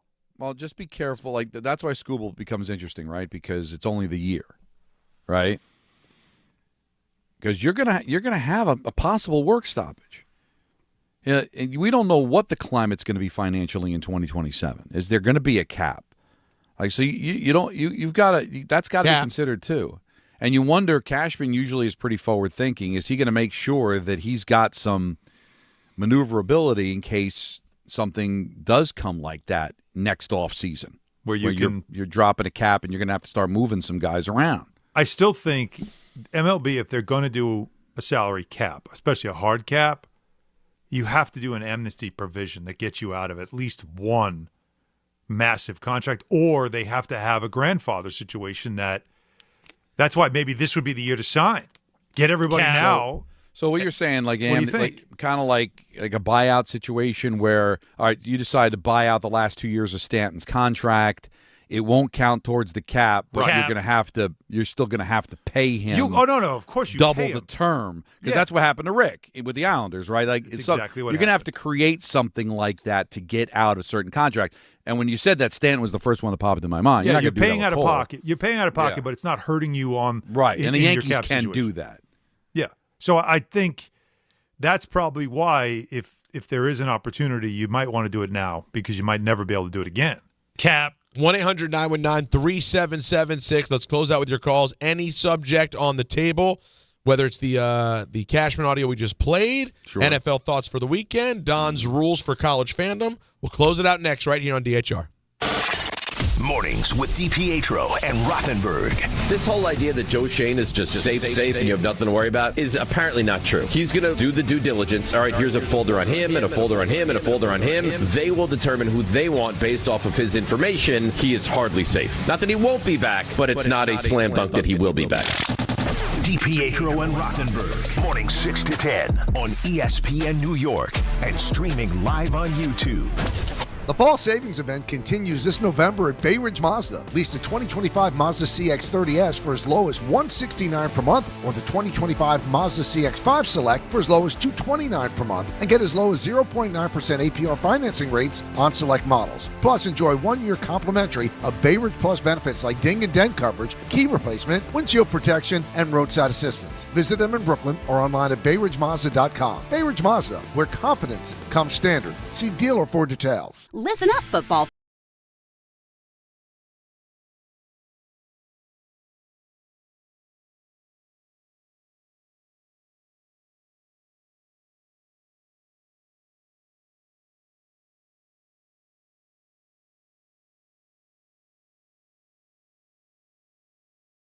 Ordinary at Bet365. Gambling problem? Call 1-800-GAMBLER. 21 plus only. Must be physically located in New Jersey. T&Cs apply. In-app only.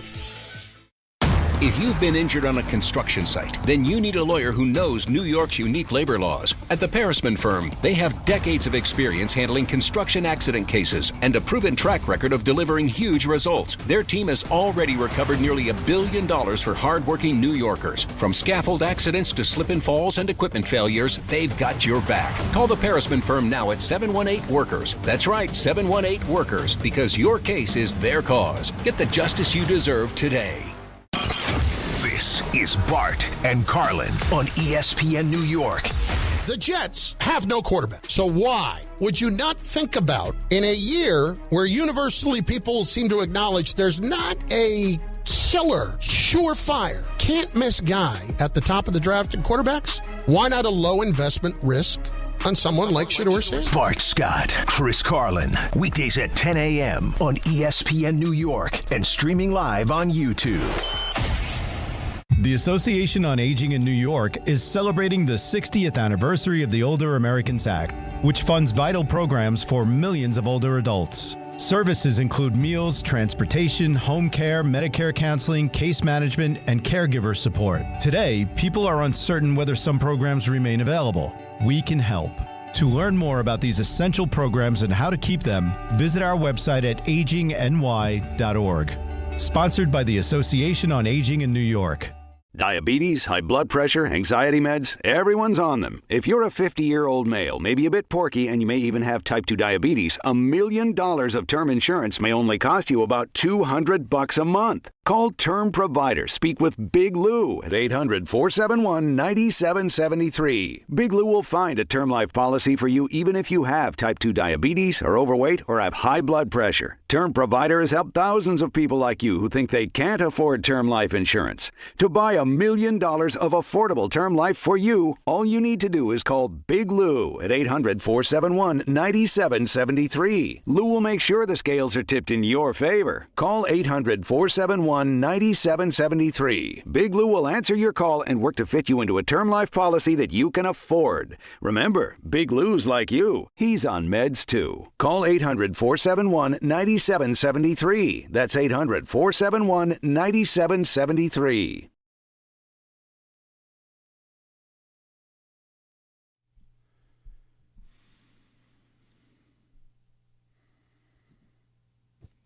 Oh.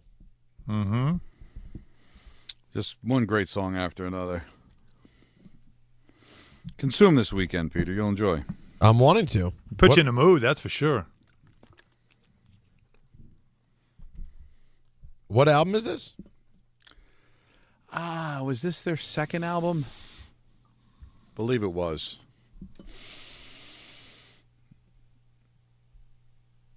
Enjoy their work. A bigger fan than you even realized, it seems. You know what I mean? Love it. It was from their third album, I'm told. The issue with Seager, Alan, 102 games last year. I know. 123 the year before, 119. Did lead the league in doubles, though. He'll fit right in. So he hasn't had he had 151 games that first year in Texas, and then 95 the last in Dallas, because remember he had the Tommy John surgery. So he's I know. Availability is an issue with him. Yeah, it's fair. But he's an elite player on both Yes. sides, both defensively and with the bat. And Volpe right now, right? He really fell off last year. He's and a how mess. much are you willing to go through another year hoping that he can show you something? I mean, at some point you've got to spit or get off the puck. Right. And also not available at the beginning of the year. They're going to be a mash unit at the start of the season. Seriously. It's like the pitching thing, going wait until May. It's so interesting, right? Think about it. Anthony and I were talking about this during the break. If you really want to go all in and get yourself another pitcher, obviously Skubal would be the great move if you could do it. But now you're overloading yourself with starting pitching because you'll get everybody back. Because think about it. It's going to be Fried, Schlittler, Warren, Heel. Mm-hmm. Right, and then probably Ryan Yarbrough as the fifth guy because they signed him for another year. But once guys start coming back, you're not going to need Heel. You're not going to need Warren. You're expecting Schlittler, you hope, will pick up where he left off and still be, look like a guy that's going to become a dominant pitcher. But then are you healthy enough before the trade deadline to say, okay, we can move off of Heel, we can move off of Warren? Because you're going to have all of a sudden this overload of starting pitching with guys who probably as starters aren't going to give you much in the bullpen. It's a weird place to be. Or do you invest in offense, which it doesn't sound like they're going to do? No. And just try to outscore your pitching until you get all your guys back? Or is it just, hey, we'll get off to a slow start? So what? We've seen teams before, Mets a couple of years ago, slow start, but then we'll get everybody back and we'll make a run. Now, we started the day with Jackson Dart talk, boys. Sure did. Yes. Jordan Raanan tweeting, my understanding after speaking to multiple sources is that Jackson Dart didn't have a setback. He's feeling better. He still participated in practice Friday on a limited basis. This decision was made by the doctors to play it safe with the young quarterback. Okay. No, that's good. So if this game meant something, he might be playing. That's what it sounds like. Or it's not necessarily a setback, but it's just been a slow. It could still mean it's been a slow progress to return back. It's weird with concussions, right? Like if it's a knee, all right, he can play with the pain. He can't damage it anymore. But concussions, so he's getting there. I just don't like, well, if it's an important game he'd play. Well, can he survive a hit? Kind of just, I don't know. Well, remember this, Don. It'll help over the weekend. He cared for me to stop crying in the corner and start being funny on the show again, like little yo-yo monkey boy. He wanted me to jump up and make the jokey so the people go laugh time. I'm glad that wasn't taken from us. Guys, and before we close out tonight, how about a little game time brought to you by Tullamore Dew Irish Whiskey? Because you did it again. I did? It's funny, though. I love it. I really did. I didn't notice. I'm sorry you're feeling under the weather, Peter. I know. You sounded fine all day. I was surprised. I agree. He told us all in the group chat, sorry, I'm not 100% today and all that stuff. And I'm like, I didn't notice. Did you notice soreness? No. Not fighting through it like a true Yankee. God bless. Well, I'm not going to be like Michael Kay, who, if he doesn't feel good, shows up and tells everyone, I shouldn't be here. I should be in an iron lung, but I'm here today. That's not me. But game time brought to you by Tullamore Dew Irish Whiskey, because when it's game time...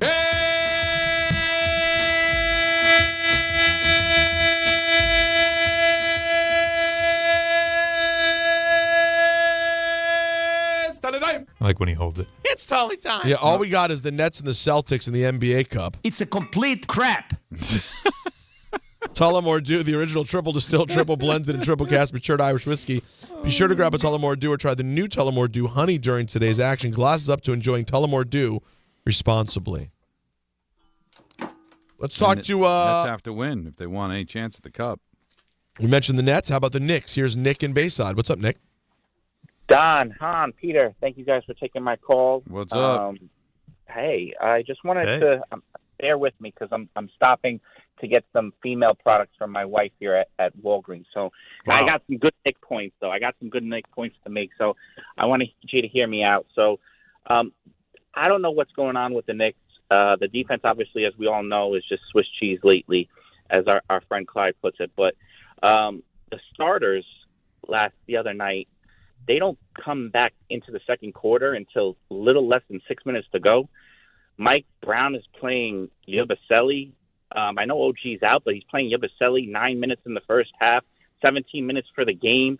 He's 0 for 5 from three-point range. Those are 17 minutes that he could have easily spread around between Hart and